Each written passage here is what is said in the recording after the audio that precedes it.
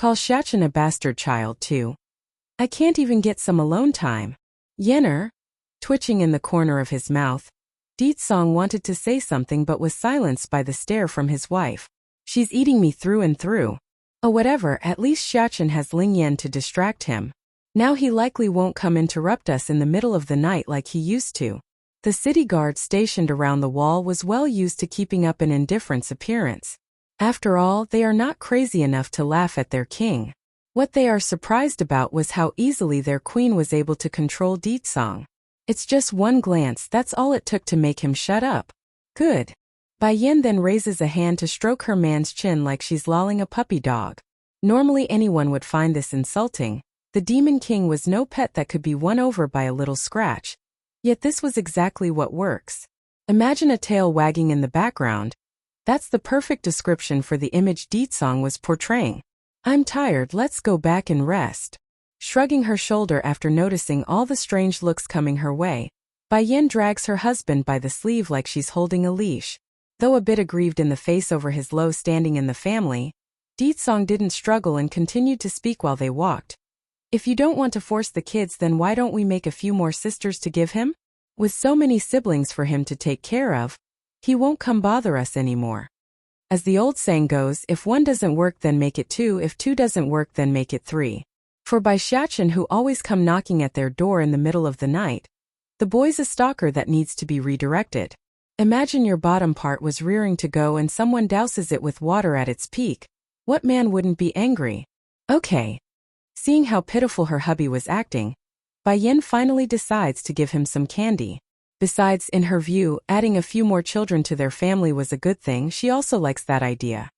In the back garden of the palace, Bai Shachin had just finished running over to this area when he noticed the soft cuddly appearance of that peachy girl. Sister. It's then right as he's about to call out to get the peachy girl's attention, Ling Yan abruptly loses her balance and was about to fall into the pond. This scared the daylights out of him. He wanted to save her. Without a second thought, the boy sprints for it before it's too late. However, it was not needed because another figure had caught her right before the princess could touch the water. For the baby girl herself, she was totally oblivious to the fact that she could have drowned there. In fact, Ling Yan was finding the experience very fun as she giggled and flailed her hands around in the air.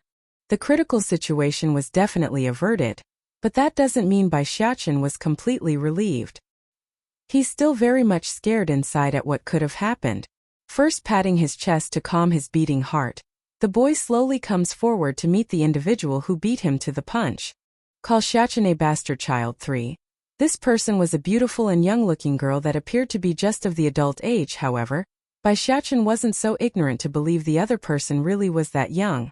He could tell by her strength especially. She's strong and that meant she's been around for quite some time already. Then right as the boy wanted to give thanks for saving his little sister, a high-pitched screech interrupted him. It's uncomfortable to the ear, and that made him turn for the source while frowning. Mooing, you are quite bold. How dare you push the princess down the pond? I'm going to report this to the king and have him punish you. Coming over was none other than Yu Yao, the overly jealous mother of the leopard girls. She's extremely gorgeous looking in her makeup and trinkets, but the mean expression ruined everything about her atmosphere. What are you talking about? Mu Ying's face instantly changed for the worse. Mother, I only saw the princess falling into the water. That's why I fished her up. That defense only made Yu Yao hate her own daughter even more. She simply doesn't understand why her eldest could win Ling Yan's favor to the point where the other maids and guards were shooed away. But it didn't matter to her anymore. This was the opening she needs to destroy that bond and clean things up for Mu Shui. Although Ling Yan herself didn't know what Yu Yao meant by being pushed, but it doesn't stop the baby girl from speaking up to help her own maid. But old granny, no one pushed me, I slipped and fell by myself. Besides, she's not afraid of water to begin with. Old granny?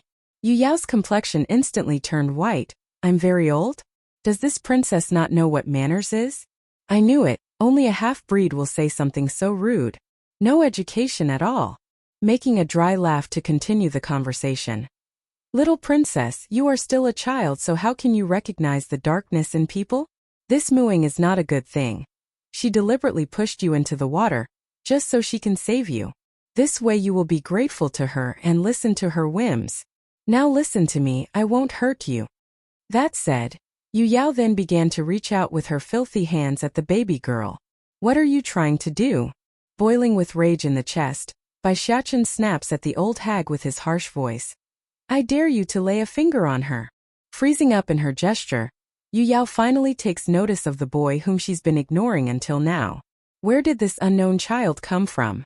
The palace is not a place for some random kid to stroll into. Where is your guardian that let you in here?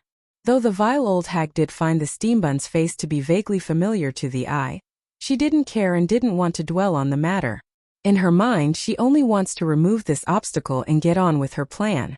Big brother. Lighting up in the eye after popping her little head out from Mu Ying's leg, Di Lingyan didn't wait and hurried to toddle for the boy's spot. Once again, Bai Xiaochen was scared out of his wits after seeing how clumsily his little sister was walking. Heck, it looked like the girl's going to fall at any moment and how unsteady she was. Run slowly, don't fall, okay? He says with intense nervousness. Call Xiaochen a bastard child for? He. Giggling with delight as she grabbed onto her big brother's arms, Di Lingyan couldn't be any happier right now. Big brother, I clearly fell by accident earlier. Why does this old granny keep saying it's Sister Muing who pushed? Even though the peachy girl was clever and bright, she's still only a baby and needed some guidance here. Bai Xiaochen didn't bother to answer the girl's question. Instead, he picked her up and gave the girl a smooch along the cheek. He just couldn't help it. She's too adorable for him. It's so nice to have a little sister. I won't let anyone use her or bully her. At the thought and vow to himself, a blast of cold light beams right of the boy's eye. His aim right towards Yu Yao, who was still snickering with disdain on one side. You go first. Bai Xiaochen dismisses Muing, who's been keeping a keen eye on the situation. I have seen enough and know you didn't push Ling Yan. In light of the order, the maid didn't move and only kept her head down. It's not like she wants to go against the steam bun, but her duty was to protect the princess, meaning she couldn't leave the princess's side even if she wanted to, lest she seeks her own execution afterwards. Nothing but a wild child. How dare you come make trouble at the demon city? Yu Yao finally snaps after seeing how little the boy cared about herself. Where are you parents or guardians? Why didn't they properly discipline you? How dare you try to cover up for the criminal who tried to hurt the princess? If your parents won't teach you, then I will. Having said that, the old hag immediately rolled up her sleeve and raised a hand to slap down hard. But, without ever making contact, Yu Yao was shocked to find her hand frozen in the air, unable to move an inch from where it stopped. What's going on here? A flicker of panic filled the old hag's face, causing it to lose all color of red like it's been sucked out of her skin. What did you do to me? Her voice trembled with fear. It's just a human child, how can he limit my movements? Smirking coldly in his face. I don't care what sort of dynamics your family has going on here, but I will not let others take advantage of my little sister and use her. This little sister was someone he intends to dote and love for the rest of his life. There's no way the boy would allow anyone to have an inch of that evil thought in mind. If they do, he's going to remove them for good. You, biting her lips hard. Let go of me now. I'm warning you. This is the demon city. If you try anything, then the king will not let you go. He will kill you and your entire family for crossing me. Muing was absolutely astounded on the other side. She just couldn't believe how stupid her own mother was right now. Dare to say, brain-dead would be the perfect description for Yu Yao in this case. For one thing, it's obvious to the maid that Bai Xiaochen was no human child. He's using bloodline suppression. Then adding in the part regarding the way the princess was addressing the boy, calling him big brother, the answer was obvious relating to his identity. Then before anyone could say more, a series of running footsteps from the rear had caught the group's attention. Excited in the face at the thought of help coming, Yu Yao got all confident again. Little twerp, do you hear it? Those are the soldiers of the demon city. They have come to help. You better let me go now, otherwise I will have the king execute you. Just so you know, the king is looking to take in a consort soon, and I will be the king's mother-in-law by then. I am not someone you can afford to offend. Naturally, the ignorant old hag would never dare to say that out loud in the public, but this wasn't out in the open. First it's Muing. She's also a member of the leopard tribe, so she's out of the picture of concern. Then there's Bai Xiachen, who she still assumes was but a human child.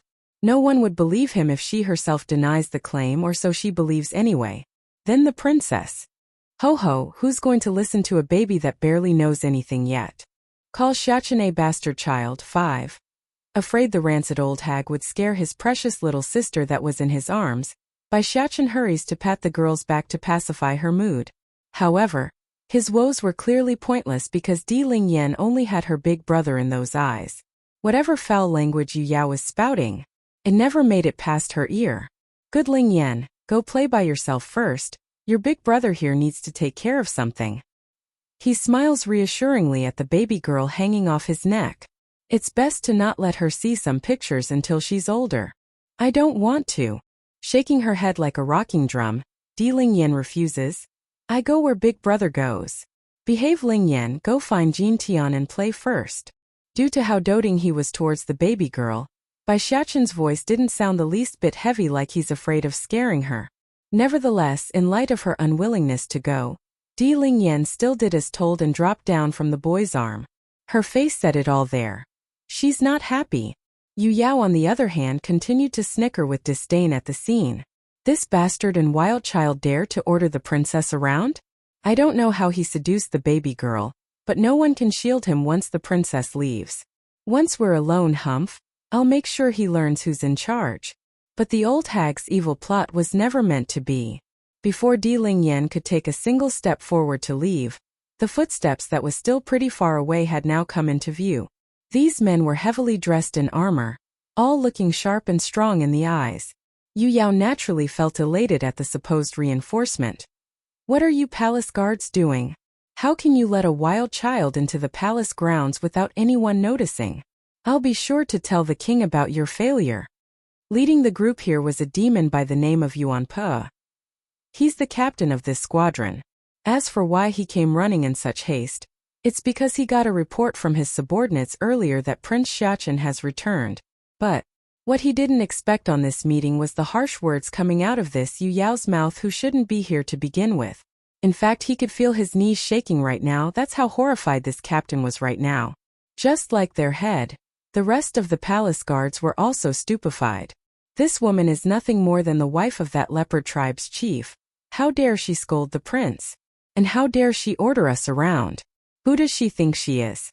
Yu Yao continues to be oblivious as usual. Heck, if someone with a smidge of brain just took a closer look, they would immediately notice the livid faces across the men. Cocking her chin high. From the way I see it, you palace guards also need to be punished and reorganized for this failure. Not only did this wild child sneak into the palace, he's also trying to defend Muing, this bad seed who tried to harm the princess. If it wasn't for me coming in the nick of time, who knows what sort of plot they would have committed. Without preparation for that ridiculous accusation, Yuan Pe the captain completely fell to the ground as he tripped while running. Instead of properly coming to greet Bai Xiachen by bowing on one knee, he ended up crawling and kowtowing like a criminal that was pleading for mercy. Talk about bad timing, the poor demon captain never did a damn thing. He only came at the wrong time. Now he's likely to suffer some sort of punishment for merely hearing Yu Yao's foul tongue. Prince Xiachen, forgive me for coming late. Prince Xiachen? Instantly after that title, Yu Yao's cheeky grin froze, causing her expression to turn an ugly shade of white as she awkwardly stared at the boy. Asking for death, one? Are you mistaken? There's no demonic energy coming off of this child. How could he be the first prince? Yuan Pe didn't give a direct answer to the woman's question. Instead, he wiped the sweat off his forehead before looking up at the annoyed boy. When he saw that displeasured face, the captain immediately tensed up and shot an angry glare over to Yu Yao. How can we not know our own prince? Rather, it's you. How dare you vilify his highness and frame the prince? Snap! The last string inside the old hag's mind finally broke apart, leaving her in a blank state of disrepair. How could he be the first prince? How could he? The little guy is clearly a wild child from the outside. Someone come, take this woman away. Yuan Pe's face was cold and hard when shouting this order. Hold it! Yuan Pe hurriedly swung his head around. Is there any other order you wish of me, your highness? In light of being so small and young, Bai Xiaqin's dominating aura was already starting to show on this occasion. You just said my father wants to take in a consort, that you are my father's mother-in-law. What does that make my grandmother then? A gust of wind swept through, causing Yu Yao to shudder profusely like a chill ran through her back. In her desperation, this despicable mother actually had the nerve to turn towards Mu Ying, the very girl this old hag tried to frame as a criminal. Thankfully, the eldest daughter of the leopard tribe had enough sense not to make eye contact. After all, she's not only gone through various maltreatment at the hands of her own mother, she's now also being plotted against by her own family. The consequences are death by execution. That's beyond the level of being biased anymore. Yuan Pe and the others were stunned by that comment, of course. Some time ago it was widely known that the king wanted to take in a consort. They're aware of this rumor. However, that idea has been shut down the day First Elder came out of his closed-door training period. Of course, many still believes that to be the case inwardly but would never say it aloud. Now where's the issue here? Well, a consort was nothing more than a concubine. How could a concubine's mother be Ditsong's mother-in-law? That's unheard of in their society. I want a consort? A cold and gloomy voice suddenly reached out from the rear like a claw choking their throats. Yu Yao felt the dread seeping right into her heart at this moment because she recognized who it was. There's infinite terror circulating across her veins right now. Mother! Seeing who has arrived, Di Lingyan didn't hesitate and threw herself into those outstretched arms that caught this peachy girl in the nick of time. Hold. Ditsong had no comment for the playfulness of his daughter's behavior, but he did want to get to the bottom of this matter. Who will explain to me what's going on? What is this I'm hearing about me taking a consort? When did I say such a thing and how come I didn't know? First Elder, who was right behind the Demon King, almost wanted to throw himself into a hole and hide there in this moment. He couldn't believe this. Only a little while ago and he was still keeping the rumor under wraps, and now it's come back and smashed him in the face. It's over, everything is over. The king knows and I'm going to be thrown into the boiling pot. First Elder. Ditsong's gloomy call to the senior instantly made the elder come back to attention. Asking for death, too. You told me there's nothing worthy of note while I was away from the city. First Elder, don't you have some explaining to do? Ditsong's cold hard gaze eventually fell upon the old senior once a loud thud caught his ear from the rear. It's the old man crumbling to the ground, trembling in his voice. Sire, forgive me.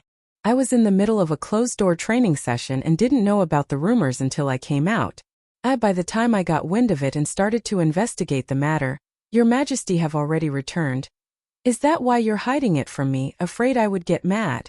Ditsong presses for more info. His tone still is frosty. No reply came from the elder because he knew the fault lies with him on this issue. He was in charge, meaning he should have done a better job. What if Bai Yin misunderstands and runs off again? That would make him the greatest sinner. Thinking up to here, First Elder timidly looks up towards the woman in question. Queen, you have to believe in His Majesty. These things are all just rumors and fakes. There's no way the king would want another woman. He's absolutely true towards you. Caressing her chin while glancing back at her own man, Bai Yan's next words were unexpected. As the old saying goes, there wouldn't be waves if there aren't any winds. Ditsong's face instantly went bleakly white. The poor Demon King only felt so confident earlier because he believed his wife would believe him, but now what? What does she mean by there aren't waves if there aren't winds? She doesn't believe me? We clearly went through so much together, why doesn't she believe me? Yin Yin, why don't you believe me? I never once thought about taking a consort. I said I will only have you in my entire life, never to violate that vow. I can use my soul as a token for the oath. Ditsong's tone sounded both sad, angry and painful there. A mixture of everything. Bai Yan's face got livid over how stupid her husband was acting. You shut up first. Sure enough, the wife-slave instantly went silent and closed his yapping mouth. Talk about holding no place in this family. He couldn't even save some face before his subordinates while trying to make a case.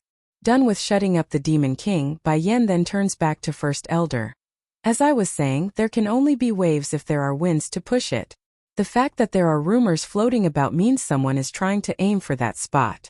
You really should go find out who this bad seed is. Otherwise it will only get worse with time. hanging that old head in shame. Yes, Queen, this is my fault for not getting to the source faster. I will have my people investigate this to the core. Originally he only sent a couple of his men to investigate, mainly due to the recent battles and the fear of the Celestial Palace coming, which prevented him from adding more forces to the investigation. Now that he's been given the go-ahead and didn't need to keep it a secret, well then hell yeah. He's damn sure to get to the bottom of this rumor. Yin Yin, you didn't misunderstand me? Deetsong speaks up from the side again, his voice hesitant and still aggrieved. Silly. Swinging around, Bai Yin grins beautifully at her puppy man child. Seriously, she herself was partly to blame for this sort of behavior and she knows it. The first time Bai Yin would run away from home with her son was because of the lack of faith, that she won't deny. However, it's like the Demon King says, they've already went through so much, built up so much, how could she not trust him anymore? Asking for death. 3. Yu Yao's body continued to back up into a corner, her eyes showing incredulous disbelief. The demon realm's wise and mighty king would become a slave before his queen? This is that man? He promised her one love, one life? Ridiculous. Ridiculous. Women should be nothing but ware for men. How can she dominate such a mighty king to herself? This can't be happening. This is not real. Very quickly, those eyes have changed from the initial shock to pure anger until it fell into despair. Even so, this wretched old hag continues to deceive herself and refuses to face facts. Mother. It's then Bai Xiaoqin's voice broke in, his body rushing over to throw himself into Bai Yan's arms as well. Mother, Ling Yan almost fell into the pond just now but was saved by her maid over there. Pointing to Muing, who continues to keep her head down. But then that old hag jumped in from out of nowhere and kept blaming her, saying it was the maid who pushed my sister into the water. She insists on punishing Ling Yan's maid for some reason. At first Bai Yan was still showing her loving and doting face at her two children, but that instantly changed after hearing that outrageous story.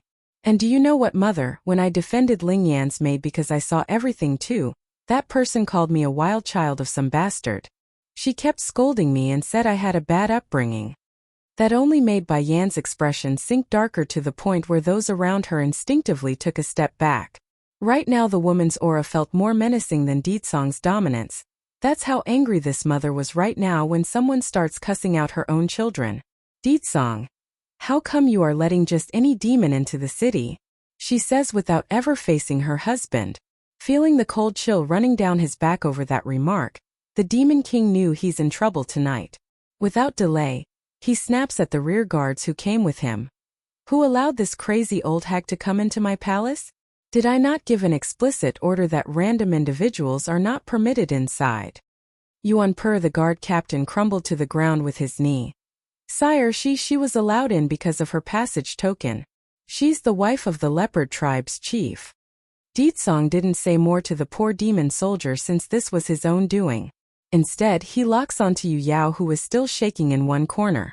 That was all it took for the unimaginable to happen. When the old hag locked eyes with the Demon King, she shuddered and then released a patch of unknown liquid down her important spot, which was yellow and emitted a foul odor to the nose. How come I didn't know I've become a bastard that only knows how to raise a wild child? Do I need you to lecture my son and have you discipline him? Prostrating on the ground now. Spare me, sire. I really didn't know he is the prince. I only said all those things because I was concerned about the princess. Yes, I only did everything for the princess's sake. I was afraid some unknown stranger would try to abduct her. Yes, I only did everything for the princess's sake. I am not wrong. The king should know this, he should. Thinking up to here, Yu Yao's heart eased up a little and also got a better color along the face. Huffing a grunt at that obvious lie, Deetsong smirks and turns to his own son. Xiaoqin, the weather is getting cold. How about I have someone make you a leopard coat for the season? If one is not enough, I can have 2 made. Bai Xiaoqin naturally wouldn't feel turned off by the suggestion and replied with light in those eyes. Okay, I want 2 made, one for me and one for Ling Yan. As for her meat, I don't want to eat it. I'm sure it's going to taste bad with her personality. If that's what you want. Deetsong ruffles his son's hair like a father spoiling their child. This scared the daylights out of Yu Yao there. Of course she would be, she's going to be skinned and turned into a coat, why wouldn't she be? Asking for death for Sire, I know my fault now, I really know it. I only did everything for the princess's sake. Yu Yao seems to have thought of something then and turned towards Mu Ying. Inger, you tell them, hurry and tell them you pushed the princess down to the pond and that I only intervened to save her. Tell them. Mu Ying felt wrong to begin from all those years of maltreatment, but to hear this directly from her own mother that she wants her to admit guilt, well, that's just beyond grief anymore. It's downright humiliating and insulting. Inger. How many years has it been since I heard her call me that? So she's willing to call me using that way just so I can die for her. Ha! For a moment, the poor lady who never felt motherly love could swear there's some kind of lump suffocating her lungs. That's just how hurt she was inside, and that's also the moment where any family ties she had with Yu Yao died off. She's done with her and wants nothing to do with the old hag. I did not try to murder the princess.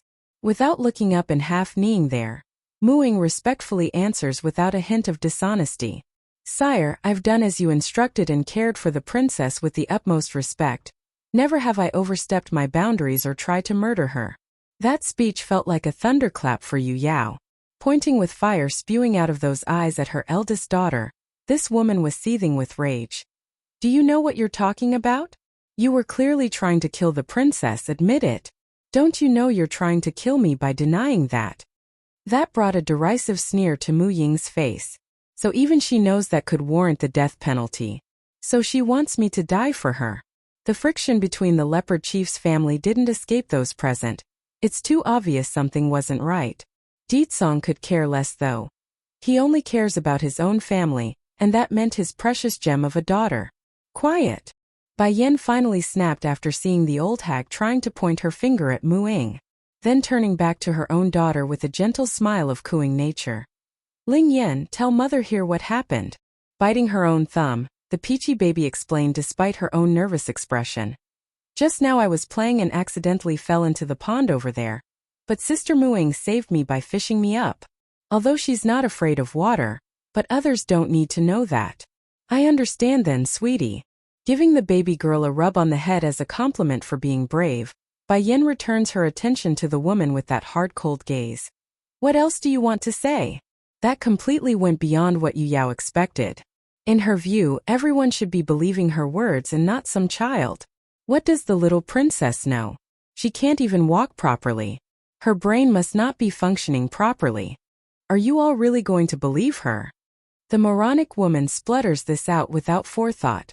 Protect the princess for a lifetime. 1. Handing over her daughter to Bai Xiachen for caring, Bai Yan took one step forward to come before Yu Yao's figure. Her eyes are menacingly cold when glaring down at the fool. Boom! That instant, the old felt like the air has left her entire being as she shoots out like an arrow and impacting the nearest wall. She wanted to scream, she really did. But the pressuring aura coming out of the other side left her too frightened to voice out the pain. You called my son a wild child? You say my daughter's brain is broken? The more she spoke, the more dangerous Bai Yan's face was becoming. It's like she's no longer a human being, but a creature from hell itself. She regrets it. At this moment Yu Yao regrets everything she's done for one thing. The only reason she said those things aloud earlier was because of fear and jealousy. She didn't really mean to let everyone know her true thoughts. But what's done was done. There's no turning back over what has left her mouth. I. Gulping hard, Yu Yao kept shaking her head as she scanned the area for help. But not one look coming her way said they would, which eventually caused this old hag to turn back to Mu Ying. Inger, the princess always trusts you, help me beg them. I don't want to die, I really don't want to die, only you can help me. Mu Ying didn't budge though, she remained still and stood beside the peachy baby's side with that sarcastic smirk. You wanted me to die back there, why should I? You wanted me to die back there, why should I? Ah! Originally the old hag wanted to say some more to make her case, but the sharp pain coming out of her arm sent her screeching in pain. It was Bai Yan's doing. She snapped the other person's bone with her grip. Mu Ying, save me, you save me, or I will not let you end well either. I will expose you to everyone, I will expose you. When it came to the last part, her words were deliberately repeated and tone increased to emphasize the point. Mu Ying on the other hand continued to ignore her words, only looking to one side without speaking. She didn't do anything wrong, so what was there to fear? Queen, please spare me. I can tell you who is making all the rumors. It's all Muing. She spread those rumors around. Her purpose is to promote herself into the consort position. That's why she got close to the princess. She wanted to use the girl to get to the king. Yu Yao splutters this all out through grits and stone. You? Muing was absolutely flabbergasted at the shamelessness of her own mother. Even to the end, she would rather have me die instead of Mu Shui. We're both her daughter. How can she be this biased? Closing her eyes, the faithful maid seems to have come to a decision after a long second of silence. My queen, I am guilty. Yu Yao actually fell silent in that moment, as was everyone else present who were equally as stunned by that admission of guilt. Protect the princess for a lifetime too.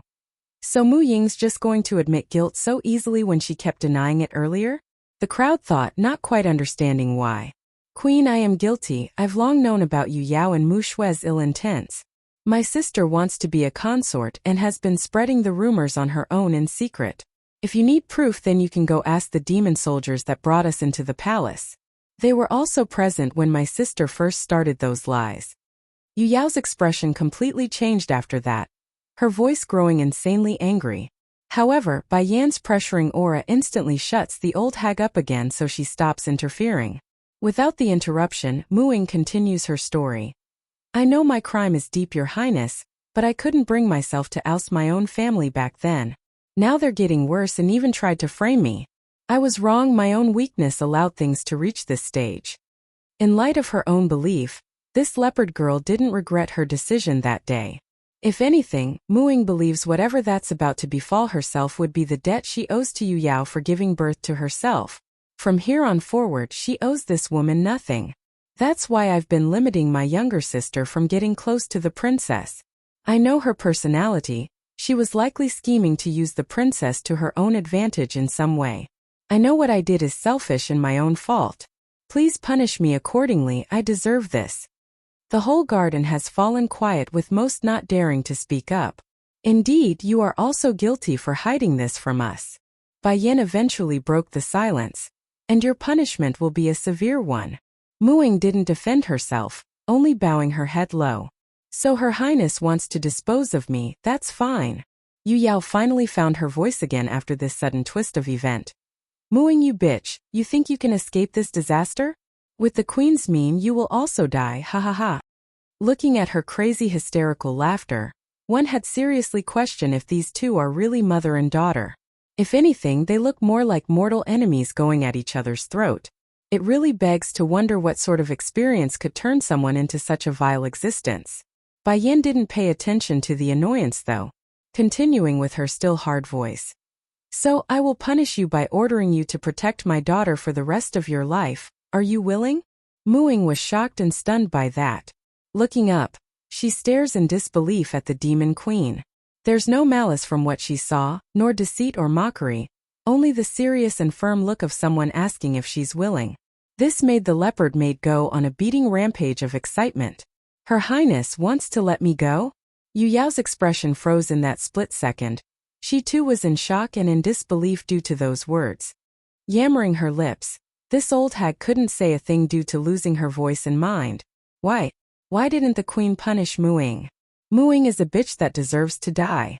I'll ask you again, are you willing? Bai Yan asks once again, her brow furrowing due to the lack of reply. This time Muing didn't hesitate and practically blurted out her decision by nodding and stuttering.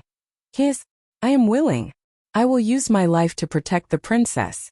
If I violate my oath, then let me be damned to the darkest and cruelest reaches of this world. In saying this, her eyes are strong and glowing with luster. Very well. Nodding in satisfaction, Bai Yan returns her attention to the other woman that needs to be judged. You are a member of the leopard tribe? Yu Yao was already too stunned to speak, so it was First Elder who stepped in to answer. She is the wife of the leopard chief. Protect the princess for a lifetime. 3. First Elder, go bring me that leopard tribe's chief. I also want that so-called Mu Shui brought before me. Yes, Queen. Without delay, the old senior respectfully complied and retreated for his mission. Due to the short distance between the city and the tribe's settlement, it didn't take long for the elder to return. It's just that instead of bringing 2 others with him, First Elder only had the chief behind himself and no Mushwe among their group. Queen, I've brought the leopard chief as you instructed. I've also sent my people to go search for Mushwe because she wasn't at the settlement. She wouldn't make it far since I've closed off the city gates. Bai Yin nodded in understanding. Then before she could utter a word to say a job well done, the loud screech of Yu Yao interrupts again. Yu Tian, hurry and save me, I don't want to die. I don't want to die. Mu Yu Tian appeared livid over his wife's outcry. He's already heard the full story while coming here, so any will to help was lost to the wind at this point. Seriously, it's bad enough to scold the royal family's children, but to push their eldest daughter to death as a scapegoat? Just thinking of that idea brought chills to this leopard chief's spine. He's been sleeping with such a vile woman, how could he not? Inhaling deeply, Mu Yutian takes to the knee without ever looking to his wife's way. King, Queen, I have already heard the full story from First Elder. I won't have any objections if you wish to deal with her as you please. Yu Yao was shocked by her husband's statement. She thought no matter what the man would try to save her at all costs. Instead he gave her up so readily. Did you forget your vow to me, Yu Tian? You said you will love me for the rest of my life. Why are you abandoning me now? Why? The old hag shrieked, the pain in her arm causing that face to distort into an ugly mask. Smiling bitterly as he faced the woman. You are asking me why? Did you forget how you've treated Inger all along? I thought you are only biased to Schwer because she's the youngest, but to think you would try to push our eldest daughter into the burning ember. I can't believe you. Now you actually have the audacity to offend the royal family and drag the entire tribe down with you as a gambling chip. After saying that, the chief had to take in a huge deep breath in order to keep himself in check. Otherwise he might just run over there and strangle his own wife. Yu Yao once again collapsed after being scolded by her own husband. Clenching that fist, this old hag was in absolute despair now that her last hope was crushed. Perhaps it's the bond of being husband and wife for so many years. But Mu Yutian did end up making a pained face once he heard that thud of her falling. Turning around again with frustration. King, Queen, I know I am in no position to ask for anything, but can you give her a swift death when doing so? Bai Yin looked at the leopard chief and said nothing else, neither agreeing or denying with her action. However, her next maneuver told everyone it's not going to end well. Seeing the demon queen coming closer and closer towards herself, Yu Yao could no longer keep her body steady and crawled against the wall. I can give you a swift death, but you scolded my son and abused my daughter. For that, I will cut off your tongue first as punishment. She couldn't even bear to scold them herself, so how could she allow others to discipline them in her place? For that reason alone, Bai Yan's going to dish out some notable punishment so others in the future wouldn't even think about going down that path. Protect the princess for a lifetime for... No. But that's all Yu Yao could utter out there. What followed next was the sight of blood surging out of a wound along her chest as the blade pierced right through that body. That's the price of insulting my children. Bai Yin says, her voice hard and cold. That's the price of insulting my children. Tears of regret came pouring out of the old hag's eyes. She wanted to mutter something in her dying state, but she was done at this point. There's nothing left holding her life in, which could be seen when her head fell downwards and hitting the ground. Although Muing has lost all love for this despicable mother of hers, but watching the very person who gave birth to herself still felt like a sting to the heart. Is it worth it? All of this? The maid inwardly asks. Mu Yutian also had a change of expression once his wife finally breathed her last breath. The leopard chief thought he could be indifferent, but when seeing the very woman whom he shared a bed with for all these years go like this, he just couldn't bear being so heartless. Emotions converged like a tidal wave that brought him to the brink of tears. Even so, despite his wish to do something, which was already too late, the leopard chief also knows the peaceful life he and his tribesmen are enjoying now are all thanks to the demon king and his followers. A choice between his own wife or the entire tribe's welfare. Mu Yutian knows he has no choice in the matter. King, Queen, is there anything else you need of me? Turning to the person, Ditsong's reply was frosty and hard. I want your daughter Mushwe here before me, go find her. A slight tremble shook the chief's body, but he kept his head down and complied nevertheless. Yes, sire, I will go find that unfilial daughter of mine. Then go. With the go-ahead, the chief arched his fist and left without complaint. Easing up along the face again, Deetsong returns his attention back to his wife.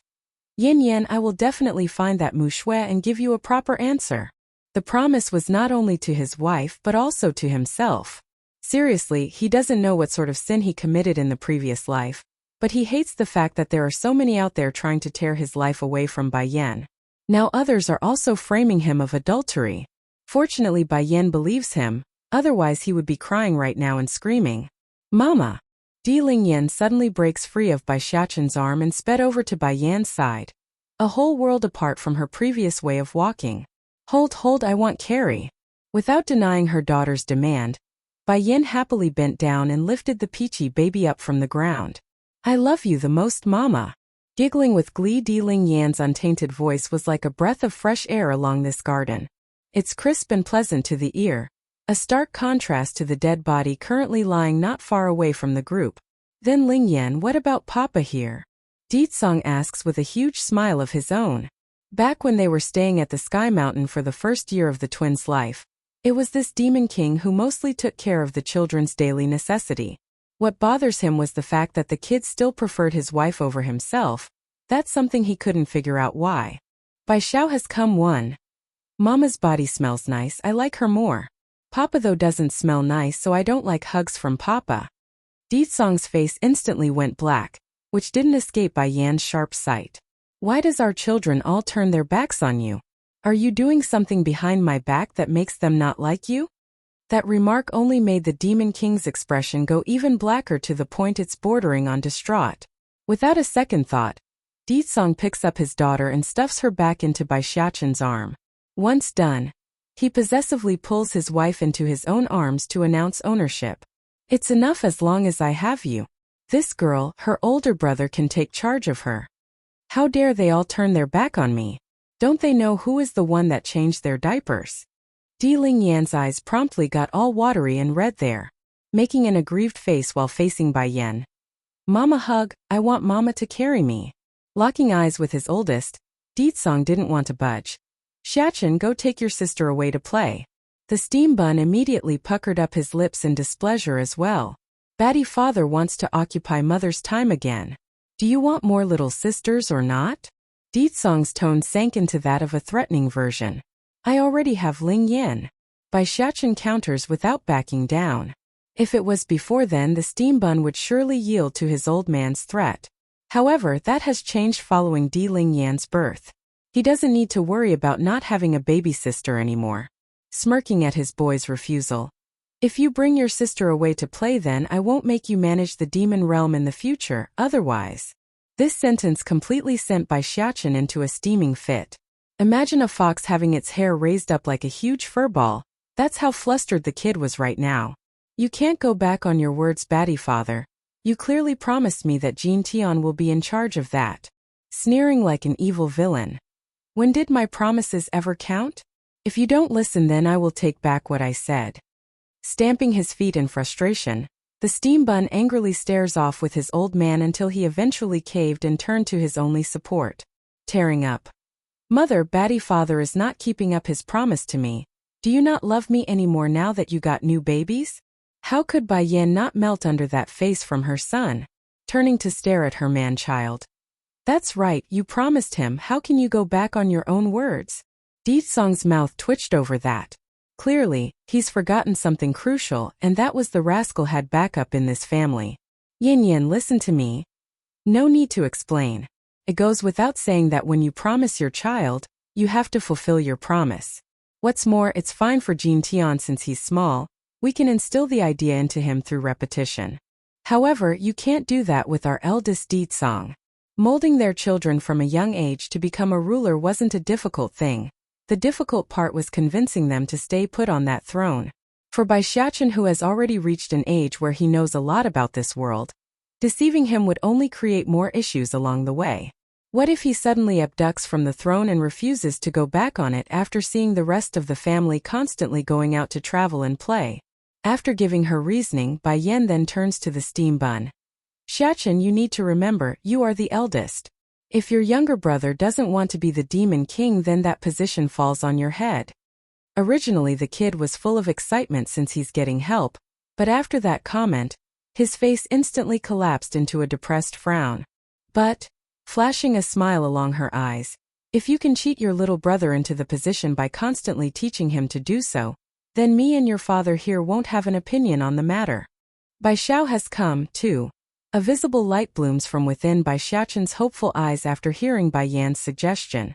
I understand, mother. Come Ling Yan, we will go find your brother Jin Tian to play. When saying this, the boy's face was all red due to the excitement he had over what he has planned. Mother is right, Jin Tian is young still. He won't understand what's going on at all. I can easily manipulate him onto that throne. And with his IQ he won't understand for at least a few more years. By then it will be too late for him, Kakaka. Looking at the way their prince was sprinting away with the princess in tow, First Elder and the rest of the palace staff were just flabbergasted. Why does it look like the throne to the demon realm is some unwanted prospect? Do they not know there are many demons out there who are constantly dreaming of that position? What are you all still standing there for? Bai Yan asks with furrowed brows after seeing the dazed faces. Hurry and go search for that Mu Shui, I want her before me. Also, Muing, you are not allowed to leave my daughter's side from this point forward. Nor are you allowed to let her leave the palace grounds, you understand? Yes, my queen. Complying by taking a half bow, the leopard maid didn't resist and respectfully answered. At the same time, somewhere over in the manor where the leopard chief was staying, Mu Yutian rushes inside and snaps at the nearest attendant. Is Mu Shui back yet?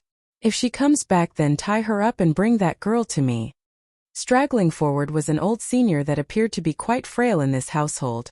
Chief, Miss Mu Shui hasn't come back yet. We have no word of her whereabouts at the moment. She didn't come back? Didn't I tell all of you to go look for her before I left for the palace? Grinding his teeth, Mu Yutian hated this situation. He's lost his wife today, and he nearly lost his entire tribe because of that rascal of a daughter. What more could go wrong? In contrast to the hectic atmosphere going around the city, the palace grounds were rather peaceful right now. For example, Bai Yan was leaning against the comfortable bed she arranged inside the garden pavilion when the three steam buns were busy frolicking around in their playful antics along the grasses. Big brother, big brother. Under the bright sunshine, Jin Tian kept chasing his older brother with a look of grievance along his gluttonous face. You only hold Ling Yan and won't hold me. I also want to be carried. Why does big brother never carry me? Is it because Ling Yan is cuter? That's why big brother doesn't like me? Or is it because I'm too greedy during dinner? Does big brother not like greedy kids? Showing puppy eyes. Big brother, I can eat less when we have dinner later, can you hold me too? Casting his gaze downwards at the gluttonous boy that's clinging to his leg, Bai Xiaoqin sterns up along the face like an adult lecturing a child. Bai Xiao has come 3. Didn't I tell you this before? You're a man, and a man doesn't need hugs. Apparently Bai Xiaoqin was so into his role as a older brother that he forgot his own past tales. He too was a super clingy baby that always refused to come off of Bai Yan's arms. In fact, he's even worse in the attachment department. But there's no way Jin Tian could understand that. Continuing to reach up with both of his little hands, the little glutton looks so hurt and pitiful that he eventually won in this battle of cuteness. Putting down the girl in his arms, Bai Xiaoqin sighs and picks up his younger brother. Only this time Jin Tian no seconds. A man must be strong and reliable. You can't be like a girl and always ask for hugs and carries, you know? You are going to the future demon king, you can't be so soft. What is a demon king? Biting his chubby finger, the little glutton didn't understand a word of that. Can it be eaten? Sort of. If you become the demon king, then all the food in this world will be at your call. There will be a lot of delicious things waiting for you. Flashing a cunning light, Bai Xiaoqin really poured in the gravy over his lies. Sure enough, Jin Tian immediately started to drool over the prospect of being able to eat all the good things in life, showing a determined face at the thought of food. Then I want to be the demon king. I want to be the demon king. I want all the food. Now that's a good boy. You can't go back on your words now that you've decided on that, otherwise, smiling wickedly, otherwise you won't get to eat delicious things again. Upon hearing he won't be able to eat delicious things again, the little glutton promptly got all anxious and cried out, I won't regret it, I won't. I want to be the demon king, I want all the food. Grinning from ear to ear, Bai Xiaoqin knows he's succeeded. Now by the time his younger brother realizes he's been conned, it would be too late and there would be no turning back. Back over in the pavilion, Bai Yin has been watching this entire interaction between her children. This rascal is just like his father, cunning and treacherous when he wants something. Just a few words and he's already conned his younger brother into a deep pit that can't be climbed out of.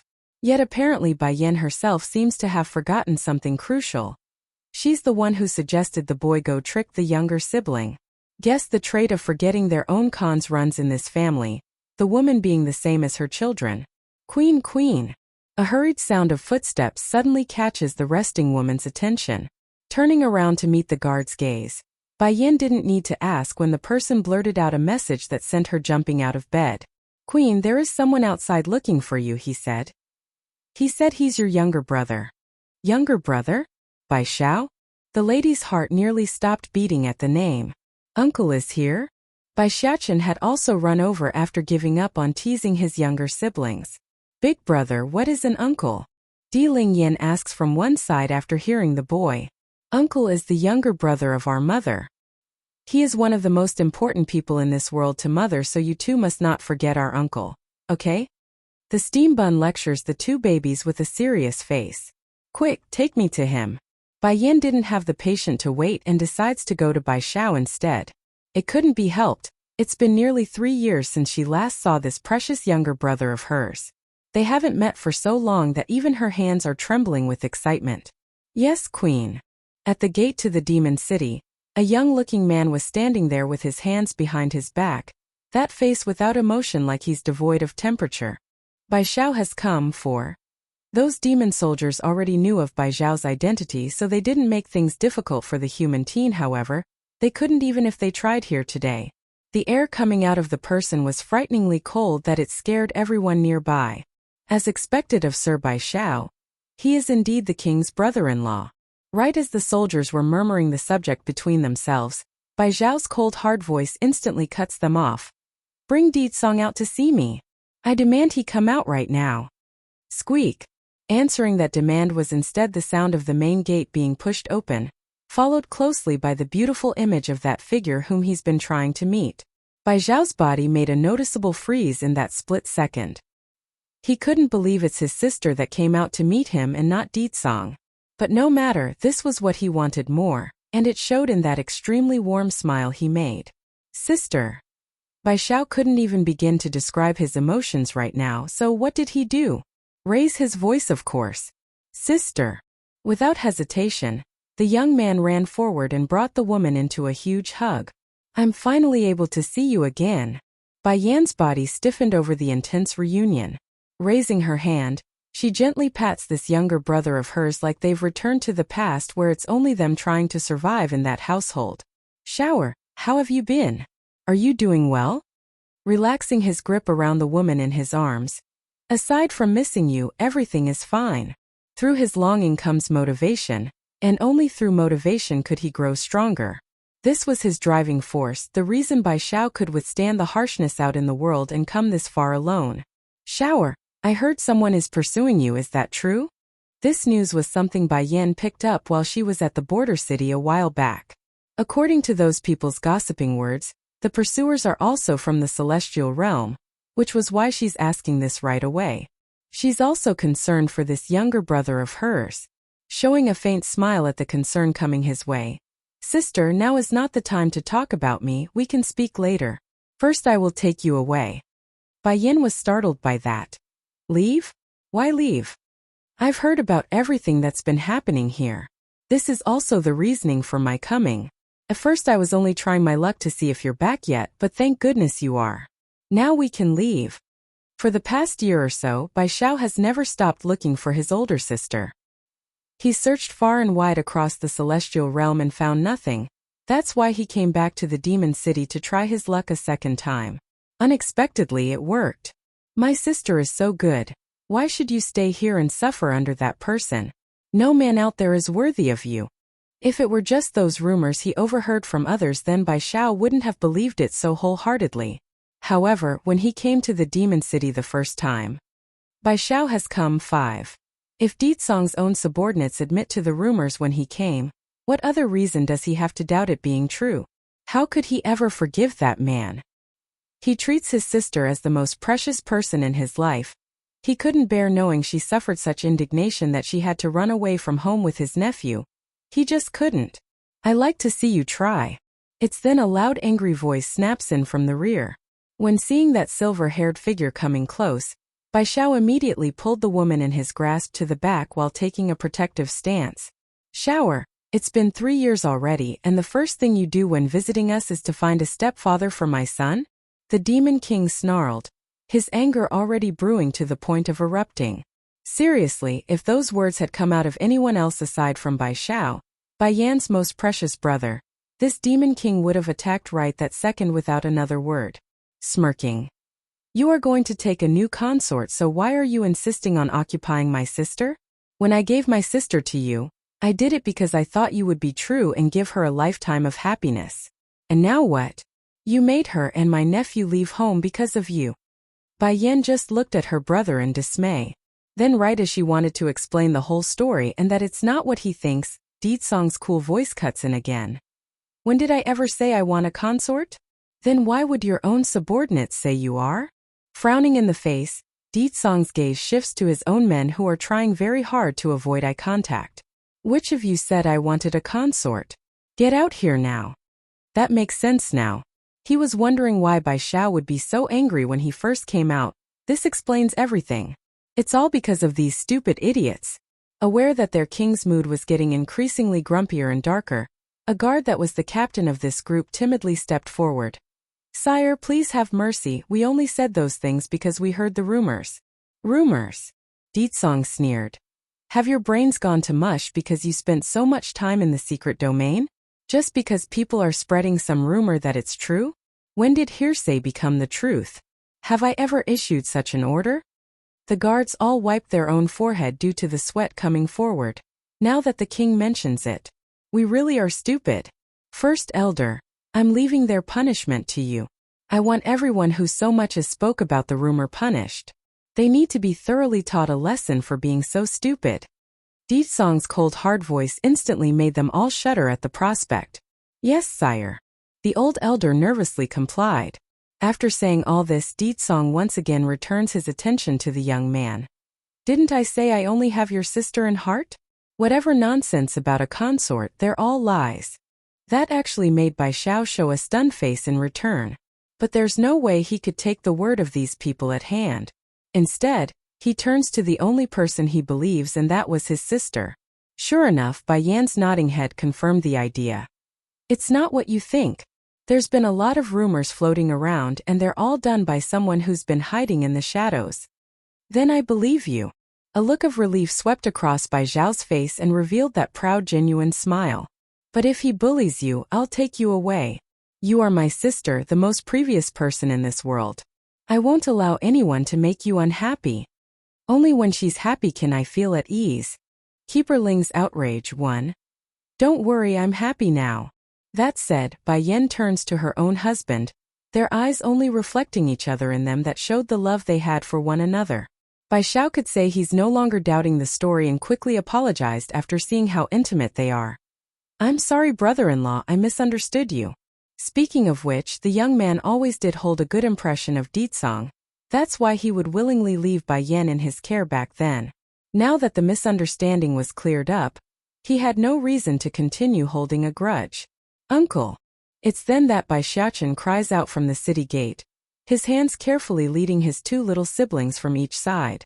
Bai Xiao would of course be happy to see this nephew of his after so long, but he's even more happy when his eyes landed on the 2 unexpected surprises.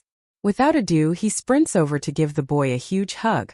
Uncle, I miss you so much, do you also miss me? The steam bun asks, his face smiling right up to the eye. Smiling as well, but a look of surprise. Of course I miss you, how can I not miss my favorite nephew? But then Xiaochen, how come you don't look a day older than when I last saw you? It was Bai Yan who answered the question with a slightly embarrassed face. I can explain that, shower. I left the city because of that reason. Unfortunately, Xiaochen has been asleep for the past year due to some condition he had to go through. Upon hearing this explanation, Bai Xiao finally understood everything and connected the dots. Not going to dwell on the matter since it's in the past, He instead turns his attention to the two new kids in the family. Xiachen they are. Uncle, this my little sister and little brother. She's Di Lingyan and he's Di Jintian, they're twins and is 1 year old. A look of shock filled the young man's face. It's only been 3 years and sister has already added 2 more. And twins at that? Uncle. The peachy girl was the first to address her uncle, and it was honey to the air for the surprised individual. Di Jintian on the other hand wasn't so comfortable in this situation though. Unlike his twin sister, the little glutton had to take a look before biting his lip and calling out as well. Uncle. If Lingyan calls him uncle then I should too, she can't be wrong. Without deviating from the expected scenario, Bai Xiao was absolutely delighted at the 2 new babies. Sister, I am relieved to know you and brother-in-law is so happy together. Now that I have seen you and made sure you're all right, I can rest at ease and leave to do other things. What matter? Bai Yin asks with surprise in the voice. Do you need my help? Shaking his head at the offer. No sister, I can solve this on my own. I can't rely on others always protecting me. No matter how strong Bai Yin has become now, he's still going to do the same as before and keep her under his wing for protection. That's also the reason why he refused to join the Holy Land. He must become strong enough to keep up that feat. There's not much else the lady could say to that aside from nodding. Shower, I want you to remember that if there's anything you can't solve yourself, you must come find me. I will be staying in the city for a while. I understand. With a smile, Bai Xiao then looks up to the sky to access the time. Gradually a sense of worry covered those eyes. It's getting late, I should go now. Keeper Ling's outraged too. Uncle. Pulling his lips down into a dejected manner, Bai Xiachen suddenly got the greatest idea when he tugged at the young man's sleeve. Are you going to leave right after you arrived? Is it because you don't like me anymore that you won't stay? Just like his older brother, Di Lingyan also bakes on the cuteness factor by staring upwards. Uncle, stay and play with me? Di Jintian the little glutton didn't get what's going on with his poor brain. Nevertheless, it won't stop him from observing and copying after staring between his 2 siblings' action. Quickly and surely, he also grasps onto Bai Xiao's hand and pleaded. Uncle, don't go, I can eat less and give you my food. Bai Xiao almost couldn't handle the cuteness coming out of his nephews and niece, especially the little glutton who clearly didn't know what's happening based on his appearance. Sister. The poor guy turns to Bai Yin for help. He just couldn't bring himself to push them away. Smiling along the face. Shower, you rarely come and visit me, so why don't you stay for a few days at least? It's the same even if you leave later. Making a bittersweet smile, Bai Xiao knew he's cornered on the matter. Alright, fine, looks like I'm stuck here for sure with these kids clinging to me. Alright, sister. I'll stay for a few days like you ask. That brought a victorious smirk to Bai Yan's face. If Shower stays, then I can use this time to find out who is after him. If it's not too dangerous, then I will let him go. If not, humph, whoever dares to go after my brother will pay dearly for having the idea. Yeah. Jumping with excitement across his face, Bai Xiachen started to swing the young man's hand in a playful manner. Uncle, you have no idea how much I miss you. The people here in this place are all so bad. But don't worry, mother already made them pay for that. Caressing his nephew's hair, Xiachen is still as adorable as ever. So lovable and cute. First elder, go arrange everything for my brother. Pausing for a second, Bai Yan's tone suddenly got heavy and stern. Also make sure everyone knows Shower is my brother. No one is allowed to disrespect him. Otherwise the punishment will be severe. Humans hates anything that's not their kind. Likewise, demonic monsters also hate humans in turn. So out of worry for her own brother's well-being, Bai Yin wants to make sure everyone in the city knows they aren't allowed to cross the line. Yes, your highness. First elder complies and then made a welcoming gesture to the lad. Please Sir Shao this way. After finding her brother gone and they alone again, Bai Yin turns to the children with a cheerful face. The 3 of you did well. Mother, praise me, praise me. Di Lingyan was the most vocal and the first to run into her mother's arm. That face said it all, she wanted to be pampered. Lingyan is awesome. Those words instantly brought a giggle to the peachy girl's face that was wiggling in Bai Yan's arm. Mother only praised Lingyan. I also want to be praised. It's then Di Jintian the little glutton also joins in. His proud face showing he also wanted to be pampered. Jintian is also awesome. That said, Bai Yen uses her other arm to lift her second son up for a smooch. You did well in making your uncle stay. Now I need all three of you to keep him here, the longer the better, understand? Mother here needs to find out what's happening with your uncle. Keeper Ling's outrage 3. In that split second where her mood turned negative, Bai Yen unintentionally released her murderous aura, which in kind scared the daylights out of her two children in her arms. Is mother unhappy? Why does she look so scary all of a sudden? Di Jintian, the little glutton, thought, while Di Lingyan only kept staring at her own mother. Lingyan Jintian, I'm sorry I scared you. Realizing her mistake, the woman quickly recovers her composure and donned a heartwarming smile. The two of you go play with your older brother now, but do not leave the city under any circumstances, okay? This was her way of making sure those from the Celestial Palace couldn't get to her daughter. Yes, mother, I know what to do. Bai Xiachen was the one who answered the order, his face also appearing quite serious because he knew what Bai Yen meant by that last bit. I will protect my sister and not let those evil people get to her. Good. Pleased by that, the woman lets the two soft buns from her arms down and shooed them over. Go ahead and take your sister and brother. You are in charge of them while me and your father aren't around. Okay, mother.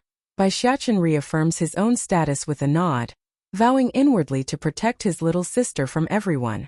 Back over in the Celestial Palace, Keeper Ling and Keeper Zun had just walked through the main gates when they were bombarded with the ruined image of their home. For a while, the pair were utterly speechless as they stood there, silent with teeth clenched. This pause continued until someone called out to them. It was Keeper Yellow, who had finished cleaning up the backyard when the old-timer saw who has returned.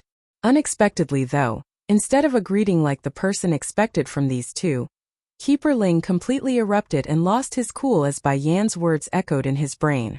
Keeper Red is dead. And the Celestial Palace erupted into internal battle. With rage-filled eyes, the foul-tempered Keeper Ling didn't utter a single word in reply.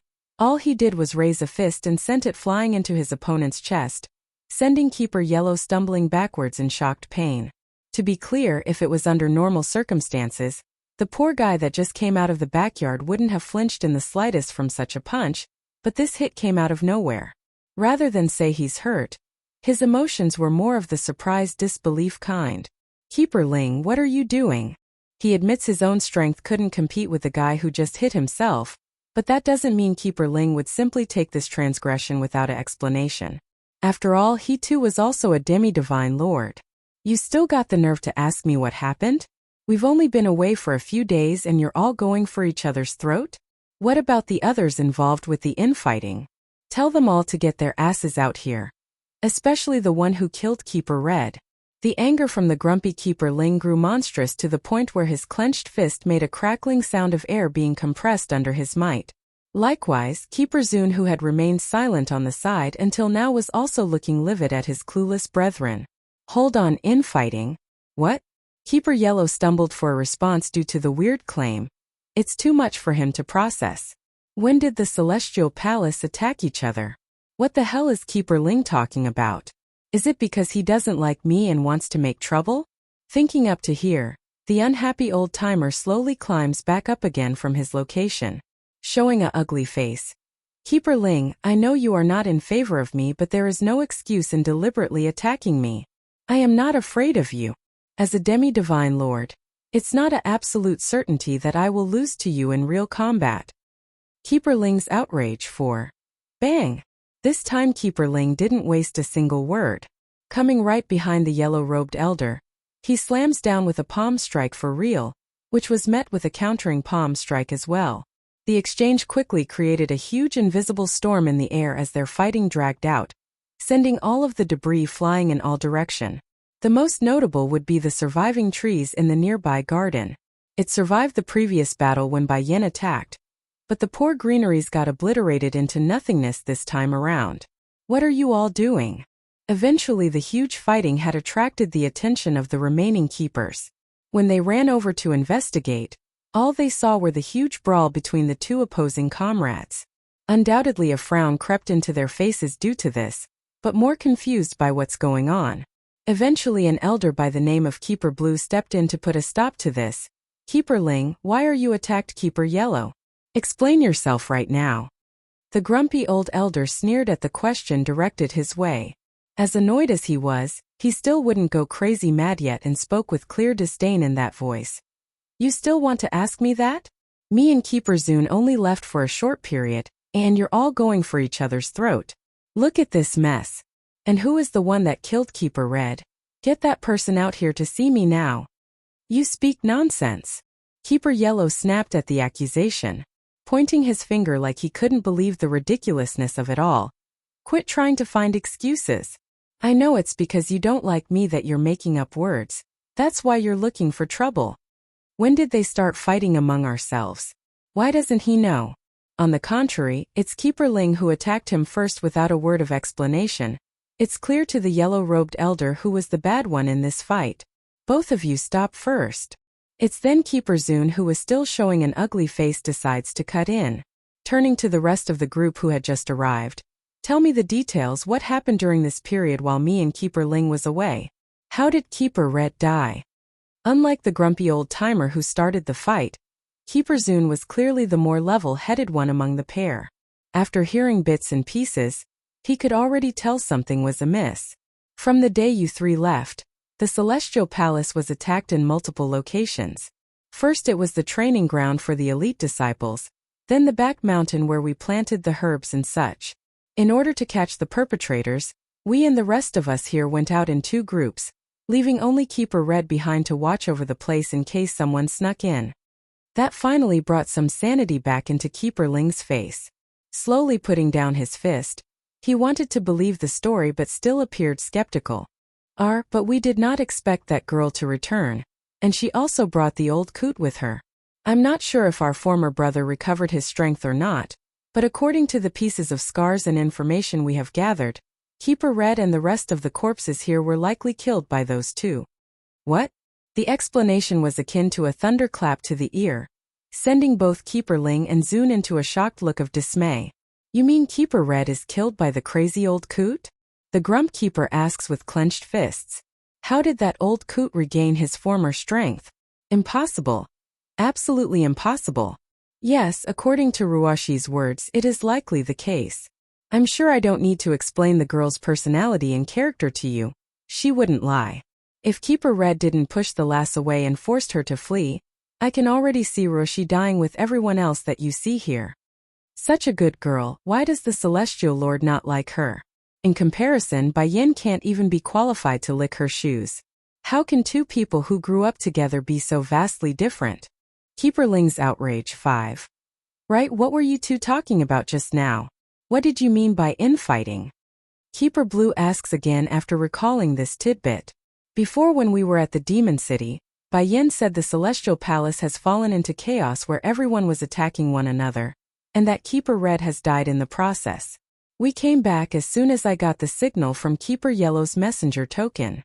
Unlike Keeper Zune, who only felt incredibly stupid for being played, Keeper Ling was seriously becoming twisted in his facial expression. One could figuratively see a burning flame of hatred in those eyes. Demon Realm. Bai Yin. Deetsong. Those bastards. I didn't expect Bai Yin to be so bold to lie to me. Huffing hard to keep his temper under control, Keeper Ling explains without a hint of remorse for his own actions. This unapologetic appearance didn't escape Keeper Yellow, of course. He took the brunt of those attacks and suffered greatly, which could be seen from the blood leaking from the corner of his mouth. So that gives you the right to hit me? You didn't say so much as a word to me when you attacked. Retorting in an unreasonable manner. If you knew it was a misunderstanding, then why didn't you speak up? Why did you keep quiet then? That's just how it was. Since the day the old coot went mad and had his strength decline greatly, the title of strongest keeper had fallen onto this ill-tempered old-timer. Whether he's right or wrong, or whether or not the fault lies with him, the individual here didn't care. It's also the reason why everyone holds such a strong opinion about the grumpy guy. Keeper Ling. Snapping as well at the ridiculous reply, the injured keeper couldn't hold back and started to vent his anger in kind. What do you mean I didn't speak up? Did you bother to let me speak up? Don't think for a second I don't know you dislike me. I bet you are only using this occasion and excuse to attack me. Now that you know it's a misunderstanding, you still won't apologize? You got some nerve. Humph. Grunting in contempt, Keeper Ling thought otherwise. And what if I'm being unreasonable? Look around you. All I did was leave for a few days, and what did you all do to the palace? Ruins. Everything is in shambles because all of you can't get a hang of yourselves. Now you got the nerve to come reprimand me. You even allowed Keeper Red to die. If anything, my punch to you is considered leniency. Or now Keeper Yellow could literally faint due to the blood boiling up from his throat. He's seen shameless before, but not this shameless. Enough is enough. You two keep your mouth shut for now. Keeper Zune figured they are going nowhere and cuts in again. The main thing is we need to focus back on the main issue. Gather everyone still available. It's time we brought the fight to those from the demon realm. That proclamation actually stunned Keeper Blue and the others. But what about the Celestial Lord's order? You still think we can stay put at this point? The demon realm's forces have invaded our lands, attacked the Celestial Palace, and killed one of our own. They killed Keeper Red, who has been with us for centuries. Order or no order, the line has been crossed. If it were under normal circumstances, they would never disobey Chui God's order, especially Keeper Zune, who was the kindest of the bunch. However, it's also because of his kindness that the old elder decides to go against his liege's order. For the sake of this world he must, his heart demands of it. Continuing to go over the next course of action. Now then, Keeper Ling, while we continue to search for the Lord by sending our people out, we also need to make preparations for our fight with Deetsong and Bai Yan. I can tell by now for certain that they will never hand over a newborn princess to us after what they've done here. Keeper Ling's outrage. 6. It's a pity though, the Celestial Lord's movements are non-stationary. When they wanted to find the man, he had already disappeared again without giving them a chance to meet. Send more people to protect Ruoshi for now. Keeper Zune frowns up. She's not having it easy. Things are clearly not her fault, yet she's trying to bear all the burden by herself. Her level of sensibleness is enough to make one ache. Such a fine girl, if only Bai Yan could learn just an ounce of her good characteristics, then maybe she wouldn't have turned out the way she did. The crowd got all quiet again, which felt eerily uncomfortable in this place. Ho! But Keeper Ling clearly thought otherwise in comparison to his comrades. You all think it's strange that Ruoshi couldn't win the Lord's heart, right? Then think of it this way. With Ruoshi's kind and aloof personality that doesn't connive after worldly affairs, do you think she can fight against Bai Yan, who is cunning and sinister? Keeper Blue was the first to react, but in the end the old-timer couldn't refute the grumpy keeper's claim. He's right, she's the type to abstain from worldly affairs. There's no way a unstained white lotus could win in a fight of deceit and cunningness. But no matter what, we will grant that girl's wish. In this world, no one is more qualified to be at the Lord's side than her. Somewhere inside a hollow grand room, Yun Ruoshi had just walked into this place when a maid hurried over to make a report of the conversation between the keepers. He's right, Keeper Ling didn't get me wrong. Unlike Bai Yan, who wants everything in this world, I don't care for the worldly stuff. She wants to stand at the very top. I only want Chui God to be by my side. However, this witch apparently forgot something very crucial in her logic. Unlike herself, Bai Yan would only use her own powers and strength to reach the top, while she herself would use underhanded means and lies to get what she wants. Everything that she has right now, everything she owns, it's through the mean of ripping it away from someone else. But a smirk draws itself into that face. I remember the last time I saw that woman, she seems to be pregnant. Even if it's just a quick glance, nevertheless, Yun Ruoshi still managed to make out that uneven belly. Then with the recent attack, she clearly saw that bump was gone. It's evidence that the woman's given birth. If Bai Yan gave birth to a daughter, then those keepers will definitely go after the baby. By then I won't be able to escape from the fate they have in store for me. Darkening in her expression over the thought again, she turns to the maid nearby. Go investigate for me, I want to know if Bai Yan gave birth to a daughter or not. If she did, then come back and report the news to me. If there's no mistake on her part, Keeper Ling also recognized Bai Yan's pregnancy. That's why he suggested the plan to drain the child of her blood. There's no way Ruoshi could stand idly by and do nothing. She must kill that baby before the keepers get their hands on the thing. To trick a child, one. All of you leave me, I want to be alone. Yun Ruoshi the deceitful witch orders. Yes, milady. The maids in the room bowed and retreated with haste. Bai Yan, you can't blame me for this, so you better pray that your next child is a boy as well and not a daughter. She mutters to herself with no recipient in mind. However, it's exactly then in her momentary lapse that a shadowy figure emerges from the darkness of a corner. Why are you here? A gloom instantly covered Yunruoxi's face once she recognizes who it was. Did I not say you are not allowed to come before me unless I call for you? Do you take my words for nothing? Emotionlessly standing there like a statue, the black-robed figure didn't budge and replied smoothly with his hoarse crackly voice. I'm here to tell you I've located the Celestial Lord's whereabout. I know where he is. Tensing up immediately, the look along the lady's face couldn't be hidden. She's extremely excited over the good news. You know where he is? Since that day where Chui God returned with a warning, telling them to stay firmly away from Bai Yan and Ditsong, the man never once appeared before them again. It's like unless he wished to found, no one would be able to find him. However, there's no way Yunruoxi would be able to accept this fact, hence her reasoning for sending someone out to search for the man's whereabout. What she didn't expect though was that she really did find that wondrous person, and before the keepers at that. Alright, I understand then, you can go for now.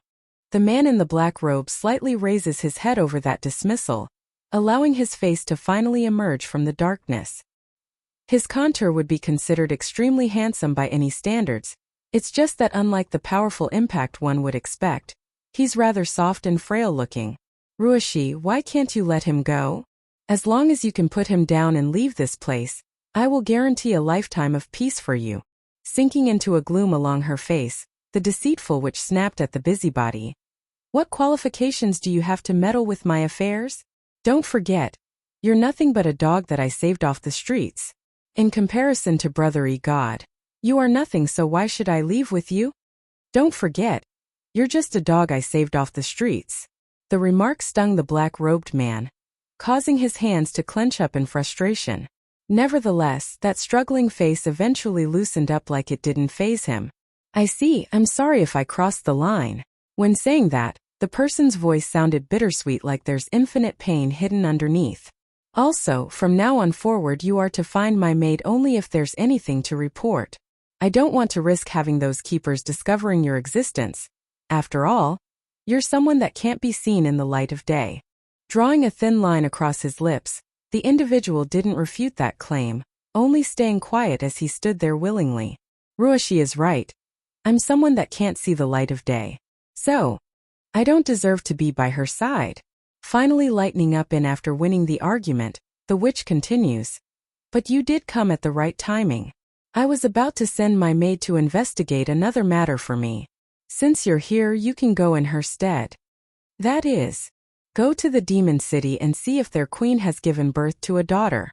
If it's a daughter, then remove her from existence right away. To trick a child, too?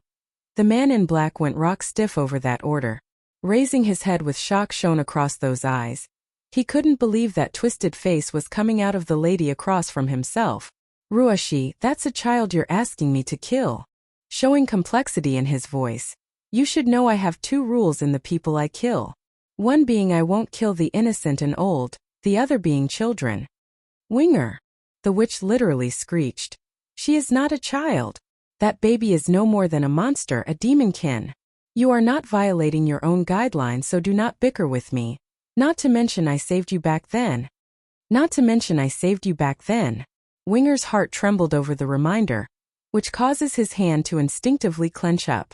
Every time he that wants to refuse this woman's request, mainly because they're never good, he would always act this way. One being it's against his standards, the second being he's not an evil person at heart. Nevertheless, what happened in the past left too much of an impact on his heart. She's the one person who reached out and saved him from that dark, lonely place. That's why, no matter how cruel and ugly Ruoxi becomes, this shadowy man known as Winger would always appease her request. One for gratitude, the other for the ounce of warmth he got in all his life. He's never felt anything like that and clung to that emotion like a moth to fire. Leave this to me then, Ruoxi. Gradually a firm light filled Winger's eye. I said it before. I will protect your happiness in this life. Therefore, I won't allow others to destroy your happiness either. Even if this means he must destroy everything that he holds dear, including his own consciousness, this man of the darkness wouldn't care. Showing a soft gentle smile now, Yunruoshi couldn't ask for a better response. I know I was being a bit harsh on you, Winger, but you must understand, I'm also getting anxious as well during these hard times. Let's do this then. After this mission is completed, I will grant you one wish that's within my ability to give, and if possible. That said, a flash of murderous intent beams right out of those eyes. Kill Bai Yan if you can, kill her if you get the chance. Roshi was very much aware of Winger's strength. If this dog of hers goes in person, he might just be able to do some serious damage to that family. If lucky, he might even assassinate Bai Yan, while they aren't aware of what's going on. Pursing his lips into a thin line, the shadowy man gave one last stare to his supposed savior before finally turning away. In the end, he didn't try to persuade her anymore and disappeared into the sky. Not long after this brief encounter, Yunruoshi had come before the grumpy keeper. Happy in the face. Keeper Ling, you came right on time. I got wind of Brother Egod's whereabout. Really? A flash of joy filled the old-timer's face, causing his eyes to shine with warmth and kindness. It's true. There's no way Winger would deceive me, so this information must be true. Keeper Ling, I ask you not force the Lord into anything he doesn't want to do. If he wished to stay outside, then please let him, and... That said, she then hung her eyes downward like a dejected maiden. It's fine if he doesn't want me, I don't want to force him into a relationship. But unlike the woman who only has the topic of love in mind, the old-timer opposite to herself didn't have the ear for it. Instead, he only heard the part about Chewy God being located. Tell me now, I need to go see the Lord. No matter what, I must bring him back to the palace. In that split second, a sinister light flickers within the senior's eye, a total contrast to the delighted face he was making. If I remember correctly, Bai Yan was already pregnant before. If without accident she would have given birth by now. If it's a girl, then that's perfect. If not, then I will make sure she produces another one. And to do that we will need the Lord's help. To trick a child. 3. Demon City Street Market. Big brother, I want that. Pointing to the sugar gourd placed along one of the stalls, Di Ling Yan could not move her eyes away from the sweet delectable object that's hovering before herself. However, instead of smiling and happily obliging, Bai Xiachen only showed a frown once he saw the item. Ling Yan, be good, those sweets aren't good for you, it will make your teeth rot. Here, I can give you my candy beans. The boy says, trying to keep the girl in good health. Naturally, the candy beans he's referring to are Dan pills concocted by Bai Yan, puckering up her little lips into an unhappy line. I want the candy there. Big brother, buy me candy? As always, the peachy girl always wins once those tears started to roll. There's no way the boy could refuse. Then only one, no more than that. That said, Bai Xiachen picks up his little sister and went ahead to purchase one sugar gourd. Here, Ling Yan, your candy. Immediately, a burst of delighted giggle comes out of the baby's mouth. But right as the two were about to continue shopping, a small little hand had reached over from the side to grasp at the older boy's robe. Looking down, Bai Xiachen's view was promptly welcomed by Di Jin Tian's baby fat face. Big brother, I also want a sugar gourd, I want to eat too. No. He unmercifully rejects the request. 3 seconds, that's all it took for the little glutton to break out into a crying fit that rocked the sky. I also want sweets. Big brother bought Ling Yan one and won't buy me wah. I also want to eat sugar gourds. Due to his belief that boys mustn't be pampered, Bai Xiachen simply stood there with an indifference face to the tantrum-throwing kid. But that wasn't to say someone else wouldn't be moved by the scene. Di Ling Yan was happily licking away at her own treat when she started to furrow up in the forehead. Here, second brother, you can have some, don't cry no more. Though adamant to give up the delicious stick of candy in her hands, the peachy girl still decides to share in light of knowing what fate lies ahead for the item. But you can't eat it all by yourself. You eat one gourd, then it's my turn. We are sharing, so no hogging everything. But a child would always be a child. The girl made sure to add this part after losing to her own desire. Sure enough, the offer was able to promptly coax the twin boy back to normal. Without a second delay, the little glutton received the stick of sweets from his sister and took a huge bite out of the first one. A luster of happiness could be seen across the kid's face in that moment. Ling Yan is so sensible. Leaning down to give the girl a smooch across the cheek, Bai Xiaochen compliments his little sister without a second thought, giggling at the contact. Big brother, Papa said I cannot let others kiss me along the face. I'm your brother, and we're family, so it doesn't matter. But if someone you don't know tries to kiss you, then you must reject them no matter what. Okay? Make sure you remember that. This would be the boy's way of teaching his sister on how to avoid being abducted by other men. It may not be the most effective, but it's one way to educate her from a young age. Blinking in misunderstanding, the girl clearly didn't quite get it yet. Then what about second brother? Can he hug and kiss? To trick a child for. He can hold you but not kiss. A light flashed in the overly protective brother. Oh. Ling Yan nods in a seemingly understanding manner. Though it's contrary to what she really thought, it doesn't stop this girl from believing everything Bai Xiaochen says. Meanwhile, on the other end, Di Jintian, the little glutton, continues to tear away at the stick of sweets in his hand. For him, the conversation was unimportant and only food remains on his mind in this case. Perhaps maybe in the future, the twin boy would eventually realize he's been conned in so many ways, but by then it's already too late for regrets. Then suddenly, the little glutton, who's been preoccupied until, smelled something even more delectable. Turning around, his eyes locked onto the fragrant smell coming out of a nearby restaurant. Slowly but surely he toddles over to the source. Right as soon as he stepped through the door, a hand had caught him by the mouth, dragging him into one corner and out of sight. Highness, don't shout. I won't hurt you, so please calm down. A soft voice came from the back, causing a puzzled look to come out of the boy, who saw it was a stranger. My mother doesn't let me speak to strangers, Di Jintian says, his lips puckering up in displeasure. He didn't forget what Bai Yan taught him. Strangers are bad, and he needs to be a good little boy. Prince, I'm not a stranger. I'm a maid from the leopard tribe. Also someone your father picked to care for your sister and you. The woman's face softens up as she explains. I have a lot of food, so why don't you come with me? Truth was, this maid who's trying to kidnap the gluttonous boy wasn't doing it out of malice. Rather, she's also under duress. Prior to Mu Shui's escape from the palace, the wretched girl kidnapped this maid's younger brother and threatened to kill him if she doesn't do as that traitor says. Now she had no choice but to carry out this plan. Food. A light blooms out of Jin Tian's eye over the idea of food, which also causes him to drool in kind. But he didn't forget his mother's words either. As a result of that, a tight expression promptly took hold along that face. Moments later, under that anticipating look of the maid, the little glutton shakes his head. Mother won't let me strangers' food. Although he does want to eat it very much, but he much rather not see Bai Yan be unhappy. Like I said, I'm not a stranger. The woman's face went slightly white, rousing a sense of urgency in her voice. Oblivious to the change, Jin Tian continues. But I don't know you. That reply was a huge stickler in the woman's chest, making her want to suffocate from frustration. Didn't Mu Shui say this little prince is very gullible and easy to trick? Why is this guy so hard to persuade then? Getting a bit hard in the face now. Prince, I have been ordered by your mother the queen to take care of you. Come with me and I'll take you to eat something very nice. There are many things you've never tasted before. That tidbit at the end definitely had an effect on the boy's mind. He looks even more tied, but in the end he still turned away for the outside despite how much he wants to stay. My mother said, those who try to lure me with food are bad people. I don't believe you. To trick a child. 5.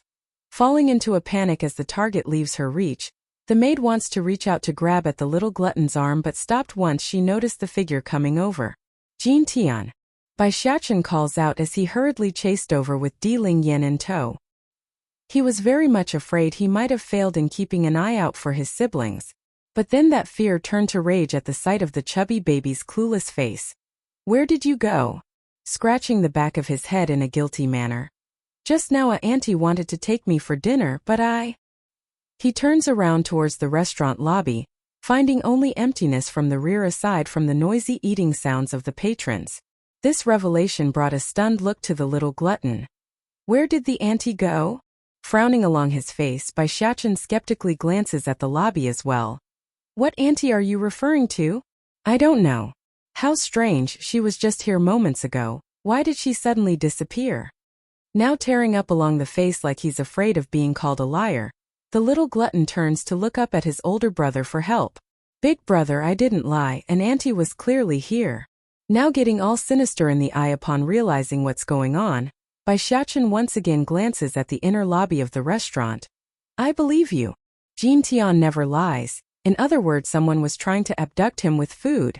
Otherwise, why else would they run away once they saw us coming over? Big brother, do you really believe I didn't lie? Tugging at the sleeve, Jean Tian asks again with a look that needs reassurance. Rubbing that little head. Jean Tian is not a bad child who lies, so of course I believe you. Besides, with Jean Tian's IQ, he has no ability to lie at his age. Of course he wouldn't say that last bit aloud and kept it inside. Come, we will go home first in case mother starts getting worried. It wasn't easy for Bai Yan to let them out to play, so he doesn't want to lose the privilege by going missing. Then big brother, when can we go outside to play again? Ling Yan asks with her big baby eyes. Taken aback by the question, Bai Xiaochen makes a frown along his face. Mother won't let us leave the city. In particular was how they still hasn't located that Mu Shui. Until they are able to confirm that traitor's location and capture her, there's no way he could take these two babies out. Oh, hanging her head dejectedly, the peachy girl sounded disappointed. This place is too boring, it's not as fun as the Sky Mountain. Looking at the three siblings leaving the restaurant, the maid who's been in hiding in the back finally came out. She didn't utter a word, only clenching that fist with a gloom hovering over those eyes. She knows what she's doing would equate to betraying the demon realm, a crime worthy of death. But compared to watching her own younger brother dying at the hands of Mu Shui, she has no choice. The boy's her only family in this world. Don't worry, I'll definitely save you.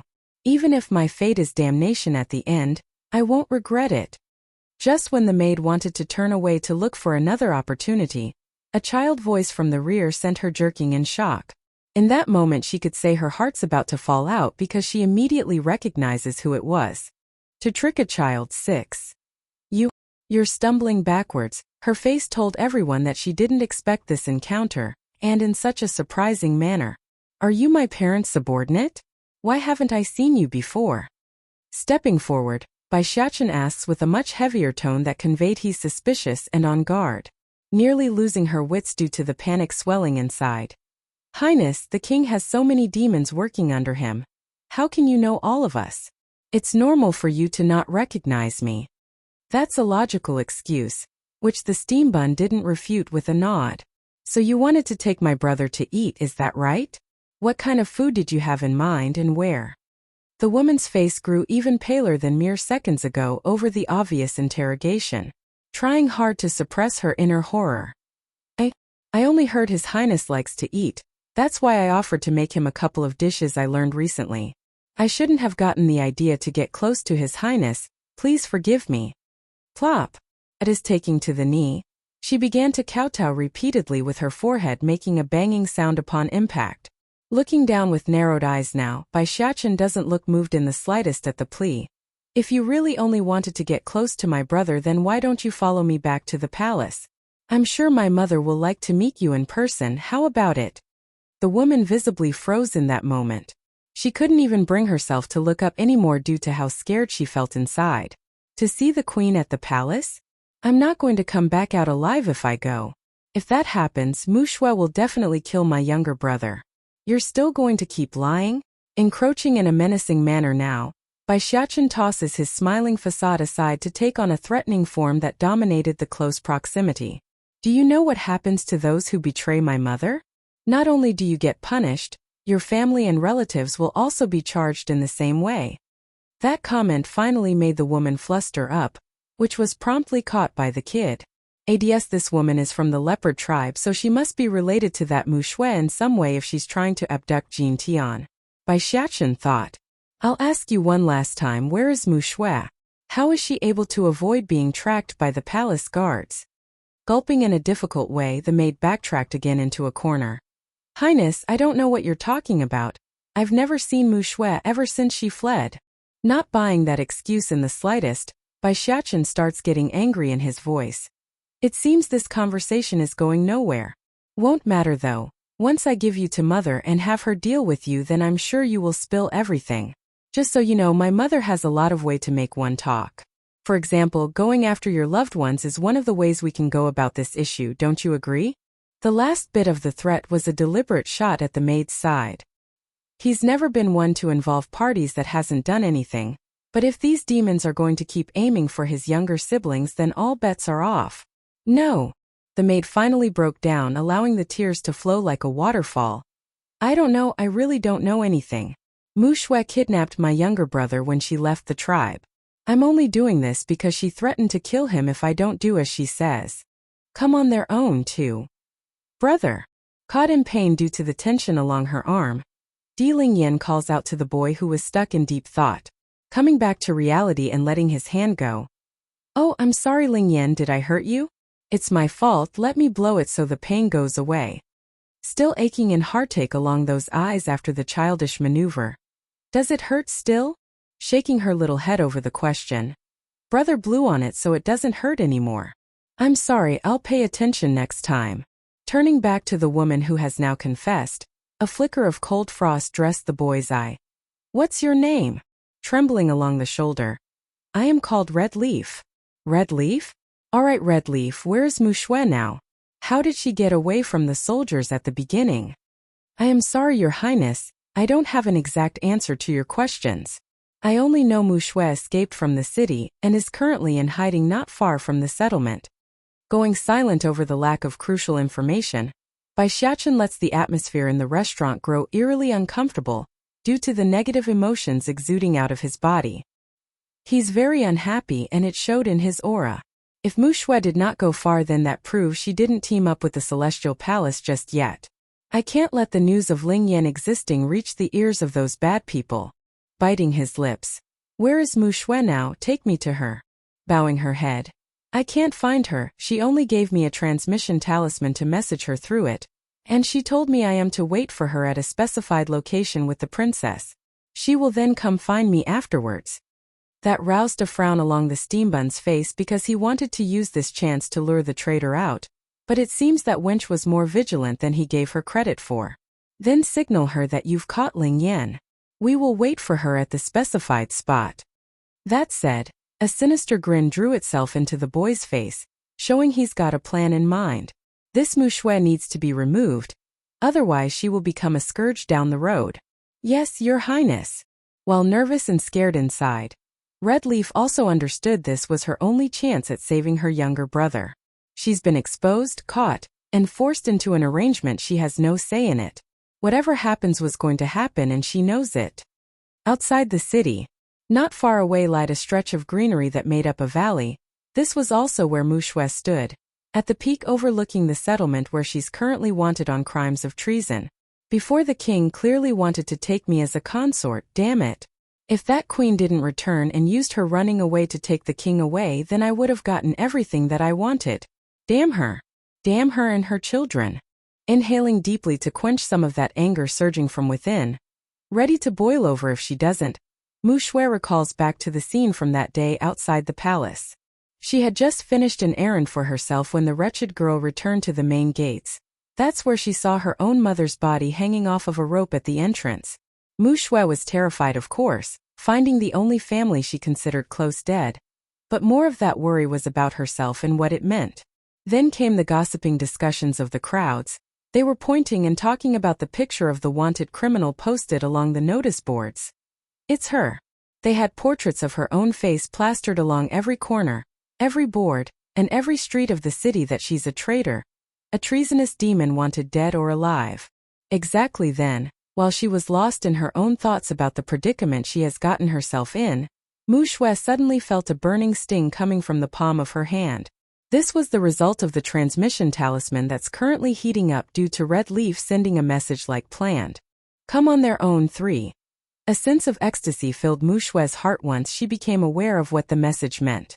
It's so strong that even her body had started to tremble. Bitch, so what if you tricked the king? You will never beat me in the end, ha ha. She laughed wickedly like a witch that has lost her mind. Once I ascend into the post of being the demon queen, I will deal with you Muing and all the rest that dared to cross me. How dare you betray me and our mother? I will rip out your heart and feed it to the birds. Meanwhile, at the same time, Bai Yan was back in the palace sitting along a bed she arranged inside the garden pavilion when an urgent cry snapped the sleeping woman out of her nap. "My queen, this is bad, very bad." A female figure quickly ran over. "Huh." Still slightly drowsy in the face, Bai Yan turns to make a frown along the face. This individual wasn't someone she's familiar with, so the person didn't hold much of an impression. "What's going on? Why are you acting so rashly while inside the palace?" The maid's eyes were full of anxiousness, like something critical just happened. "Just now I saw the little princess being taken away by someone. They should be at the main city gates by now. What should we do, your highness?" Swish. Getting up in one full motion, Bai Yan's face took on a stern and serious look as she grabbed at the maid's shoulder for further detail. "Ling Yan got taken away? Did you inform Ditsong of this matter yet? I'm going to find him now." Seeing how the desperate mother's about to run to the study, the maid grew antsy and yelled out the only reaction she knew. "I will go inform the king. My queen, you should hurry and go save the princess on your own." Originally, Bai Yan had lost her wits due to the story revolving around her children, but that last careless remark instantly sent her into a wary alarm. Holding her steps into a slow pace, she turns around with skeptic eyes. "Where's Muing?"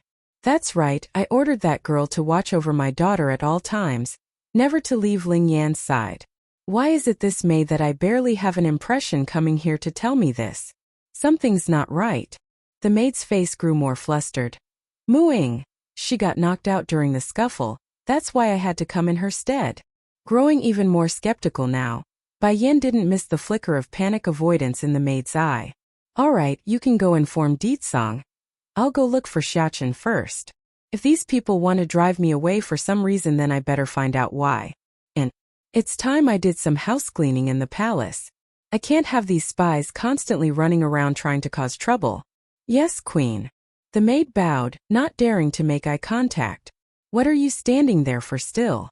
Hurry and go," she snapped. Under that oppressive and forceful glare, the maid didn't need any more urging. In a blink of an eye, she was gone and disappeared from view. Once that's done, Bai Yan didn't twaddle around either. Looking in the opposite direction, she headed in the direction of the main gates at incredible speed. It's just that instead of making it far, she ended up running into Muing, who was still holding Ling Yan in her arms not far away.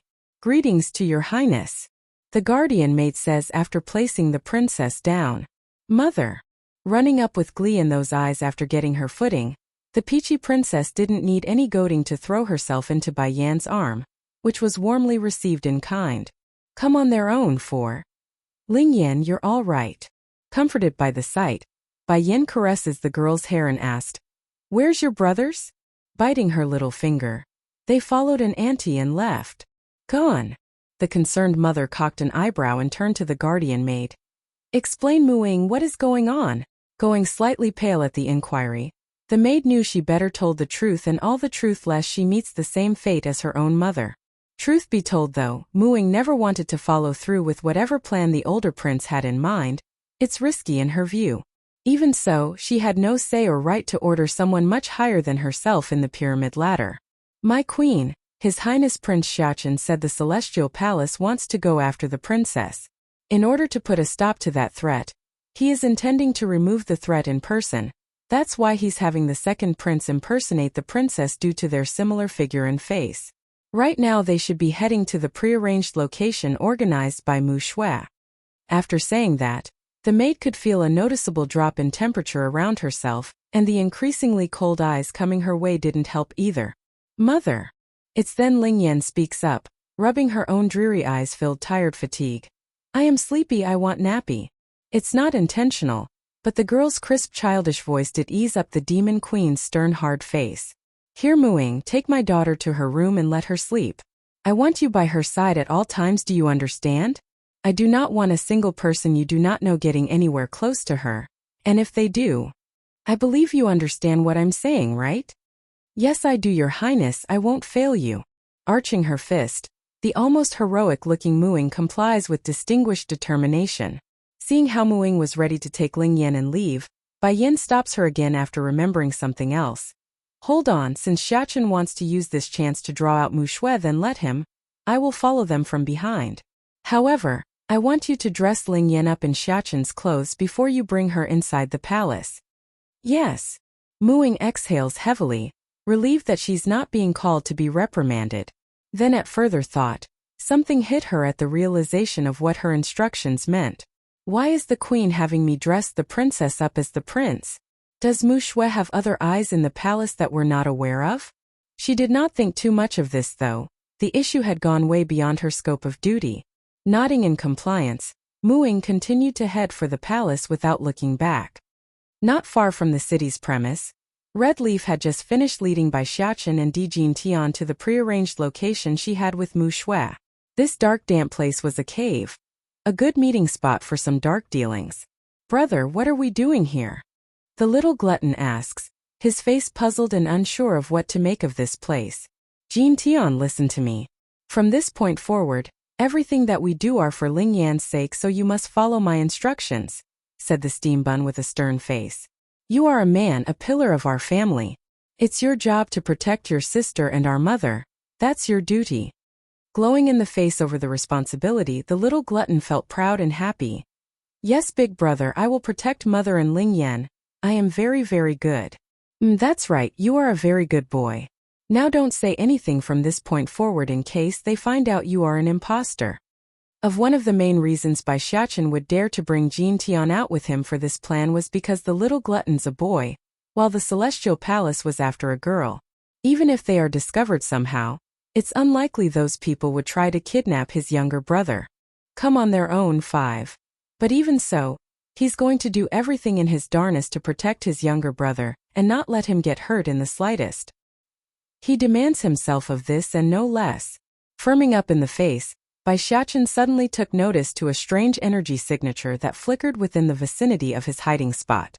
The steam bun wanted to locate the source, but it came too fast and went away just as fast, causing a puzzled look along the boy's face. If I'm not wrong, that should be Mu Shui's energy signature, but where is she? Outside the cave, Mu Shui the traitorous girl was indeed hiding in a well-covered spot, her eyes grim and hard while staring into the damp cavernous cave.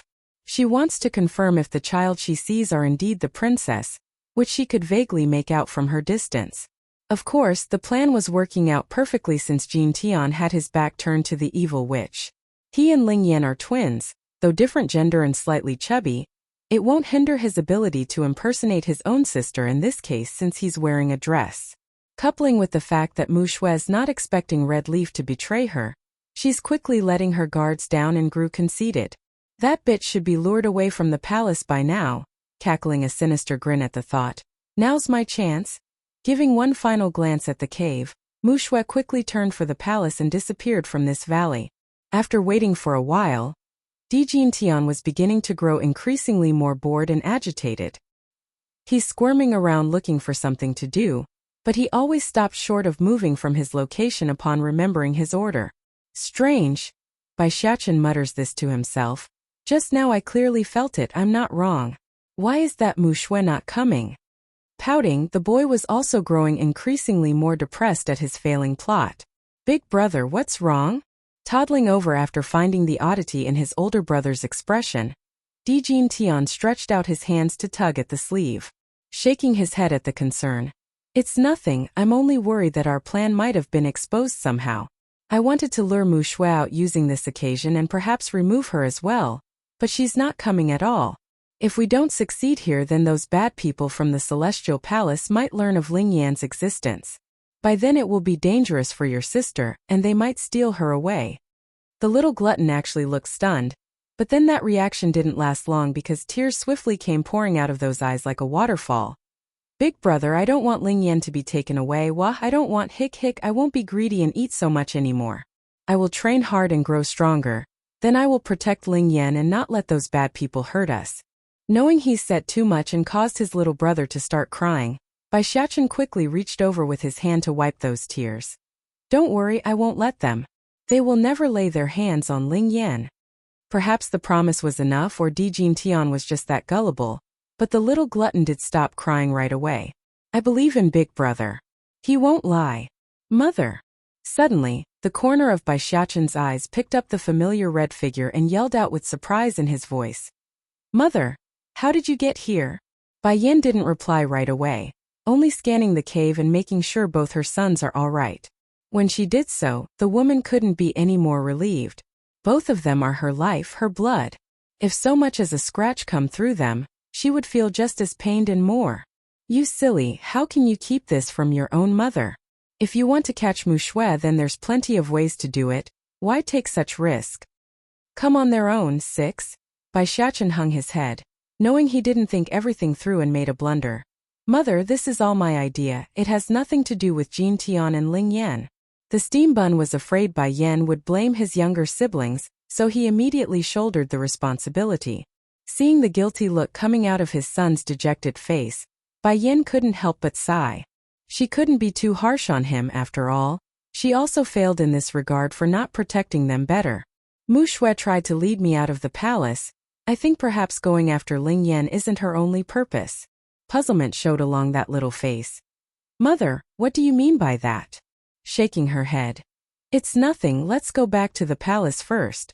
I can't be at ease with you and your brother staying outside like this, nor do I feel comfortable leaving Ling Yan alone in the palace. Do not leave the city again, do you understand? Her serious tone once again causes the boy to flinch, which made him look even more pathetic in the face. It couldn't be helped.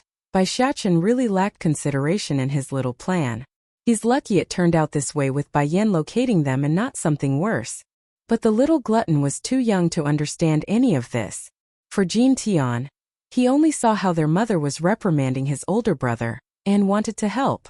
Don't scold big brother, please. Jin Tian tugs at the woman's sleeve, his face pitiful and teary, making a smile to comfort her younger son.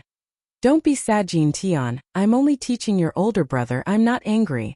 I will overlook it this time, but there won't be a second time. Anyways, who allowed you two to leave the city despite my orders to not do so? Bai Xiachen's body visibly stiffened up over that question. Mother, it's me. I threatened them to let me out, and under my bloodline pressure they didn't dare to stop me. I snuck out like that. I see, I am at fault too then for being so careless. I thought you kids would be safe as long as you're in the city, but I'm clearly wrong in that regard. Very well, for the time period you kids are to stay in the palace and not allowed to step outside. You're grounded, both you and your younger brother. Bai Xiachen almost wanted to cry and plead for mercy. He's going to be bored to death being stuck inside the palace grounds, there's nothing to play with. However, he also knows there's no other way to wiggle out of this situation after all. He's been caught red-handed and failed as well in his little scheme to catch Mu Shui. The boy has no grounds to stand on. Back over in the main body of the palace, the whole residence has been plunged into chaos due to the princess's supposed disappearance. Since Ditsong and the elders are in a private meeting, they aren't aware of what's happening and none dared to barge in on their discussion due to prior orders.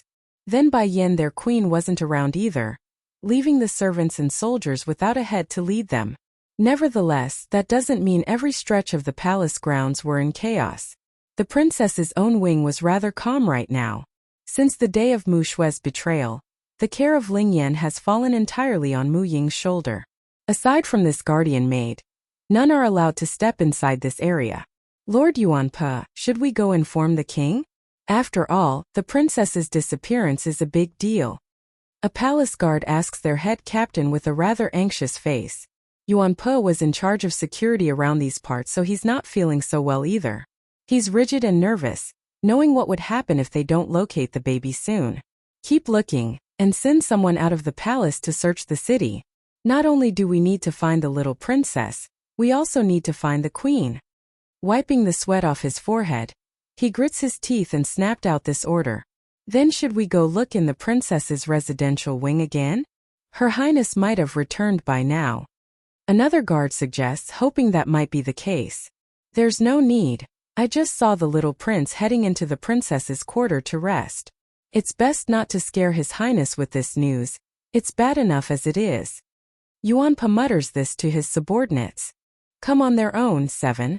The twins are often accompanying each other, so it's not out of place to find Jin Tian resting at Ling Yan's room.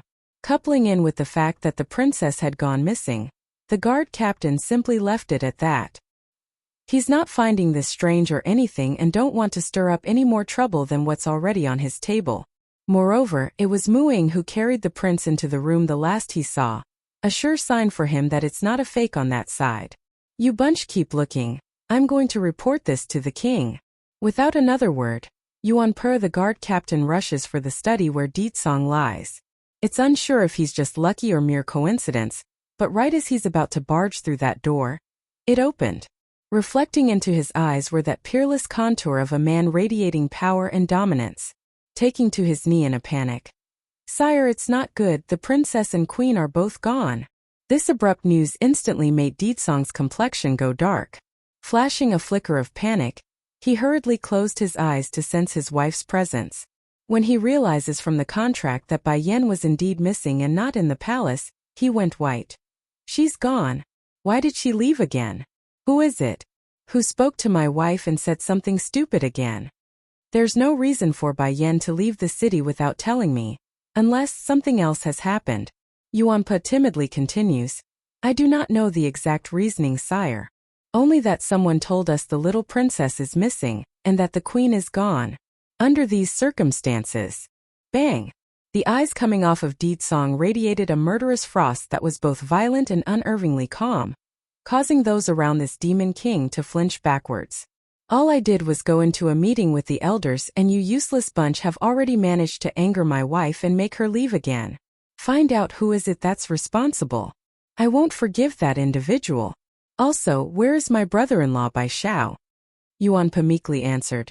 Sir Bai Xiao, he's likely still in the palace somewhere. Bai Xiao is still here? That quickly doused some of the anger in the demon king because he knows his wife wouldn't leave without her brother if she really did run away. Brother-in-law.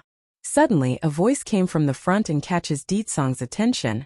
I heard my sister and Ling Yin is gone? Shower, your sister wouldn't have left without a reason.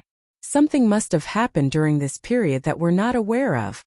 Exactly then when Deetsong wanted to go investigate the matter by going in person, another series of running footsteps catches his attention. Kneeling there, the messenger sounded urgent. Sire, someone is asking for an audience. Narrowing in his eyes. Who is it? It's the leopard tribe's Mu Shui. The messenger lowered his head even further until that forehead has touched the ground. She says she knows where the queen and princess is. Instantly a shockwave rocked the study room, sending all of the books flying off the shelves and into the air. Deetsong was very pissed at this moment, and it showed in the power he vented in that second. Bai Xiao on the other hand wasn't aware of who this Mu Shui, and became perplexed by the strong reaction. Who is this Mu Shui? Why is brother-in-law reacting so strongly? Let her in. Deetsong snaps, his face expressionless and dark. Come on their own, 8. Yes, sire. The guard complies and retreated, only to return not long after with the mentioned traitor in tow. Greetings to your majesty. Shy and flattering along the face, Mu Shui didn't bother to hide her fancy for the demon king that's currently further ahead. For Bai Xiao, who was standing next to his brother-in-law, the young lad didn't like this leopard girl in the slightest upon first glance. Right now, he only wants to see how Deetsong's going to deal with this person who claimed to know where his sister and niece was. It's obvious to him this Mu Shui was a bad person and meant to do something bad. You claim to know where my wife and daughter is? Deetsong asks with an indifferent voice. This was a test from the man himself. Unlike others, Ling Yin wasn't your average child. She too holds a special bond with Deetsong through Bai Yan's blood she inherited. That's why the Demon King's able to verify the girl's whereabouts without needing to check in person. Now all he wants to know was what this Mu Shui's purpose was for coming after trying to evade them for so long. Sire, originally I didn't want to bring this matter to the surface, but I just can't bear to let this continue knowing how distressed the little princess is. Raising her shy face, the wretched witch attempts to put on a tearful appearance to win some more points in the eyes of the king. The princess is so lovely, it's a real tragedy that she is born with such a horrible mother. The queen actually gave her away to someone else. Boom!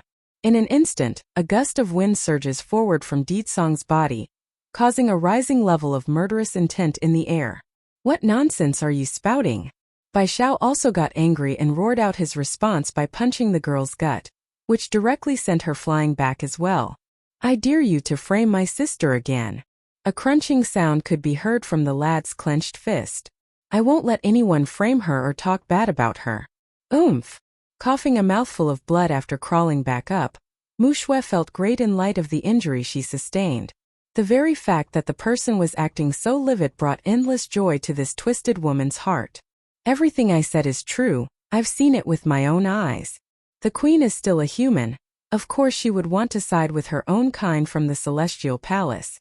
Seeing the increasingly dark expression coming out of Ditsong's face, Mu Shui's voice also grew much more excited.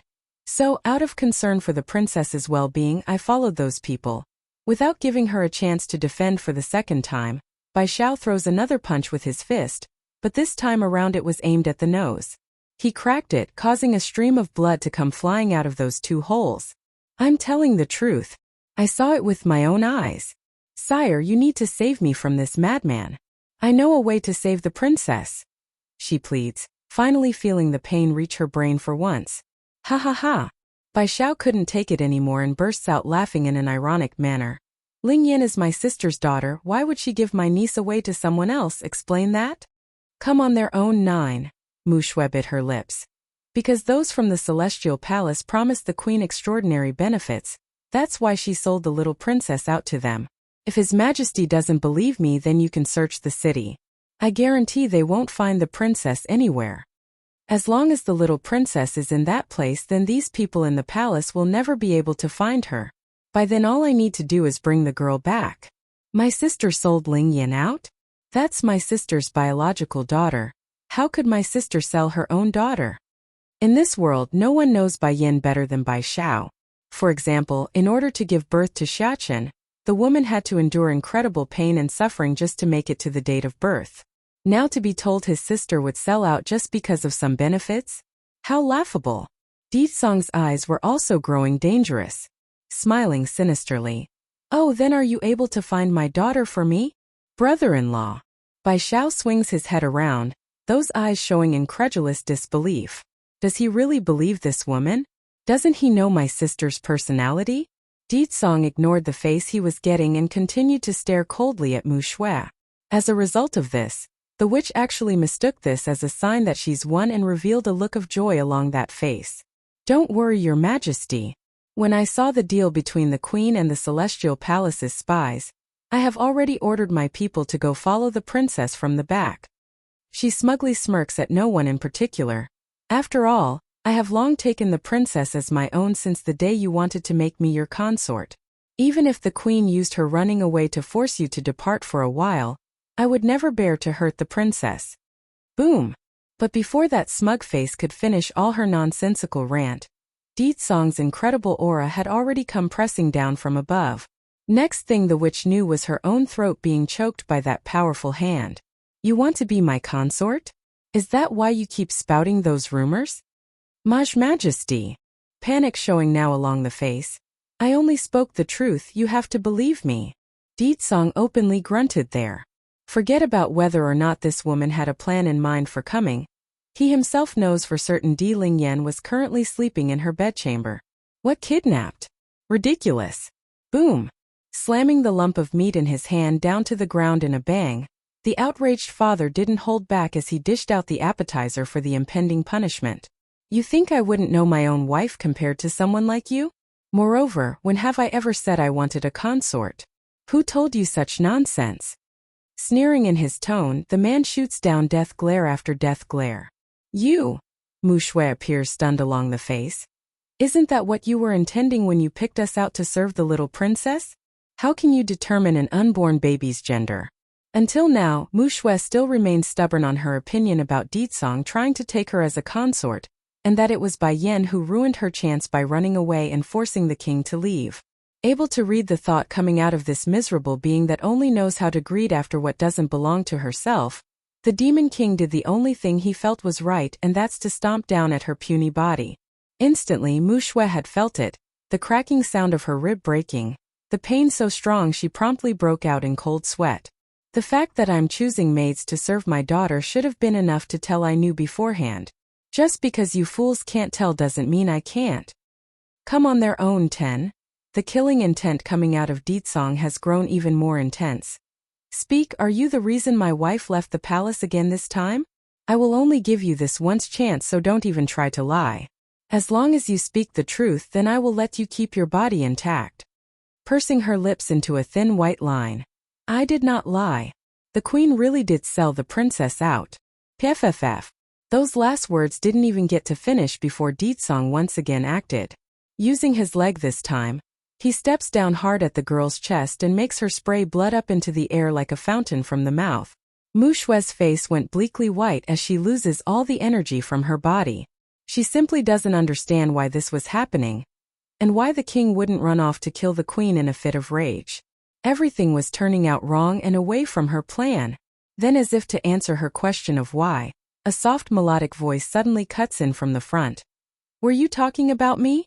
Stiffly swinging around, Mu Shue could see the one person she dreaded meeting in this moment. Even worse, there's also 2 children with her, one being 7 to 8 years old, the other still a baby wearing a dress. Just that instead of being a girl, the baby was instead a boy that still had baby fat. Gawking her mouth as the mind went white, Mu Shue couldn't begin to process this reality. What's going on? Why is the little prince wearing a dress similar to the princess's? Why is it so similar to the child's clothing back in the cave? Mother! Exactly then another childish cry breaks in. This time around it's Muing walking inside with a baby girl in her arms. Ling Yan. Bai Xiao also appeared stunned by this twist of event, staring dumbfoundedly at his own niece who toddled over to her mother. What's going on here, sister? Isn't Ling Yan supposed to be missing? And why are the twins cross-dressing? Oblivious to the stir she herself has caused, Ling Yan only wanted to snuggle her head inside Bai Yan's arms. Mother's scent is the best. I prefer mother's hug more. Ling Yan was tired earlier, so I had Muing take her to rest. As for her clothes, I had them changed as well. That said, Bai Yan then casts her eyes downward at the pale-stricken Mu Shue. I didn't think you would be so dumb to bring yourself to us when we were looking for you. I didn't think you would be so dumb to bring yourself to us when we were looking for you. This sentence wouldn't stop echoing in the witch's head, which directly causes her to tremble profusely, knowing what it meant. It's intentional. Everything is intentional. She deliberately lured me so I would fall into her net on my own. In the end she's worried I will steal the king's favor. That's why she's doing all this. Biting her lower lip, Mu Shue finally came back to her senses.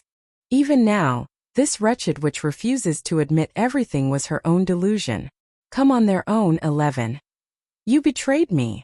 Mu Shue lashes out after finally noticing the timid-faced maid that's been standing there further in the back. It's pointless to keep acting at this point because she knows everything has fallen apart. No wonder now it all makes sense. She betrayed me, this red leaf betrayed me and sold me out to this woman.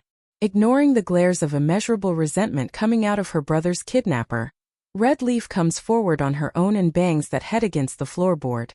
Sire, I am a criminal and a sinner.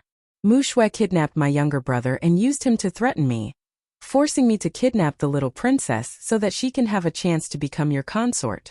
I know my crime cannot be atoned with mere words, but I implore your majesty to save my little brother.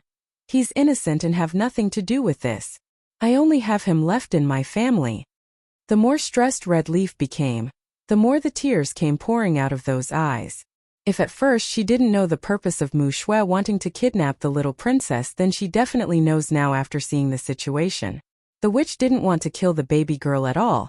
She wanted to use the child to frame the queen and make the king become enraged. By then Mu Shue would use this opportunity to find a place in the palace and become the next queen, or at minimal a consort. Such a ridiculous plan has no future, Red Leaf could see that. It's a path doomed to failure and only the most insane and senile would dare pursue. Move aside. Giving this order was none other than Bai Yan, who had finished cuddling her own daughter. The demon guards of course responded right away, which they did by spreading into an open line to allow the family to come forward. Do you know that Ling Yan is my daughter, the princess of the demons? Considering what you've tried to do, me ordering you to be skinned alive and beheaded wouldn't be an outstretch of my authority. The second she said that was when she strikes. Boom! Mu Shue couldn't hold back her screams, then as the incredible level of pressure came crushing down from above the head. Don't think you're all that, Bai Yan. Gritting her trembling teeth, Mu Shue refuses to yield. You're nothing but a human. If not for the fact that you gave birth to 3 of the king's children, he wouldn't even bat an eyelash at you. practically yelling now like a mad crazy fanatic. You have a heart of poison that's polluted with jealousy. The king only wants a consort, yet you used your belly's unborn baby to threaten him by running away. He's a man, and a man deserves to have multiple wives. It's bad enough you won't find consorts for him as your duty requires. Now you're interfering with his wish. By Xiaoqin's determination 1. Looking at Mu Shui's madness-filled eyes, Bai Yan takes over and stops her husband's readying attack, smirking on the face. If you have anything to say, then go ahead and say it now, because you won't be able to after your execution. Going crazy with bloodshot eyes, the witch refuses to submit and turns to the other demons. You all see this? She is a human, she is doomed to betray us all. In their eyes we're no more than tools and food to be eaten and used. Do not trust or follow her. She is not qualified to be the queen. The faces of the elders present didn't budge or betray any sign of hesitation. Rather, they're only looking at this soon-to-be-dead girl with contempt, stamping down with her feet against Mu Shui's chest to make her shut up. You said I am not qualified to be their queen? Then who is? Breaking out into hysterical laughter, the bloodshot-eyed Mu Shui said the most obvious thing in her mind. Of course I am. If I am the demon queen, then I will help the king take in as many consorts as he wants. I will handle everything in the harem and keep the palace in order. And if he wishes for it, I can also produce as many children as he wants, all more outstanding than the 3 runts you created. I am the perfect queen. PFFF. In a swift flash of cold metallic glint, Mu Shui's foul tongue was sliced off, letting that filthy lump of meat fall to the ground while the girl herself squirmed in agonizing pain at the lost appendage. Yin Yin, she's too disgusting, I really can't stand it anymore. Di Song murmurs this from behind like an innocent man-child. He knew his wife wanted to get more info out of this filthy witch, but it's just too much for him. Di Song couldn't handle the kind of stuff he's hearing. Hence his maneuver to silence that mouth. Visit my site on Cat Translation if you wish to read ahead of public releases. As if clapped by thunder, Mu Shui's squirming body froze up like a block of ice. Her eyes only had disbelief and pain left in there, like she doesn't deserve any of this. Why? I have already expressed my feelings to the king, so why is he doing this to me? Batty father. Bai Xiaoqin inappropriately chimes in with a displeasuring face. This woman said she will make lots of babies with you. Di Song's face went a shade darker over the jab by his son. Her breed can only produce low IQ kinds, she can never be compared with your mother. It frustrates him why everyone keeps saying he wants to take consorts. He's said it many times already. There's no such thing, so why does he always end up in these situations? First elder. Di Song hurries to express his unity, grabbed his wife into a hug. You pass on my word, in this life I will only have children with my one and only wife. If anyone dares to have ulterior motives or spread rumors again, their punishment will be the same as this Mu Shui. Complying by cusping his hand. Yes, sire, I will make sure everyone in this city and all of the demons under our influence hear about this lesson.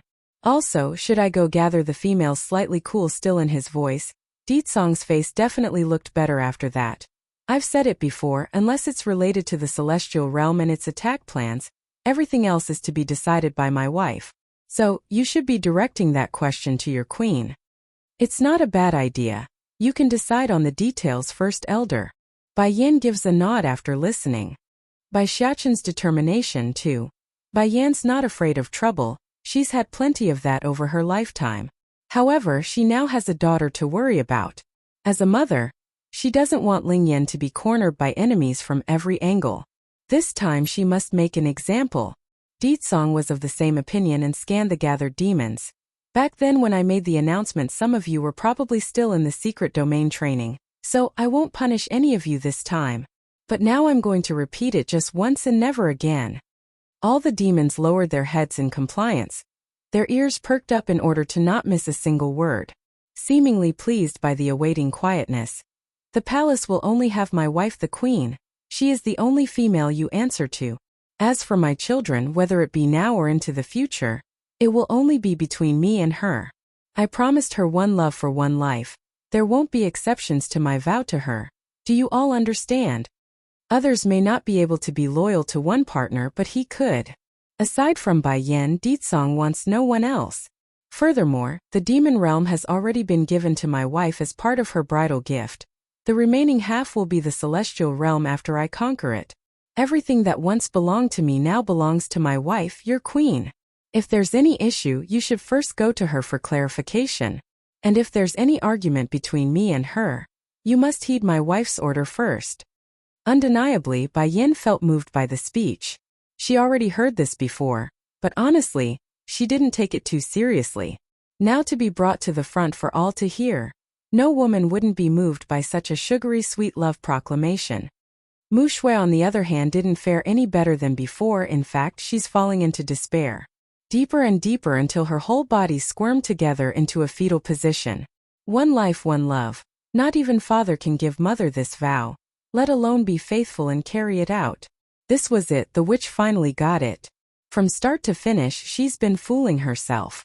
If the king really wants a consort, can the queen really stop him? Even if she used a child to threaten him, wouldn't he be able to produce more with no repercussion? And now he's giving the entire demon realm to her as a gift? Haha. Chuckling to herself in a self-ridiculing manner, Mu Shui closes her eyes and said nothing more. There's no point. Whatever hope she clung onto has been destroyed.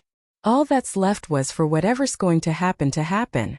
However, that wasn't to say others were just going to let the foolish girl go just like that. Bai Xiachen still had business that's unfinished. Where did you hide Red Leaf's brother? No reply came, only a slight whimpering. I promised her that I would get her brother out, and now you will tell me, where's her brother? If you say, then I'll let you meet your end painlessly. Mother said, a man must keep to their promises, and I made a promise to Red Leaf. Then it hit the steam bun as further whimpering came. I forget that you can't open your mouth because you lost your tongue. Alright, use your finger and write the answer using your blood. Mu Shui didn't do as the boy ordered, only turning that head around to meet Red Leaf's gaze. Suddenly a cold chuckle comes off of this crazy witch as those eyes turned madly sharp. Bai Xiachen's determination 3. Since Red Leaf betrayed me and caused my plan to fail, then there's no reason to not make this woman suffer just like myself. If I go down, then someone else will also go down with me. Thinking up to here, Mu Shui didn't hesitate and moved her blood-stained fingers to write a line along the ground. I didn't take her brother, I merely killed him. She's not stupid enough to really bring a baggage around. What if that baggage exposes her presence? So, after taking the kid out of the city, she killed the boy and buried his remains across multiple locations. Looking at the line of blood letters there, Red Leaf instantly went white as the blood drained from the face. You're lying. Throwing herself at the murderer of her only family, Red Leaf kept screaming and tugging at Mu Shui's collar. You're lying to me. I know you hate me for betraying you, but you can't deceive me. My brother isn't dead, he can't be dead. Tell me where he is now. The murderess witch only snarled, showing off her bloody teeth in the process and conveying her contempt for the other side. I already killed him. Only you are stupid enough to believe me about releasing him afterwards. If you hadn't betrayed me, then I would have sent you along to see your brother by now. Mu Shui writes another line with her own blood. He is dead. And I've scattered his remains across the wilderness. You will never be able to see him again.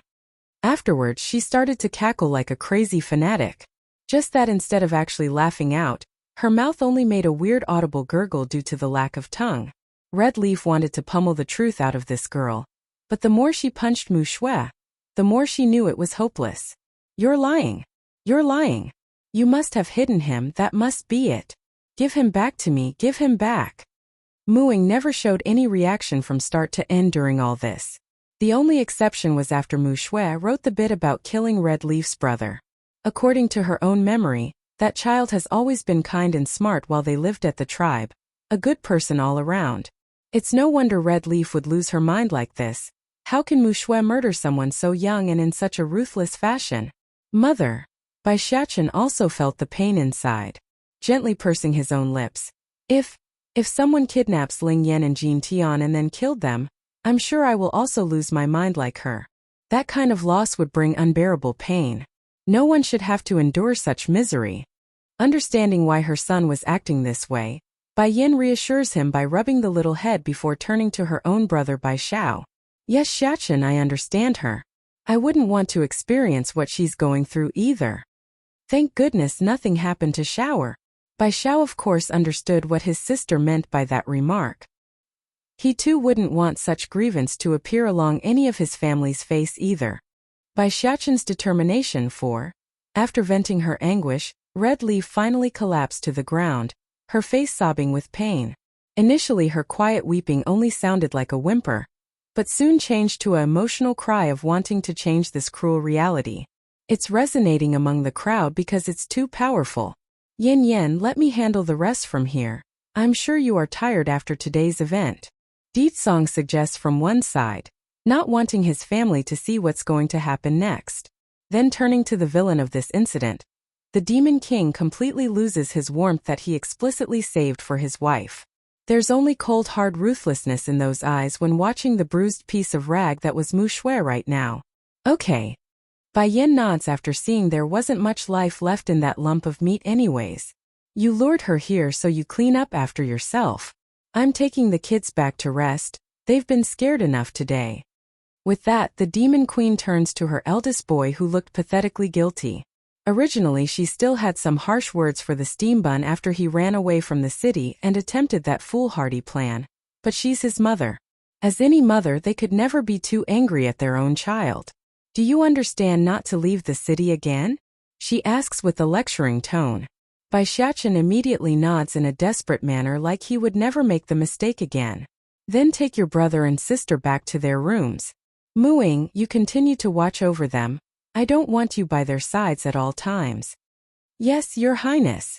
Muing respectfully complies, never once giving her younger sister a glance. She knows as well as anyone, Mu Shui's fate was her own doing and couldn't be blamed on anyone else. Shower, come with me. Bai Yin then gives her own brother a meaningful glance. Bai Xiao didn't know exactly what the conversation was going to be about, but he could mostly guess. So, for a split second he hesitated but was inclined to follow anyways. Their family shouldn't try to keep things hidden. Sire, what about this woman then? First Elder points to the weeping sister who still wouldn't stop crying. Shifting his attention to Red Leaf, Ditsong continues to show his cold gaze but without the hardness. Tell me the details. Trembling over that dominating voice, Red Leaf gradually managed to hold back her tears enough to give the full story. From how her younger brother got kidnapped, then how the steam bun caught her in the act and of the plan they used in the cave, she said it all. Likewise, Ditsong's complexion grew darker and darker as well. That rascal always did like to win.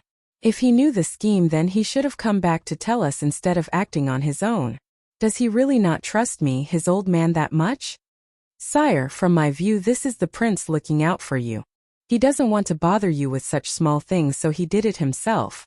Within the higher-ups of the demon realm, no one dislikes the prince, so First Elder's first reaction was to defend the rascal kid, afraid the king would punish the boy somehow. Mu Shui's death won. It seems the little rascal has won everyone over while I'm not aware. I might as well make him the king that way if he's so popular, that way the throne is secured. First Elder visibly flinched as his mouth twitched at the jab. It's no secret to this old-timer that Bai Xiaoqin doesn't want to rule over the demon realm. Otherwise, why else would Ditsong say that? Taking a few steps back. This? His Highness won't let me go if he finds out I'm the cause.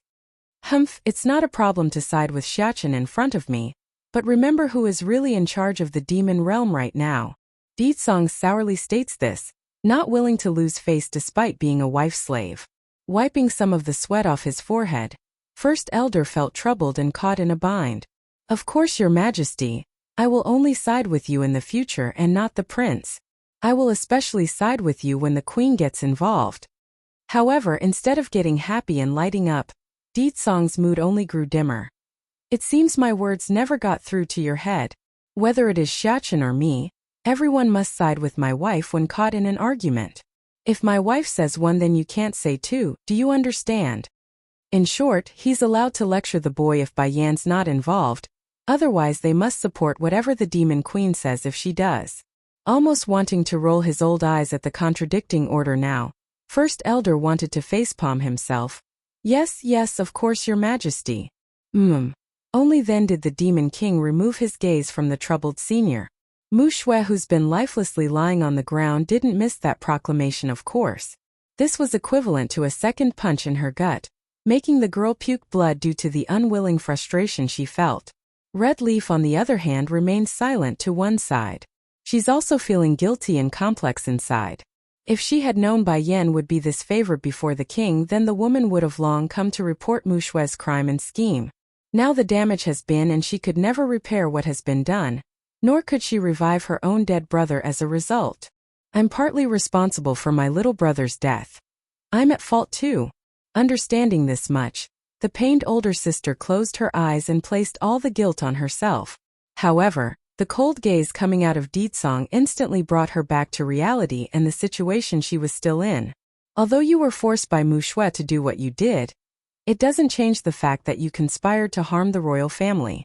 For that, I won't forgive you. I understand, Your Majesty, I know what to do. Showing a bitter smile, Red Leaf didn't mind dying today. She's already lost the only family she had left in this world. What point was there to keep living? All right. Deetsong then shifts his gaze over to the lump of meat nearby. But as an act of mercy from me, I will give you one last chance to get revenge for your family. No matter what you do to this traitor of the leopard tribe, I won't intervene. An inexplicable light burst forward from Red Leaf's eye then. She couldn't stop her body from trembling because this was exactly what she wanted right now. Before she only beat Mu Xue to a pulp, not go for her life. Now she's gotten permission. The king is willing to give me this chance? Yes. Yes. I will make this vile witch pay for what she did to my brother. I will let her know what it means to suffer. Mu Xue's death, too. Thank you for gracing me with this opportunity, Your Majesty. Kneeling there, Red Leaf felt genuinely thankful for this chance to exact her suffering on the one responsible. So what if the king doesn't intend to forgive me? I only wanted my brother back when I made the deal with the prince. Now that the goal is gone, this is the best I can ask for. I don't want to live anyways without my younger brother with me. 5 days, I'll give you 5 days to torture her as you please. Afterwards, you are to do the deed on your own. I won't send my subordinates to check on you. After dropping this sentence, Deetsong didn't turn back and brushed past the lady, standing up to show a look of pure hatred. Red Leaf didn't get swayed by the implication of that sentence. Deetsong was saying she could flee afterwards if she liked, but that's a pointless gesture of mercy on his part really because she had no intention to continue living. Mu Xue, you killed my brother. Why did you kill him? A flash of panic flickered in Mu Xue's eyes. Making a whimpering sound, the witch attempts to crawl backwards as fear takes hold along that face. To be clear, this vile being wasn't afraid of dying at this point. That's the least of her concern. What she's afraid of was not being able to die for the next 5 days. She doesn't even want to begin to imagine the sort of torture that's coming. Graghai. She tries to speak out and beg for mercy, but all that came out was an indistinguishable garble of nonsense from Mu Xue's mouth. But then again, Red Leaf wouldn't have cared either way regardless of what she said. Coming closer and closer, this lady looked dreadfully dark and scary as her expression becomes twisted and evil at the thought of what she could do. It doesn't matter if you can't talk, I still have 5 days. In these 5 days, I will make sure you understand what it means to suffer a horror that's worse than death. I know you will like what I have in store for you. Somewhere else in the palace that much quieter and less rowdy. Sister, is there something else you need to say to me? Bai Xiao eventually couldn't hold back his impatience and asked. Stalling there, Bai Yin slowly turns around. Shower, do you have anything to tell me? Lowering his eyes in a contemplative manner, the boy appears hesitant. Sister, I want to protect you like back when we were in the Lu Hu kingdom. I want to be your shield like before. Even if I have to pay a much higher price, I don't care, I will protect her. I don't know what you've been through after we separated, but you need to understand. I'm no longer the weak and frail girl from back then. If anyone should be protecting anyone, it should be me protecting you as the older sister. Taking a step forward, Bai Yin grasps onto the young man's shoulder to reveal a firm look along the face. Sister, I will protect myself, I won't make you sad. For you, I will protect myself and not let you endure that kind of suffering like today. Bai Yin knew her persuasion likely wouldn't work knowing how stubborn this brother of hers could be. Even so, she couldn't just say nothing and not try after what she witnessed. No matter how much this lad grows, he would always be the same kind and warm person that he was back then. Bai Yan's opinion of that would never change. Mu Xue's death 3. Alright, if you don't want to stay then I won't force you. I believe you will one day be able to break free like a caterpillar transforming into a butterfly. Radiating a glow in those eyes, Bai Yan's tone was firm and strong. Sister. Bai Xiao brings her into a hug, letting his body to show off his emotions right now.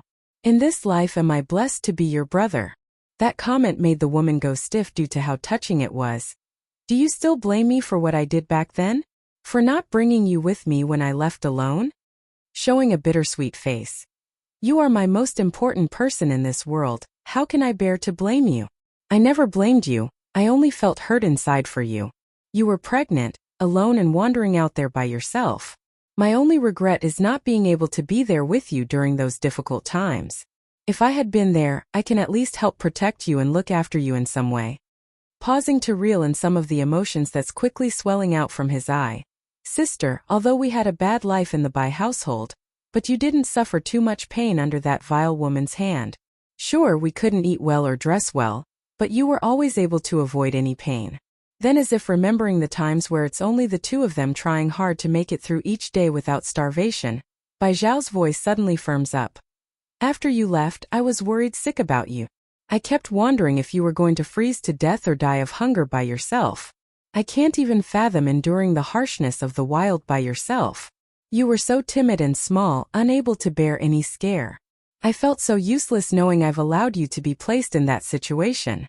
That's right, one of the driving forces behind this young man's desire to grow strong was partially a sense of guilt.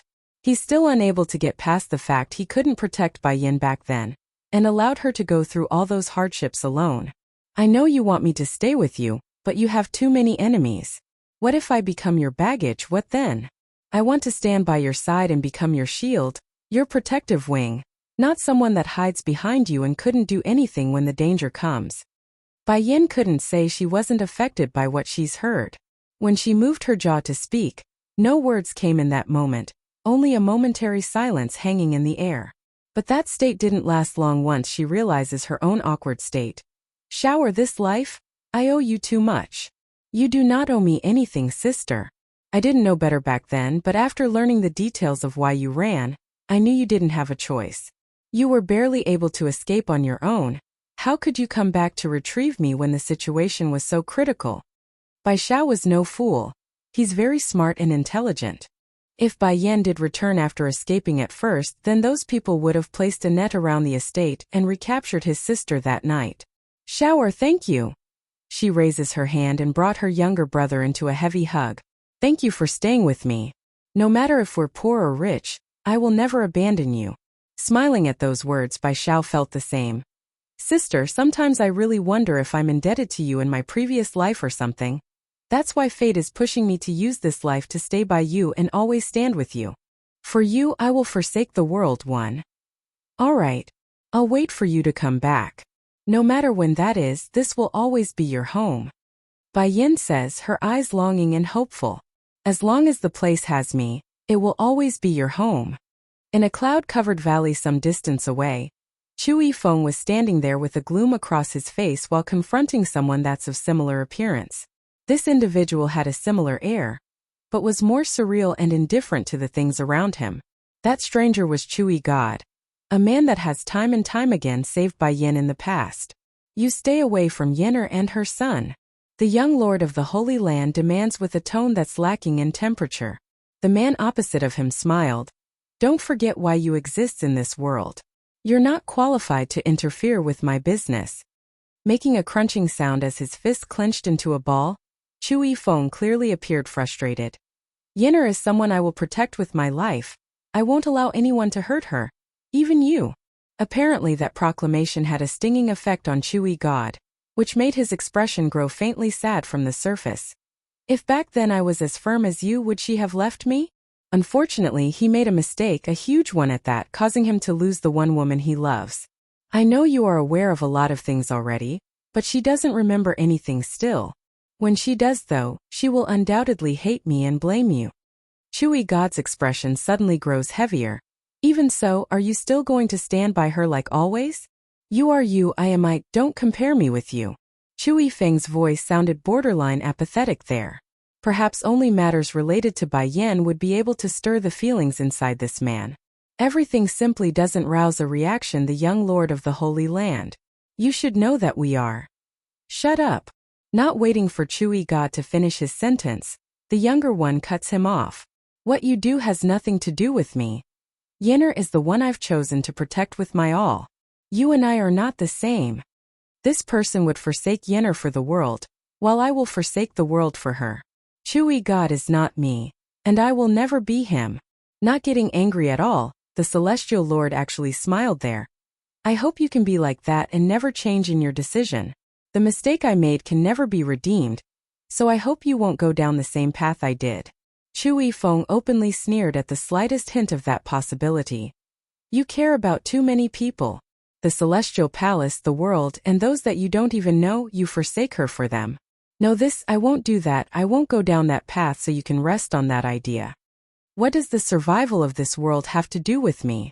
As long as Yenner can live a safe and happy life, they mean nothing. For you, I will forsake the world, too. Is this all you have to say after coming to find me? After a long silence, Chewy God once again spoke, his appearance returning to the indifferent attitude he has towards the world. I only want an answer to one question. Why did you deceive Yenner? Why did you put Shachin and her in danger? You know the Sky Fox's blood can't remove that darkness in the boy. Smiling bitterly along the face now, the Celestial Lord almost appeared emotional there for a split second. I did it for her sake. That grudge inside the boy is too heavy. Sooner or later it will undoubtedly harm her. Not to mention it's the only way to allow Shachin to grow faster.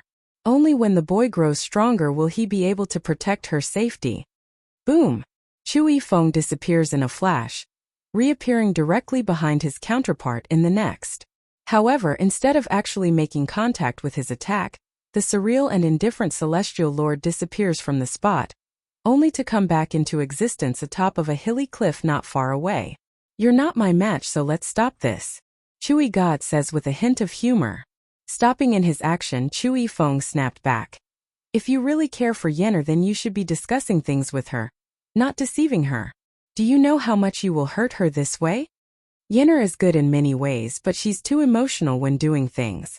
I don't want her to experience danger, the Celestial Lord counters. He also knew lying to Bai Yen would make her hate him, but the man would rather she hate him than allow her to be in danger. So, for the one person he cares about in this whole wide world, Chewy God would rather she hate him if that's a must. Chewy Feng's face grew increasingly colder after hearing that, raising up a storm around himself in the process. Not deceiving her is being respectful. It's no wonder she abandoned you in the previous life. On this point alone, Deetsong was superior to Chewy God. At the very least, the Demon King respects the opposite sex and listens to their demands, while this supposed savior of the celestial realm wouldn't show an ounce of respect to those he cares for. The Celestial Lord's perennially indifferent and cold face finally cracked under that insult. Showing an almost angered expression, his eyes grew hard. I don't need you telling me what I did wrong. I know I wronged her, that's why she left me. Otherwise, we would have been married a long time ago. Closing his eyes, Chewy God's expression showed pain and regretful look.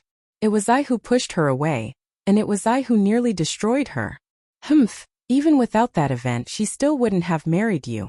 You're not just a little bit inferior to Deetsong, but a lot more. The implication of that was Bai Yen would never be his even without that incident. Sure enough, Chewy God felt like his heart's been pierced by multiple swords in that moment, causing him to bleed in pain at the soul level. He knows what Chewy Feng said there was the truth. It's just that he's never been able to admit to that fact until now, when his counterpart finally poked through the thin layer of bubble he's been hiding behind. Back then Bai Yen was always well-behaved and sensible. Only before Deetsong did she ever act out and show her true personality. For that reason alone, Chewy God knew the relationship between the two weren't the same as his own. It's very special, to the point where he, the ruler of the celestial realm, had to resort to trickery of a young lady for marriage.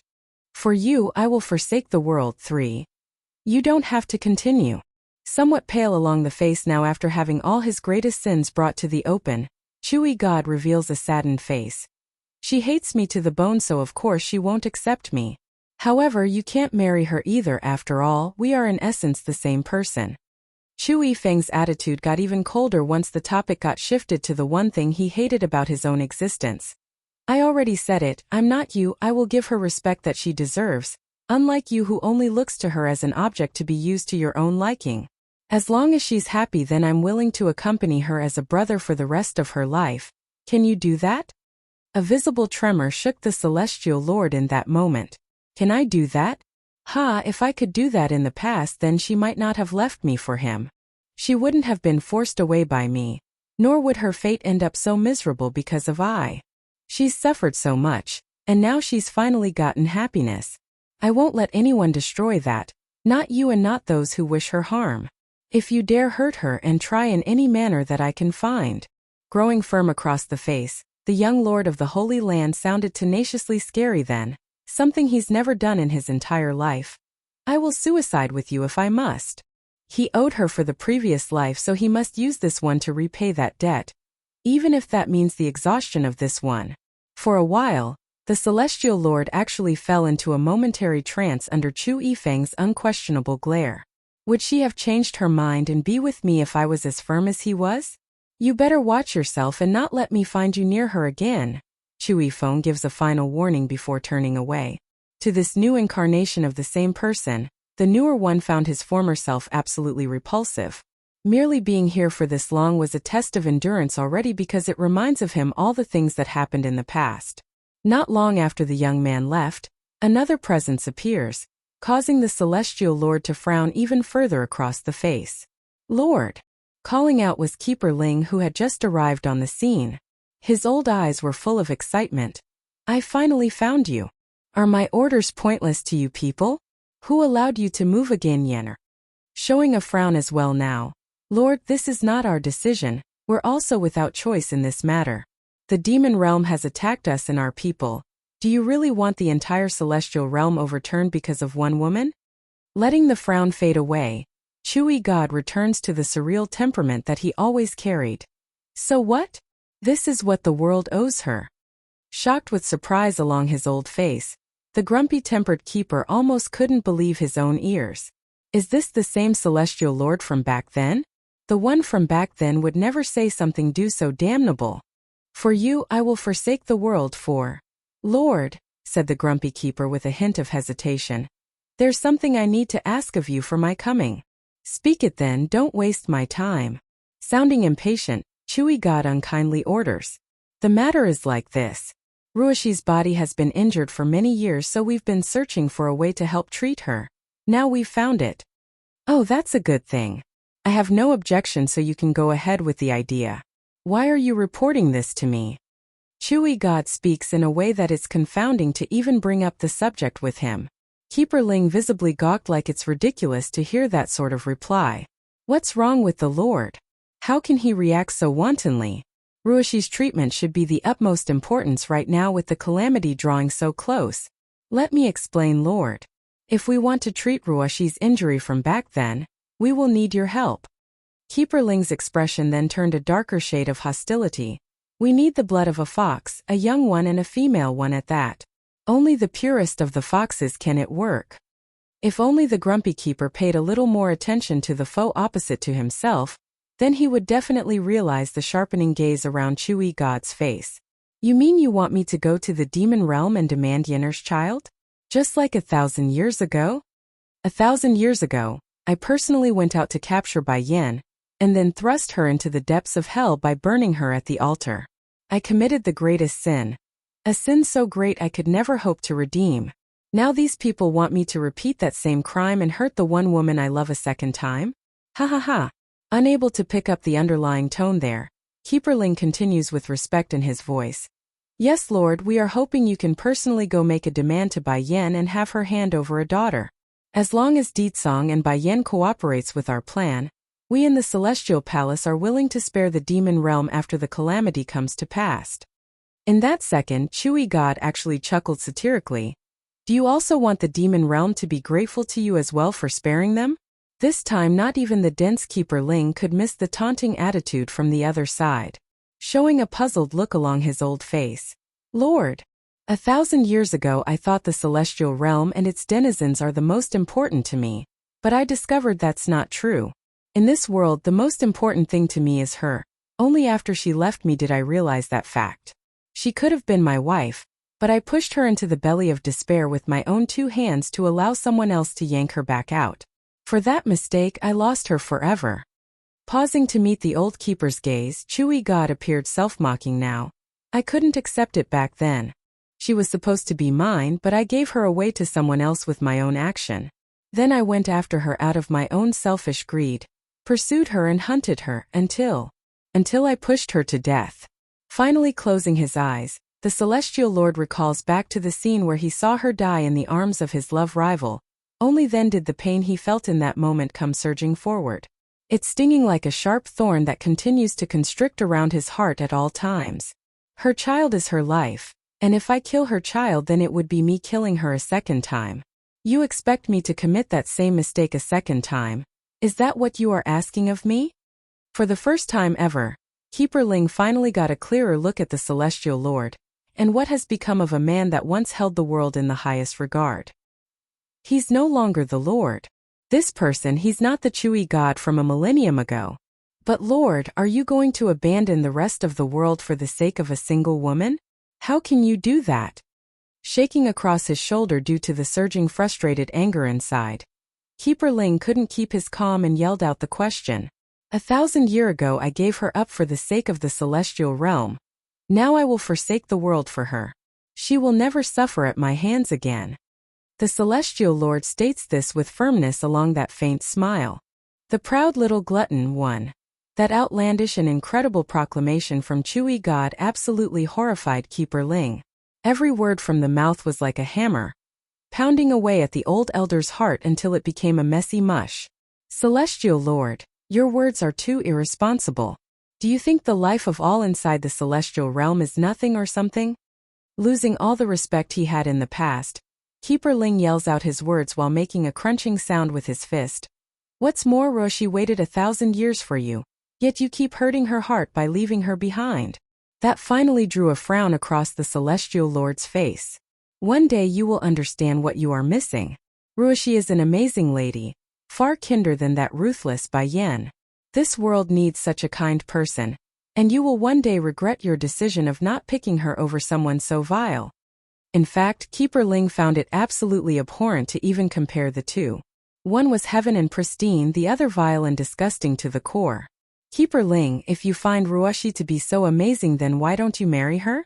That way she will have someone. Chewy God did not argue, only giving this indifferent suggestion that left the old-timer crushed, trembling across the shoulder like a rabid animal. What are you implying by that, Celestial Lord? Since you find her to be the most amazing female in this world, and that it will be my greatest regret for not choosing her, then why don't you marry her then? Though the age gap difference between you and her is a bit large, but I'm sure it won't be an issue. I believe Roshi wouldn't mind. Though the Celestial Lord said it with such a frank smile, his tone couldn't be mistaken. It's cold and mocking, trembling even harder now along the shoulders. You! Don't forget who it was that pushed you up into that position. Just because your wings have grown harder, you're now ignoring us who supported you? Obedience and respect goes both ways. If Chewy God wouldn't help them and be useful to the Celestial Palace, then Keeper Ling had no reason to continue this relationship with the other man. Heck, if Yun Ruoshi still had the ability to grow, this grumpy keeper would have likely turned his back on Chewy God years ago. Why would he bother with someone that's deserted them for a millennium? Huffing a faint grunt, the Celestial Lord said the one thing he wanted to say for a long time now. Then we are of the same mind. I regret ever taking up this position as the Celestial Lord. That way I wouldn't have had to shoulder such heavy responsibilities and hurt my most important person. You! Keeper Ling flew into a rage and pointed accusingly at the other man. You only lost a single woman, a vile and wretched one at that. How can you desert the rest of the world for the sake of someone so undeserving? That reprimand drew a narrowed look from Chewy God. That's right, it's a woman that caused me to lose my sanity. You'll never understand the pain I suffered because of what I did back then. As for why I left the Celestial Palace and kept a grudge against you all, do you really not know, or are you just acting ignorant, Keeper Ling? The proud little glutton too. Chewy God slowly approached the grumpy keeper. What did you promise me first? You clearly said you will only imprison her if I help secure the safety of the celestial realm. I believed you and moved against my one and only love. But you went after her life. Does these people really not understand why I resent them? How ridiculous. They actually think I will still help them deal with Yenner. Showing an ironic smile aimed at no one but himself, Chewy God shakes his own head to remove some of the bitterness in his heart. I got the world in my mind, that's true, but I would never want her to die for that. Even if it's a life of imprisonment or a loss of memory, it's still better than what happened back then. Keeper Ling couldn't utter a word under that blaming gaze. It's true they did lie to their liege, just that they never thought his feelings for her would go that deep, so they never thought anything of it. Celestial Lord, Fumbling for a word, the old grumpy elder instinctively takes a step back at that forceful stare. I had no other choice back then. By Yan's existence. Her existence will endanger the entire celestial realm. Only when she's dead will I be at ease. Openly sneering at the shamelessness of this old man, Chewy God loses usual cool air and becomes more humanistic. It's pointless to keep talking. I will not help you hurt her. And if you push me, I might do something you will regret. Shock and fear gripped Keeper Ling like a haunted ghost would when strangling its victim. He couldn't accept this. It's one thing to be unable to get the Celestial Lord's help, but to be threatened with retaliation if they moved against Bai Yan was unimaginable. After a long while of this awkward silence, the old-timer knew he was finished here. Turning around, he ran for the bottom of this mountain without looking back like someone that was fleeing. Unbeknownst to the grumpy keeper though, Chewy God wasn't entirely unaffected by what he himself said there. In fact, the Celestial Lord's expression would grow heavier at each step until a bitter and helpless smile took hold. I won't make the same mistake again, I won't. It was that one wrong step that ruined my happiness. I can't let it happen again, not like that. Haha, I will forsake the world if I must, if it means you can gain happiness, Yenner. I will never make that stupid blunder, not unless my soul be thrust into the depths of hell and burned for all eternity. Slowly but surely Chewy God's small murmuring laugh evolves into a hysterical fit that made him lose all of the surreal air that should be unique to this man. But I won't give up on you, not this time. Whatever happiness Deetsong can give you, I can too. I'm going to pursue you again, and I won't fail you, not ever again. In the end, the Celestial Lord still believes he has a chance to win over Bai Yan's heart. In light of all he's done, in light of him indirectly murdering Bai Yan, in light of him causing her child's death, he still believes he has a chance. If this wasn't selfish greed, then what was? The proud little glutton. 3. At the same time outside the demon city, a black figure had just arrived outside the main gates to the settlement when the defending soldiers noticed this unexpected guest. Hold! Identity yourself. I heard the demon city is recruiting demunkins. I'm here to join at the news. Hoarse in his voice, the black-robed stranger answers without delay. This causes a series of looks between the defenders.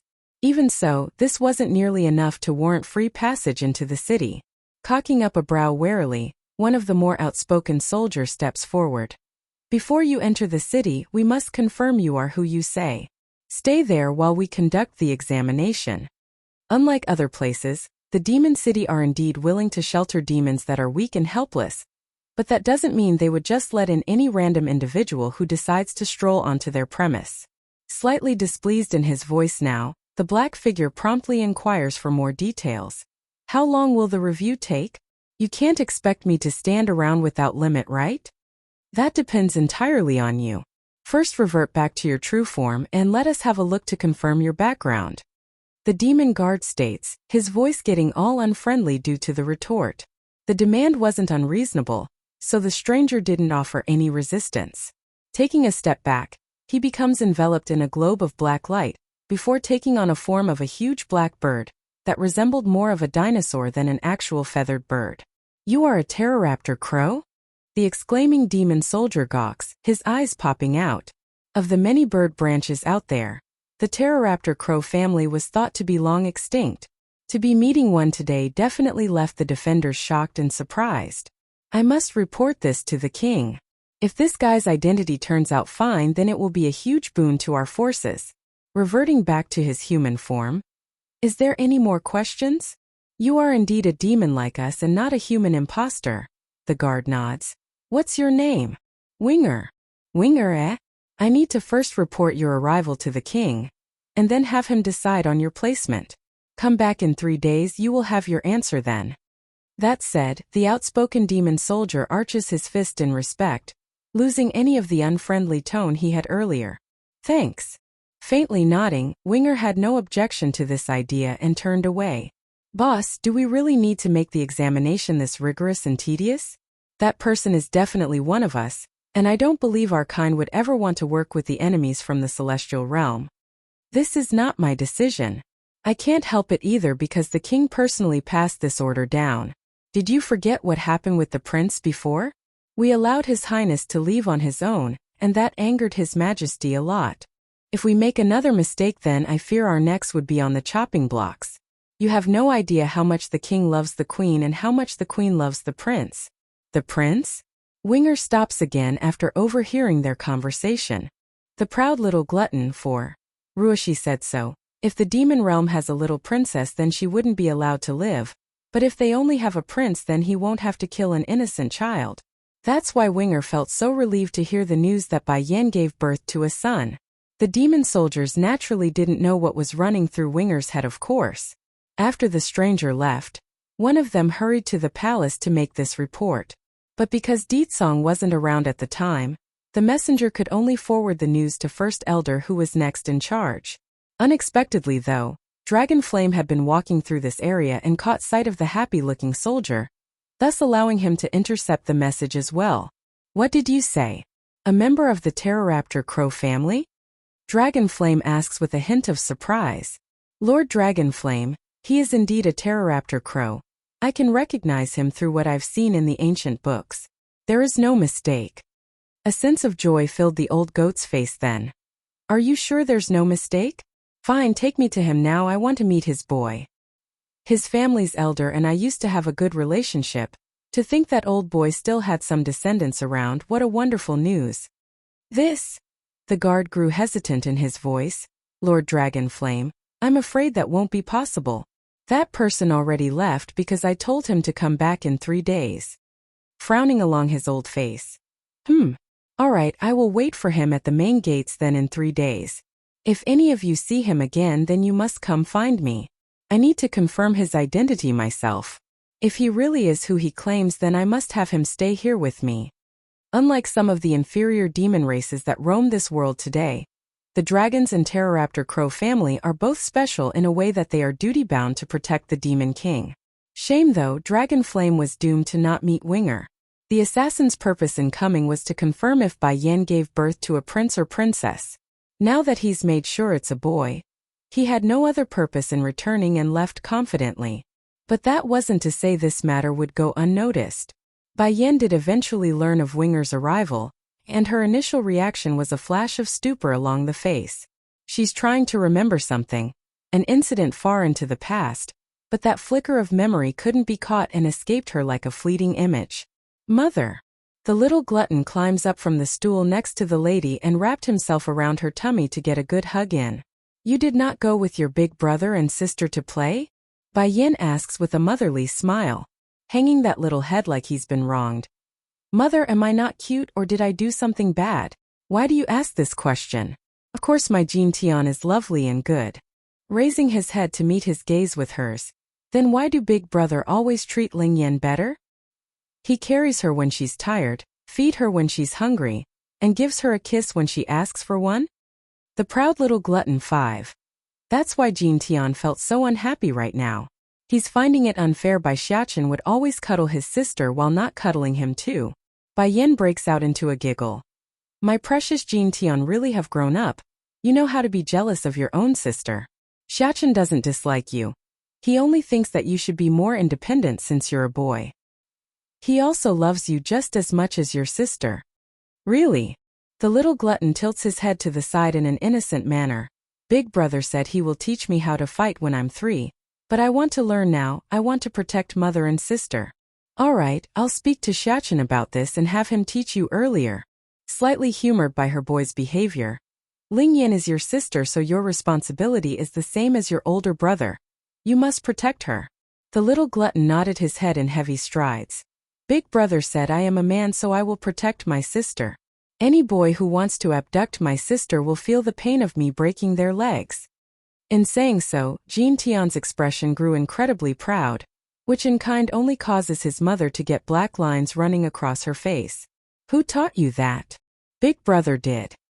He said all boys that want to get close to Ling Yan are coming with bad intentions, so I must break their legs. They will swindle her away.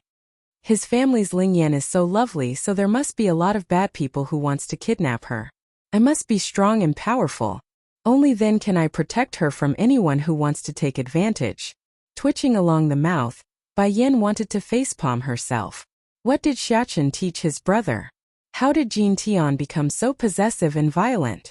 You can't think like that, Jean Tian. Your sister Ling Yan will need to marry someday. You only need to pay closer attention when observing. Bai Yan's very much willing to care for her daughter for a lifetime, but that doesn't mean she doesn't want the girl to find happiness. What is marry? Can I eat it? The little glutton asks this with a clueless and naive face. Knowing her words are too mature for the baby, Bai Yan lifts the child up to her lap for explanation. Marriage is when a woman and man makes a vow to share their future together. Just like me and your father, your sister will one day need to find her lifelong partner and follow him. Biting his little finger. But big brother and I will love and care for her too. Why do Ling Yan have to leave and follow someone else? Mother, I don't want Ling Yan to leave us. Perhaps the thought of his twin sister leaving him had roused some unwanted emotions, but Jean Tian's eyes had started to swell red from anxiousness and made him get all teary. But right before Bai Yan could soothe her baby and explain some more, Bai Yan's attention was suddenly dragged away by the frantic-looking steam bun that barged into the room. Mother, mother! Bai Xiachen cries out, his face anxious and hurried. The proud little glutton 6. What's wrong, Xiachen? Bai Yan quickly asks after seeing how pale her boy was looking. I don't know, mother. The steam bun grips his own clothes around the chest area. Just now I felt a sense of panic within my heart. I'm afraid something might have happened to those I know. Maybe Dragoni? Or Little Rice or Tsing-yi. Little Rice and Tsing-yi should have been back by now. Did something happen while they were outside? And Dragoni? Although to Bai Xiachen the girl wasn't his biological family, but the boy already felt like she's a member of his family from an emotional standpoint. Now imagining Dragoni being in danger was something he couldn't even begin to fathom. Little Rice and Tsing-yi should be alright, don't worry about them. If they were, I would have felt it by now. But then this idea brought on another issue, which causes Bai Yan to furrow up the brow. If those two aren't in trouble, then what about Dragoni? As for Dragoni, I had some of the more elite soldiers under your father to tail her. If anything happens, then your father should know by now. Okay. The steam bun nodded, his hand still clenching tightly due to the unease. Mother, I don't want Dragoni to be in any accident. Don't worry, she'll be all right. Letting her brow loosen up to not worry her son, Bai Yan warmly brings him into a hug to reassure him. Then turning to his younger son. Jean Tian, go find your sister and play while me and your older brother find your father. Fawning with light in his eyes, the little glutton gets all innocent and lovely in the face over what he's going to say next. Can I go to the kitchen and get some food? Even though he ate not long ago, it doesn't change the fact that he's hungry again. Go ahead, but don't eat too much or you will get a tummy ache again. Alright, let's go, Xiachen. That said, the woman herself also felt a sense of unease now and hurried to bring her eldest son along for the outside. Jean Tian on the other hand wasn't as urgent to run off to play though. Rubbing the back of his head, the little glutton only appeared a little bit off. Who is Dragoni? Is it someone else's sister that Big Brother wants to abduct? The more he thought, the more reasonable this little glutton found the theory to be so. I didn't think Big Brother is that kind of person. He is actually into abducting someone else's sister. What if the other family's Big Brother comes knocking at our door? They will break his leg. Due to all the misguided information Bai Xiachen himself sewed into the little baby, which was akin to brainwashing, it would be quite some years before the little glutton stopped having that image of his own idol. No, I can't stand by and watch Big Brother have his leg be broken. I must advise him to turn a new leaf and not ruin someone else's family's sister. Pumping his fist up into the air like a hero, the little glutton vows to himself. The word ruin was something Bai Xiachen himself taught the baby. To think it would be turned and used on himself one day. If the older boy learned of this, then he would surely ignore the little glutton for a month at least. Bai Yan and her eldest had only finished coming out of their courtyard when the man whom they are looking for arrived on his own.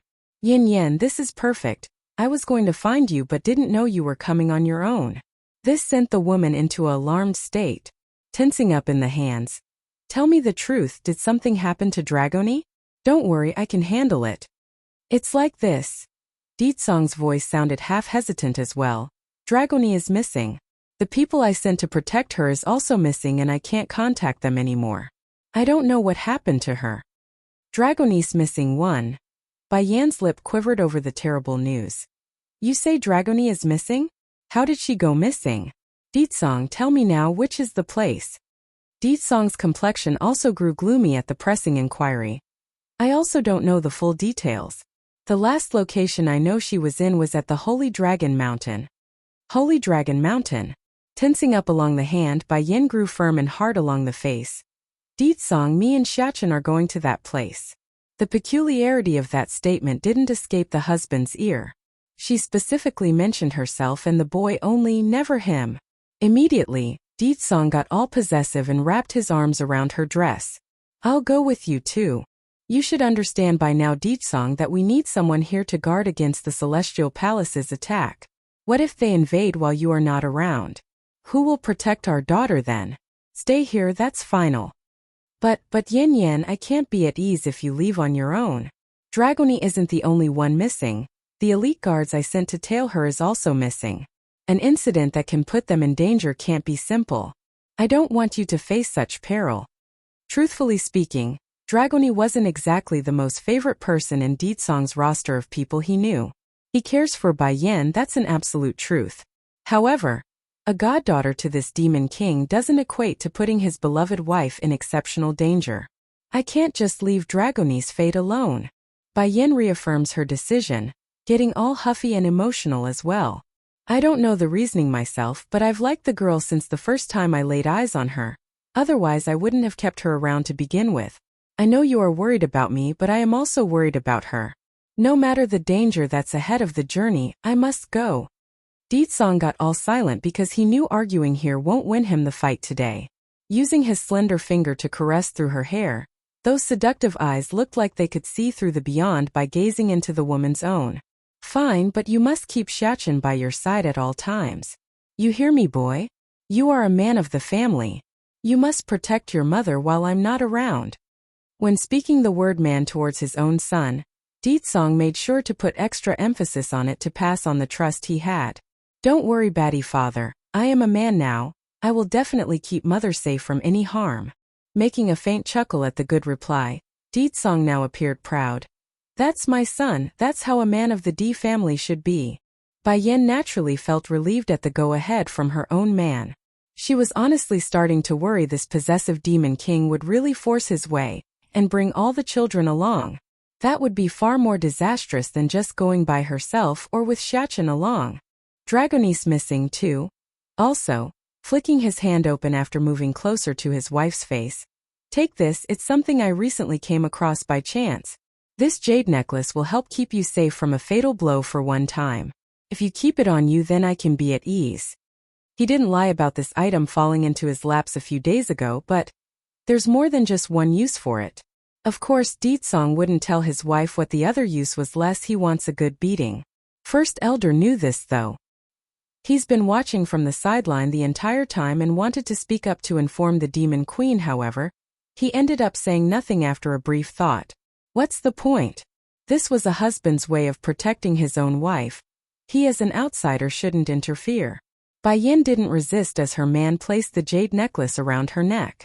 Then, as if to reward the Demon King for his good behavior and obedience, the woman actually tiptoed her feet and kissed him along the lips. This should have been a picturesque scene that would wow the world, but not everyone was happy right now here. Bai Xiachen was rather displeased as he puckered his little lips. Oh, what to do, I also want to give mother a kiss along the cheek. But Batty father won't let me go if I do that. I'll be back soon, Deetsong. Removing her lips from his, Bai Yin turns away for her eldest. Come Xiachen, we're going. Together, one child and one woman, the pair left the palace without delay. Unfortunately, there are many others who doesn't want them to leave. For one, the crazy old coot was one of them. Before they could even make it out of the palace grounds, the old grandpapa had come running over while flailing his hands in the air. "Precious granddaughter, where are you going? I'll come with you." Pausing in her steps, Bai Yin muses over her options before replying. "Grandpapa, can you do one thing for me?" Rubbing the back of his head, the old coot makes a puzzled face. "I'm going out with Xiachen, so I want you to keep an eye on my twins while we're not around. The strength of the celestial palace mustn't be underestimated. If there's only mooing around, then it's not a guarantee her children would be safe. Now that's where her grandpapa would be able to help. As for Deetsong, he has a lot of things to oversee. The person wouldn't be able to keep a tab on the children at every moment of the day." Okay, clapping his hands as he laughed aloud. "Little Ling Yin and Jin Tian are both so cute and good, just like you back then. However, where are you taking Xiachen? Can't you take me as well?" At the end of the day, the old coot would rather be with Bai Yin than to stay here regardless of how fond he was of the kids. Shaking her head, the woman knew she had to do some persuasion here. "I can't be at ease with my daughter being left alone. Also, aside from you and Deetsong, I can't leave my children in other people's care." In other words, she only trusts her husband and this grandpapa the most and wouldn't entrust the twins to anyone else. Which was true and not a lie. Laughing with joy now at the given responsibility, "Precious granddaughter, you don't have to worry. I will make sure the babies are well protected." The old coot then went ahead to pat his chest in a reassuring manner. "I won't let those bad people anywhere near them." Dragonese missing 3. But the old coot's smile disappeared again, his eyes wide with pleading. "Can you come back quickly?" Considering how cautious his tone was, Bai Yin could already see the miserable picture the other person would make once she's gone. Closing her eyes in aching pain over what she's trying to do, she eventually came to terms and spoke up. "Grandpapa, I'll be back very soon. Wait here for me, okay?" The old coot nodded heavily. "I will be good, so you can't lie to me. Cross our pinkies?" "Okay, pinky swear. Once I find Dragony, I'll return right away." Showing a dazzling smile, Bai Yin went ahead to hook her pinky around the elders to seal the deal. "Great-grandpapa, goodbye." Bai Xiachen waves his hand in the air as he and his mother departed for good, which only made the old coot even more pitiful in the background. For a while, only the lonely figure of an old man stood at the palace doors, not moving and not going anywhere until the sun set for the night. The Holy Dragon Mountain was located very far from the Demon City. Therefore it took quite some time before Bai Yin and the steam bun arrived at the base of this place.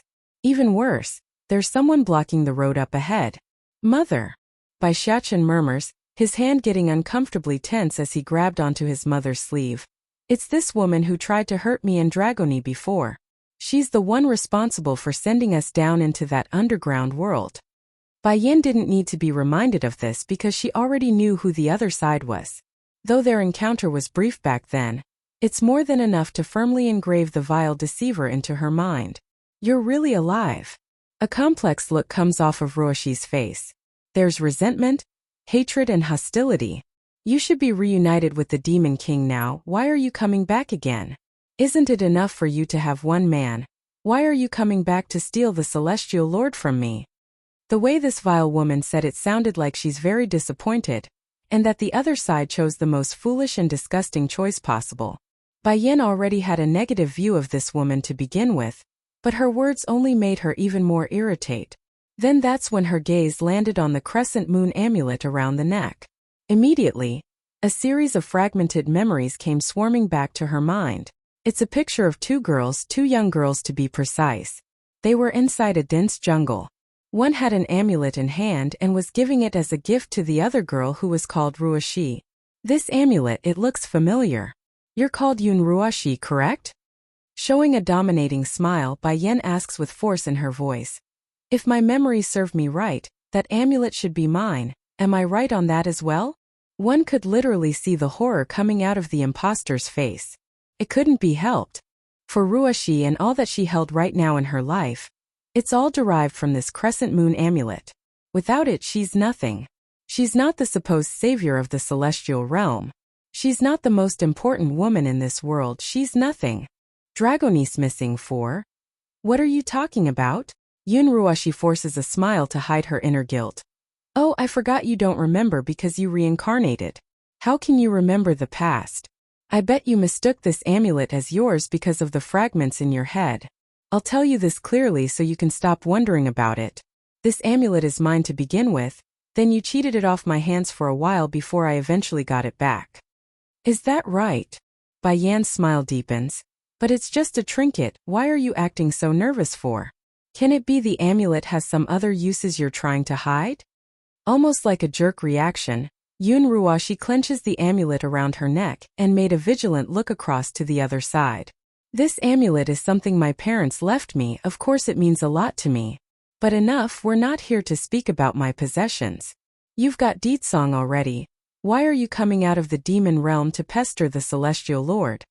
Regarding the story of Keeper Ling being shoved away by Chui God, has already been passed on to the woman's ear, so she's well aware of the situation and what happened. Haha, would you rather lose the world than lose her? When did Bai Yan hold such an importance position within his heart? How can he give up on the world for a mere single woman? I don't know this celestial lord you're talking about, and my one and only husband is Deetsong. In my heart, there can only be one person. As Bai Yan presses forward, her hand had already summoned out her Godslayer for battle. Sarcastic in her tone now. You are not going out of your way to pester him, but your existence is causing him to not forget you. Isn't it enough to have the demon realm in your palm already? Why do you keep coming to the celestial realm and show up in front of him? If it wasn't for this woman's temptation and seduction of the celestial lord, would he keep her in his heart for a millennium? Stopping there on the spot, Bai Yan's cold smirk devolved into an unamused one. I said it already, I don't know who you're talking about. Me and Deetsong's purpose is very clear, and that's to exact revenge on the Celestial Palace. Why should I stop for the sake of a single person I never met? That only raised the anger level in Yunruashi's heart. Quit pretending like you don't know the Celestial Lord is Chui God. Oh right, you shouldn't know he's him unless someone told you, isn't it? Fine, 1,000 years ago it was he who personally tied you up and brought you to execution ground. It's he who caused you to lose your unborn baby. A visible stiffness gripped Bai Yan's body in that moment. There's unbridled anger surging forward, but more were that of pain and indescribably regret. What did you just say? It's Chui God who killed my son? It's he who hunted me down by sending his men? Several times she had dreamt of an unknown person, but due to the individual always having his back turned to herself, Bai Yan couldn't make out who it was. Adding in the fact that the one in the dream had black hair and a white robe, the connection never drew a spark. Dragonis missing 5. Why does it have to be him? Mother. Bai Xiachen felt the anger coming out his mother's face, so he subconsciously reached out to grasp onto her hand. Though the steam bun was still small in age, but he's nevertheless smart enough to know one of the reasons he's able to survive one of his encounters before was thanks to Chui God. Without that man, he and Bai Yan would be dead at the edge of the demon realm due to those shadow guard that day. Why should I believe you? A crunching sound comes off of Bai Yan's fist as she glared daggers at the other woman. All you have is a one-sided story, you got no evidence. Besides, you wanted to hurt my son before. That makes your story even less credible. A sneer comes off of Yunruashi's tongue in return. If you don't believe me, then you can go inquire the details on your own. Most only know he's the Celestial Lord. But those in power all know him by his name, so some of your upper members in the demon realm should know. Bai Yan slowly closes her eyes, knowing she couldn't keep denying the other side's story. It wasn't all that long ago where Chui God deceived her and nearly harmed her own son, but she still believed the man would give her a proper explanation. Yet the person never came again. How can it be him? Why did he save Xiachen and then nearly harmed him? Which side is the real him? Did he really kill the 4 sacred beasts, the same one in my dreams? This doesn't make sense. Why is everything so hard to figure out? The more she thought, the more tied Bai Yan was feeling inside. Part of her wants to believe in Chui God as a good person, but the other part of her said otherwise based on all the things that's transpired. So for a time the lady couldn't move, only standing there in silence for a long time. Yunruashi wasn't going to stand patiently and wait, of course. Showing bitter poison along the eyes. Bai Yan, if not for you then I would have been his wife for a long time already. You clearly got Deetsong already, why do you have to reappear again? What qualification do you have to hate the celestial palace? All you lost is a child, while I lost the happiness of a lifetime. That's right, in the mind of this vile being, a child was nothing more than a disposable object that doesn't hold a candle to her own happiness. Yunroshi, what are you doing? Exactly then a cold rumbling voice cuts down from above. Going stiff due to the familiarity, the vile woman rigidly turns around and discovered that breathtaking face.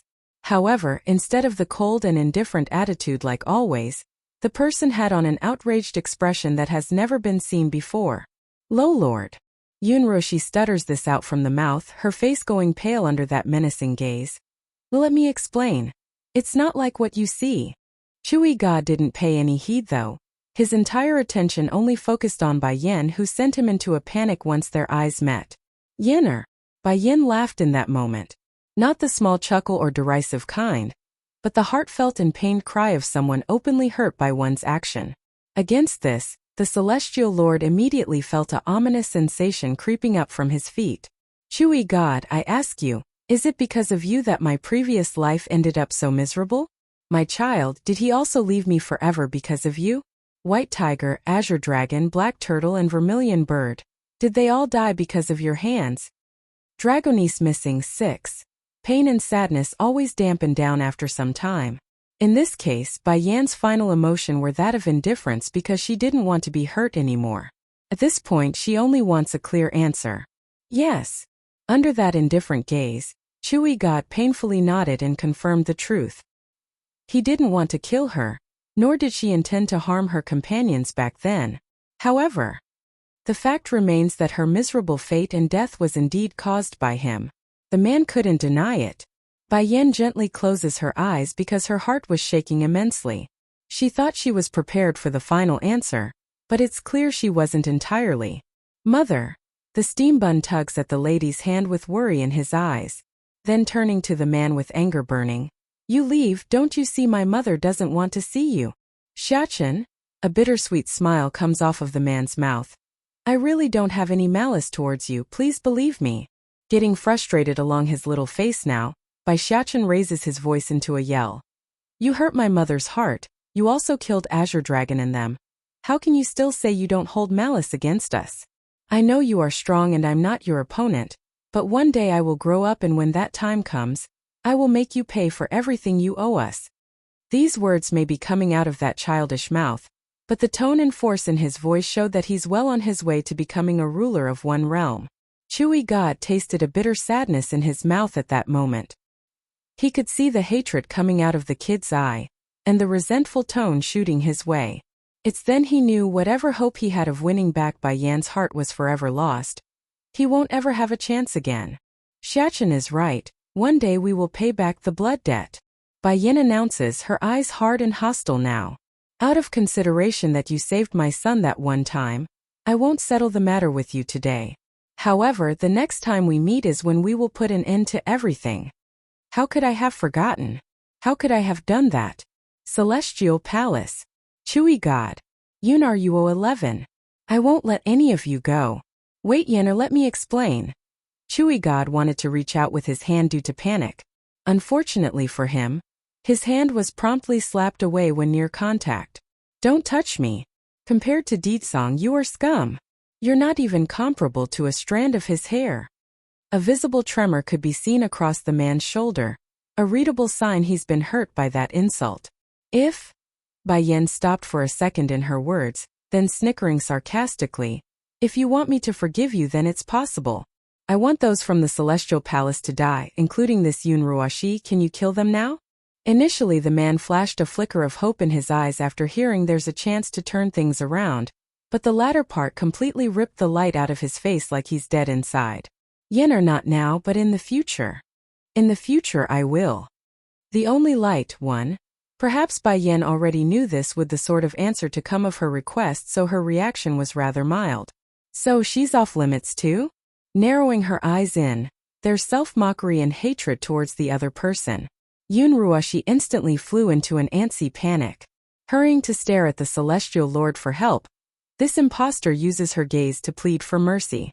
I promise you, I will definitely give you a proper answer in the future. Chui God says the same thing again. Yunruoshi can't die now, nor can the celestial palace topple just yet, but I will definitely give her a proper answer. Chuckling in her voice now. If you want to give me an answer, then kill Yunruoshi now. I want her to pay for harming my child. Other than that, she has nothing else to ask for. Lord! The impostor reflexively calls out, knowing full well how much of a position Bai Yin stands within Chui God's heart. She's really afraid the man would slay her on an impulse. From beginning to end, the man never once gave Yunruoshi a glance. Yenner, give me some time, she and the celestial palace cannot die now. You have to believe me. Everything I do is for you. He raises his hand again, wanting to hold on to that dress to pass on his feelings. Unfortunately for him, a small body cuts him off by slamming into him and knocking his footing back. Get out of here. Don't you to touch my mother. Bai Xiachen yells, his eyes full of disgust. Anyone who hurts his mother and break her heart are all bad people. One could literally see the air deflating out of Chui God's soul in that moment. Against the little guy's face, he couldn't help but smile bitterly because he wasn't making excuses here. In his mind, Yunruoshi needs to live, and the celestial palace also needs to exist for now. Xiachen, Bai Yin pulls the boy back behind herself, her cold eyes wary and alert. You don't have to do this, I won't hurt him. The behavior across from himself hurts the man even more. If you won't hurt him, then why did you kill my child 1,000 years ago? He couldn't even get a glance at me before he left me forever. If you really want to help me, then why did you lie to me before? I can't even keep the last wisp of his existence with me because of you. Merely recalling the fact that her child died a lonely death was a piercing pain to Bai Yan's heart. So what if the little one is not human? At least he recognizes me as his mother. Mother! Bai Xiachen felt the pain coming out of his mother's heart and attempted to soothe it. Don't be sad, I will always be with you. We will never separate. Sure enough, the grief and pain in the woman's eye gradually dissipated under her child's hopeful gaze. In front of the hostility from both mother and child, Chui God didn't know what else to say at this point. He had nothing that could defend his stance, nor find any excuses to do so. Everything was true. He single-handedly ruined the woman's previous life and murdered her child. He did it all. The only light 3. Truly Yunruoshi did in fact believe the man choking at her throat right now saved her because he liked her. Not because of something like using her as a shield. You and Yenner can't be compared together. Tossing the lump of meat to the ground in a barbaric manner, Chui God continues in a cold hard fashion. Keeper Ling and the others may be blind, but I am not. You will never be able to match her goodness. You will never be able to match her goodness. This sentence was akin to 1,000 arrows, each piercing right through to Yunruoshi's heart and burying her in a mountain of hurt. Why? Why do you keep liking her more than me when I've waited a millennium for you? What's so worthy to make you choose her over me? She asks with a sorrowful face. Another gush of wind blasts out of the man in response, this time powerful enough to blow the woman off the feet and into the bushes, thus causing her to become a tattered mess in the process. I said you can't be compared to her, what don't you understand? An annoyance filled the person's voice. This is my warning, I will only let you go this one time. If you appear before Yenner again, then don't blame me for being cruel. I don't care if you are useful or not. I will personally put an end to you. A visible shudder rocked Yunruoshi's body as she struggled to climb up from the ground. She couldn't believe this. As a result of her pouring emotions, a tidal wave of tears spewed out of those eyes like a waterfall. Why can't he simply kill me instead of saying those cruel words to me? I waited so long for him, why do I deserve such a cruel fate? I thought even if you won't love, but you will one day marry me. Closing her eyes, she mutters this one sentence out. Didn't he almost marry me back then? If it wasn't for Bai Yan, perhaps we would be man and wife already. Humph, I only agreed because Keeper Ling promised me they wouldn't kill Yenner if I did so. I believed him. Yet they went back on their promise and never intended to let her go. Yunruoshi, don't think I don't know you're one of the main reasons in pushing those old fools into treating her that way. A huge look of panic gripped the woman's face at being pointed out. No, I didn't. Lord, you must have misunderstood me. Is it Bai Yin? Did she tell you something false? How did he find out? It must be Bai Yin. Yes, it must be her. She must have said something while I wasn't around. Yenner don't know anything, so you can stop blaming her for everything. Only Keeper Ling and them would be so oblivious. After a millennium, I've seen through it all. The funny thing was he too had been blinded by lies and deceit back then. Hence his foolish decision to harm his love of a lifetime. Going numb in the legs, Yun Ruoshi collapses to the ground again, her eyes exposing a look of distraught. And unlike earlier, the imposter wouldn't believe the man was doing it out of mercy or love. It's definitely something darker.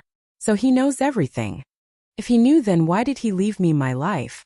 I never liked you, never had and never will. When I first met you I already disliked you, and the only reason I remained polite was due to Yenner's connection. The only light for. Now cherish the time you have remaining. There's not much left in it.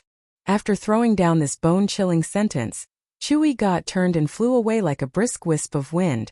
He's always been like this. Come and go as he pleases without leaving a trace of his existence. Half a ring later, Yun Ruoshi finally returned to her senses after being left alone. Unlike the terrified expression she had on earlier though from the conversation, her face was twisted and grotesque. Bai Yin, I want you to die. Even if I can't get the Lord, I will never give you a chance to live in this world in peace, just you wait. If she wasn't here, if she didn't existence, Chui God would have definitely loved me instead. Yes, this is all her fault, I did nothing wrong. Winger. Get your ass out here, come out this instant. She roars. It didn't take long, only a second for the figure in black to appear at the front. Though the person's face was constantly covered under his cloak, it didn't take much to see his expression was cool and calm. Winger, you said before that Bai Yin gave birth to a son, did you not? Go kill the child now. I want Bai Yin to suffer the experience of losing her child. Making a shudder, the man grew hesitant and unwilling. Didn't you say you only want me to deal with her daughter? Why are you asking me this now? You damn garbage, do you not see how she's treating me? Because of her, the Lord has misunderstood me. So what if I kill her son? Winger didn't speak, only staying still and silent for the longest time before replying. Deetsong's strength is very strong, coupled with the many powerful demons under him. I can't kill the young prince while under their watch. What little prince? Who allowed you to call him the little prince? That's a bastard child. A child born of foul blood. I don't care how you do it, you must kill the boy. I saved your life, so don't you forget that. You should be grateful to me. Isn't your Pteroraptor crow kind always willing to repay their debt? Winger hung head his under that scolding voice but still managed to murmur a rebuke back. I am not a garbage. It's just that I can't use my full powers because of those enemies. They will find me if I do. What's more, I don't want to hurt a young innocent child. Roshi, I know you have a grudge against the Demon Queen, but you should be going after her and her husband, not? Upon seeing the livid face of the woman that's shooting a vicious glare his way, Winger promptly stopped and grew hesitant again. The child is only 2 years old, he doesn't know anything and haven't done anything. Please, I can't do this. Humph, the child can only blame himself for being born into that sort of family, he can't blame us. Getting bloodshot red in the eyes, Yun Ruoshi loses all her cool. I am ordering you now as your benefactor, kill him. Winger closed his eyes, feeling the throbbing pain thump away at his own consciousness. He's a proud member of the Pteroraptor crow family, a prestigious demon kind that's known to repay any debt they owe. But to do something this heinous and immoral, he's finding it difficult to accept. The only light 5. Ruoshi, I won't do it. I can help you fight the Demon King and your enemies, but I won't help you harm an innocent child that has done nothing to deserve such a fate. This is final. From those cool eyes, a strong sense of unyielding strength comes forward. He had compromised too many times before, and for that he regrets it. Now is the time he needs to put his foot down and makes a stance. There's more than one way to repay a debt, and it wasn't this way. Pack. The wicked imposter instantly flew into a rage and slapped the man across the face. It's loud and clear, leaving 5 red fingerprints along the skin. Garbage, you useless garbage. I wish you were dead instead of being so useless. Giving a cruel glare, Yun Ruoshi turns and left without glancing back. She's very upset and didn't care if her words hurt. Winger didn't feel angry or outraged as he watched that departing figure. To him, this was something that happens often, so he's numb to the insults already. What's more, he didn't care. For the Pteroraptor Crow clan, repaying a favor or debt doesn't mean they are forced to endure insult or humiliations. This was something he himself chose. One, for the sake of being lifted from that dark place when he was young. The other being he also had a wisp of hope for the other woman to return to her old self. After a long while of not moving, Winger was finally ready to leave as well when a powerful pressure came pushing down from above. Immediately, his face got white due to recognition. How did those people find me? Bang! A ray of thunder suddenly strikes down from the sky, hitting directly onto Winger's body. He wanted to dodge this attack but failed due to how sudden it came. Next thing he knew was being flung to the ground from the impact, his mouth spewing blood as all color leaves his face. Although this thunder didn't have the same strength of a heaven's retribution, but it still left the poor man incredibly painful and injured. In his blurred state, he could vividly see the figure of the one person he wants to see most right now. Roshi. He held out his hand, seemingly wanting to grasp onto the hazy image. However, instead of lending a hand like any kind person would do, the impostor only showed a fearful picture in her existence. Then, casting another glance upwards at the storm clouds rumbling above her head, this wretched woman didn't think twice and made a run for the other way. She had no qualm about fleeing and running for her life. To be fair, Yunruo never intended to come back in the first place after she left the first time around. The only reason she returned was due to the loud commotion. Now that she's sure danger was around, the woman had no reason to stick around and get involved. Winger's consciousness slowly faded away as the strength left him, thus allowing his hand to fall to the ground after reaching out. Gradually, in his half-unconscious state, memories of old came echoing back. Big brother Winger, you have to believe me. I will come and take you out of this place. I am not strong enough now, but I can help heal some of your injuries. Pain go away, shoo. But what if you don't come? If I grow strong enough, then I will definitely come save you. But if you escape before I do, then you can come find me instead. I live at the Celestial Palace. Okay, if you don't come, then I will go out and find you. Slowly but surely, that warm, gentle voice which brought light into his life was fading away. He couldn't figure out why, but it's not the same anymore. Winger's Dilemma 1. Just before Winger's mind completely slipped away, his ear somehow manages to vaguely make out two voices near himself.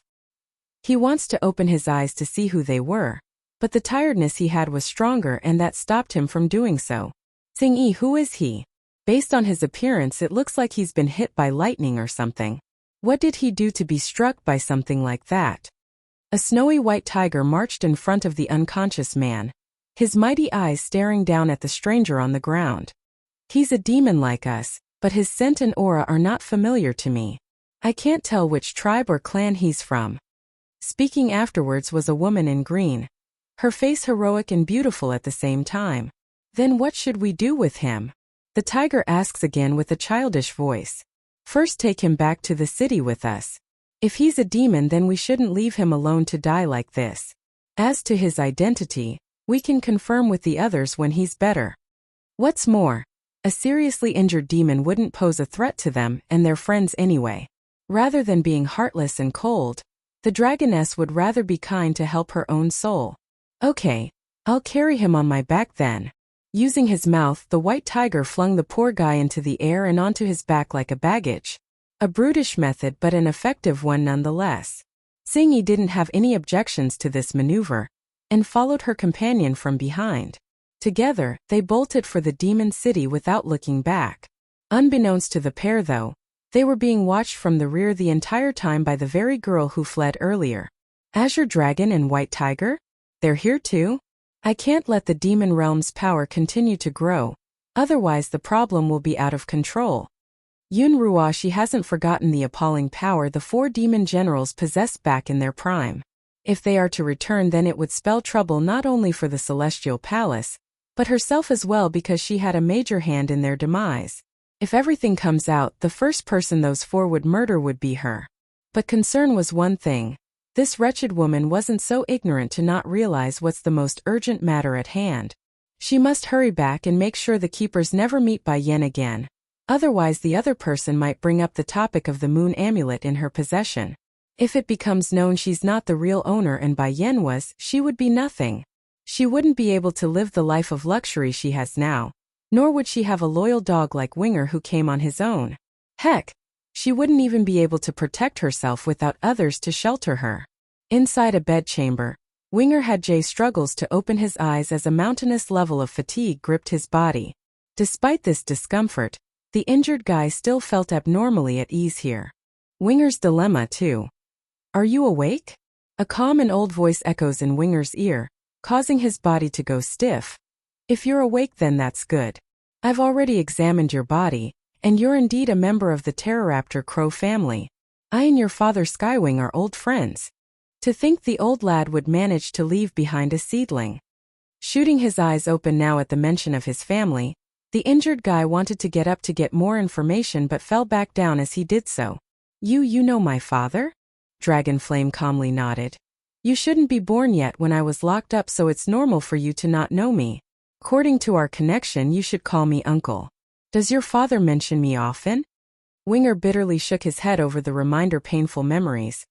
I don't remember a lot of things because I've been locked up in a dark place for many years.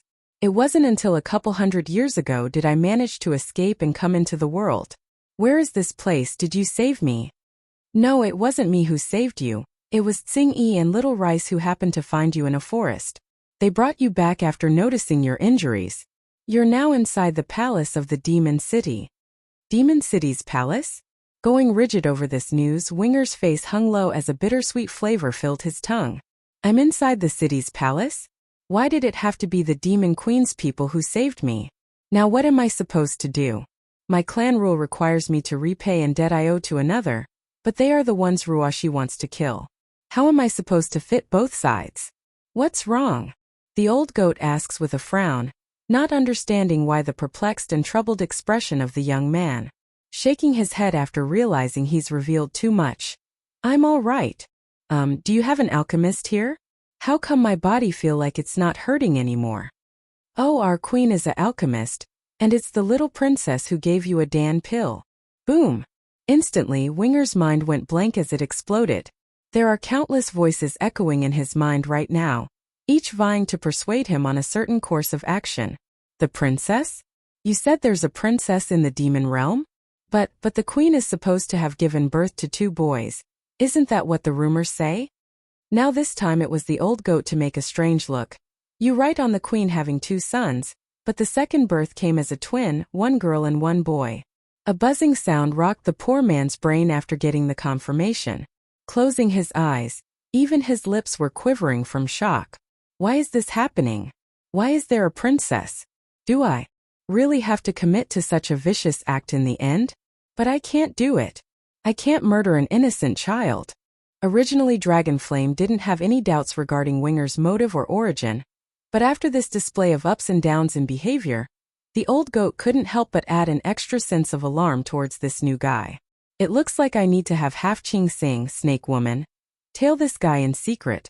Although me and his father are good friends, but I don't know too much about him as a person. I can't risk this because of my own ties. Though he thought that, the old goat still wanted to believe he's only overthinking this matter. Otherwise, he might just have to end his old friend's only son. That would be a regret he himself would be pained in. Winger's Dilemma 3. Due to how troubled Winger was inside, the man did not notice the odd look coming his way. Then just as he's about to speak again, a soft crisp voice cuts in from the doorway. Grandpa Dragonflame, is the uncle awake? This voice may be childish in nature, but it's more than enough to make the bedridden patient tremble. Looking over, he could see it was a baby girl that's probing her head through the entrance and looking at him in the eye. Princess, walk slowly, don't fall. Mooing speaks out after seeing the baby toddling forward in a quick manner. She's afraid the girl might trip over due to this and get hurt. However, it's also due to her careless remark that confirmed Di Ling Yan's identity to the assassin. So she's the princess of the demon realm? How could this be? Such a cute and adorable baby. It would require a truly beautiful woman to produce such a child. For a while, Winger's curiosity to learn of Bai Yan as a person grew, making him show a side that he never thought to be within himself. Uncle Tsingy said you were hurt, so I gave you my mother's medicinal pills. Does it still hurt? With big innocent eyes, Di Lingyan asks after coming over to the bedside. Does it still hurt? Once again, memories of old came swimming back to him, causing Winger's heart to ache tremendously with turmoil. How long has it been since I received such warmth? That's right. That time in the darkness with her. Ever since she left that time, I never felt it again. Grandpa Dragonflame. Is something still wrong with this uncle? Di Lingyan tilts her little head. Mother gave me a lot of Dan pills. Here, uncle, you can have them because I can't finish it all. The old goat smiled with content at the baby's good sense. Of course you can. But if you give him everything, then what will you eat, princess? Biting her thumb in a troubled fashion. That's right. They taste really good and I can eat a lot every day, but… Grandpa Dragonflame. I'm sure mother will want me to do this.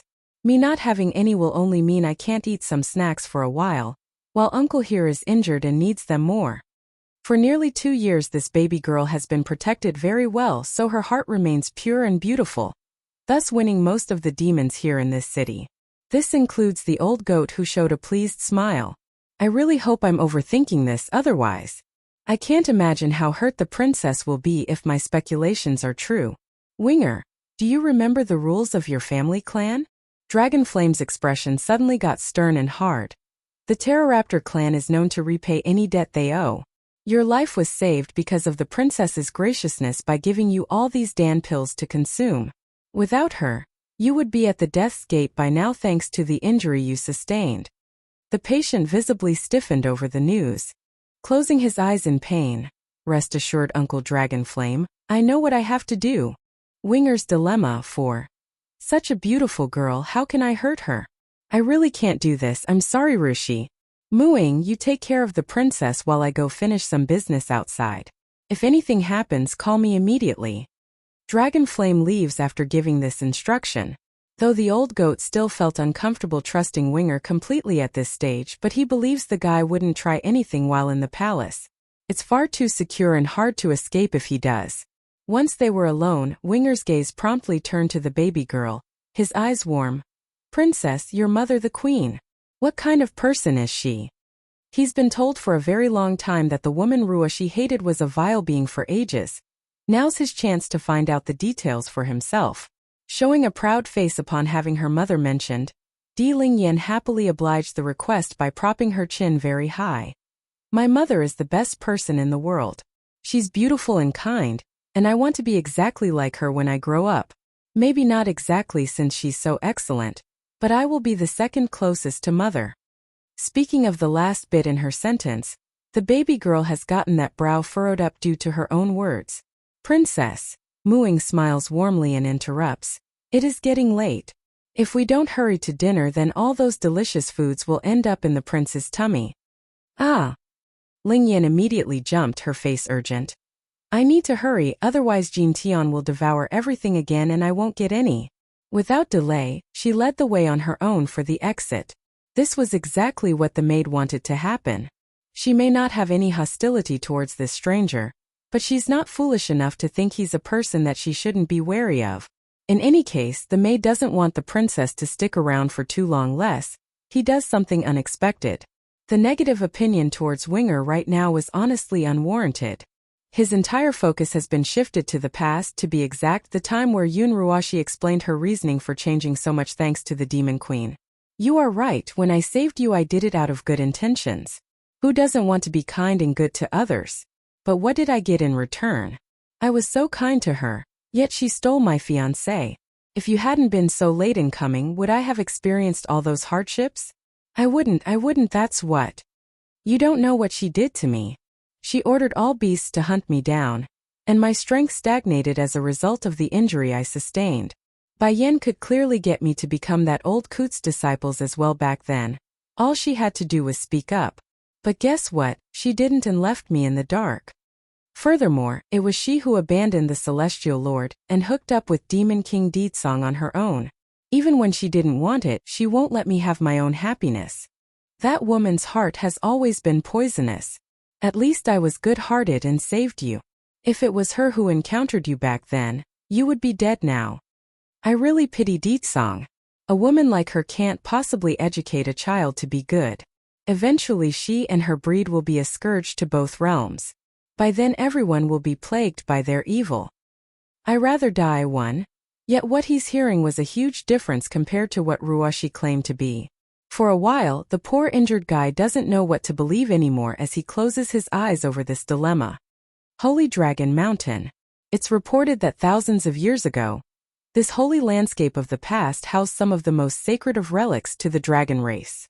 But due to various reasons and the war between demons and celestials 1,000 years ago, none of its original residences remain to this date.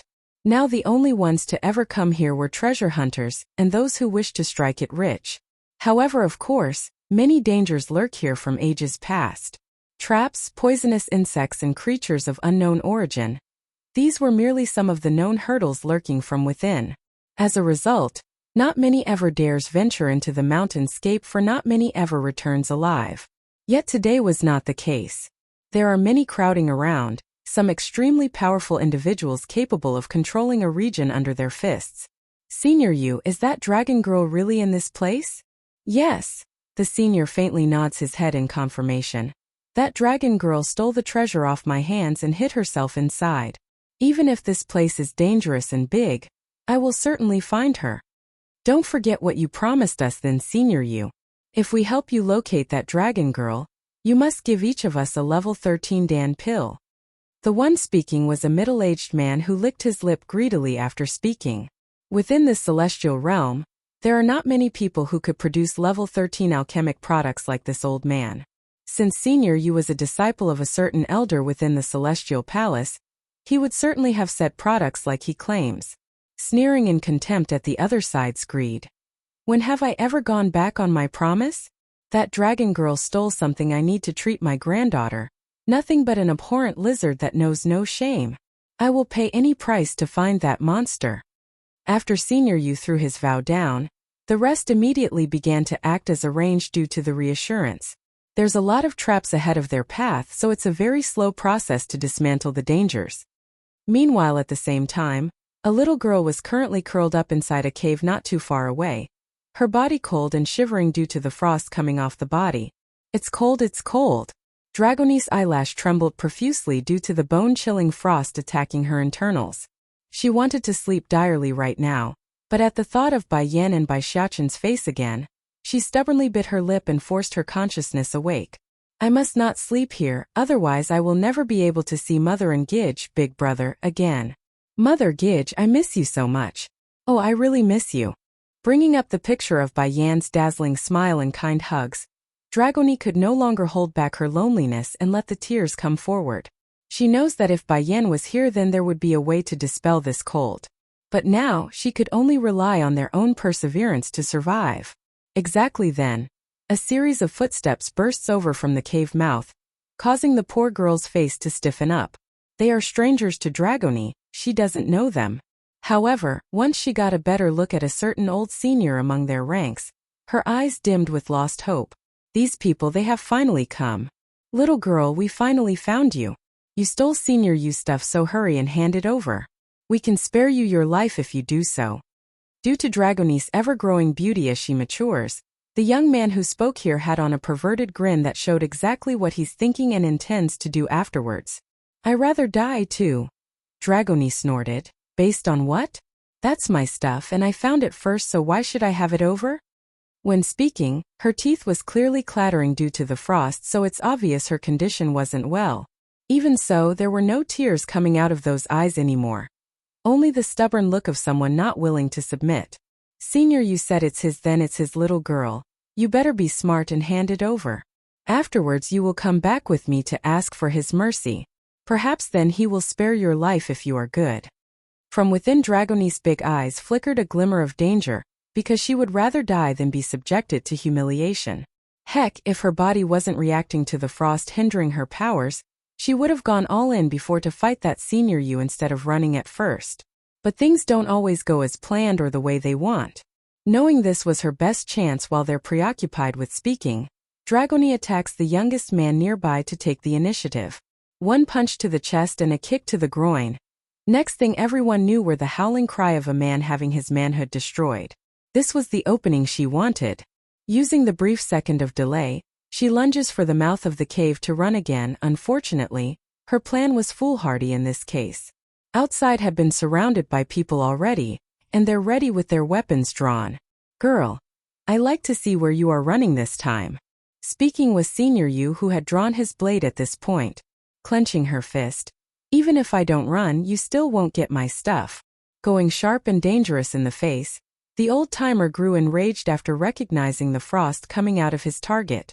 You ate the ice fruit? What of it? Dragoni sneered with contempt at the shameless old fart. The ice fruit is something I found first. If you had spoken to me kindly, then I might have offered you it, but you didn't. You mocked me and my mother, so why should I give you it? Besides, it's not like she wanted to eat it right away. Rather, the darn thing flew into her mouth without a second to react, so this outcome wasn't by choice either. Outrageous. Senior Yu snaps back. I am a disciple of the head alchemist inside the Celestial Palace, and this world belongs to the Celestial Palace. So what if you found it first? By right, I have a claim over all that is here. You eating it without permission is an ill-mannered and shameless act in of itself. Dragoni frustratingly clenches up her fist even more and causes a crunching sound to come off. Damn it, if this ice fruit isn't stopping me from using my full powers, then I wouldn't be forced to be so passive. Now all those demons mother sent to protect me is dead. Who are you calling shameless and ill-mannered, you old fart? Going red in the eye, she glares directly at the old man like she wants to hear it a second time. Smirking with a mocking voice, Senior Yu happily obliges the request since he's on top right now. Didn't your parents teach you something like selfless dedication? The ice fruit is a medicine I need in order to save my granddaughter. No matter, all I need to do now is rip out your beast core, and that will do just fine in saving my granddaughter. I rather die 3. Although this method is a little troublesome, but in order to save my granddaughter, everything is worth it. Dragoni finally exploded at this moment under the reinforcement of the stormy sky. Her little body kept emitting a hair-raising chill like it would encase the entire world in a layer of ice. Those closest to the dragon girl sensed the appalling force and hurried back, but it was too late for these unfortunate souls. Before they knew it, the ice had reached up from their ankle and all the way to their chest, thus sealing their fate to the afterlife. Senior Yu didn't fare so well either. Though he managed to escape in time and live, but the chill still left his body stiff as a rock. Fortunately, he's a powerful alchemist. Activating that internal energy from within and eating a pill meant to remove the cold, he was able to ease some of the discomfort and avoid being stuck there. Is this the power of the ice fruit? Such a shame that something so nice fell into this girl's hand. If used on my good granddaughter, it can not only cure her physique, it will also increase her strength several times over. Showing a somewhat regretful face, the old shameless bastard knew that even if he removed Dragoni's core and used it, the effects wouldn't be as good as the original. This dragon girl, she really spoiled a good thing. PFFFF. Suddenly, a squirt of blood comes flying out of Dragoni's mouth as herself staggered a few steps back and nearly falling to the ground. However, the persistent will of the lass stood strong and she remained standing in the end. I am mother's daughter, so I can't shame her. Even if I die, I will die standing. Lassie, you haven't completely absorbed the ice fruit yet, so you're only stalling the inevitable. Senior Yu then showed a satirical smirk. But the end is now and you're in my grasp. After getting that signal, the surviving humans all began to move forward. This time maybe I really won't make it. At least I didn't bring shame to mother in the end. Dragoni thought, her eyes closing in acceptance. Senior Yu, this dragon girl's strength is not bad. After you take her beast core, can you leave the rest for us? This way we can at least get a piece of the pie. Those who remains asked, their eyes heated and greedy. Nodding. Of course, I'm a gracious person. Aside from the core, the rest of her corpse is free to take for all of you. This is on top of the Dan pill I promised. Haha, generous as ever, Senior Yu. If it was anyone else, then they might not be so kind and give us a dragon's carcass. That right, Senior Yu, we will definitely remember your generosity. Please don't forget to call us again in the future if you ever need our help. Dragons are treasures. Even if it's just a drop of blood, it's still enough to help the average person to increase their physique. Besides, Senior Yu didn't do much at all during this venture. It's these people who did most of the laboring. Using this to help gain a favor from so many would undoubtedly benefit him in the long run.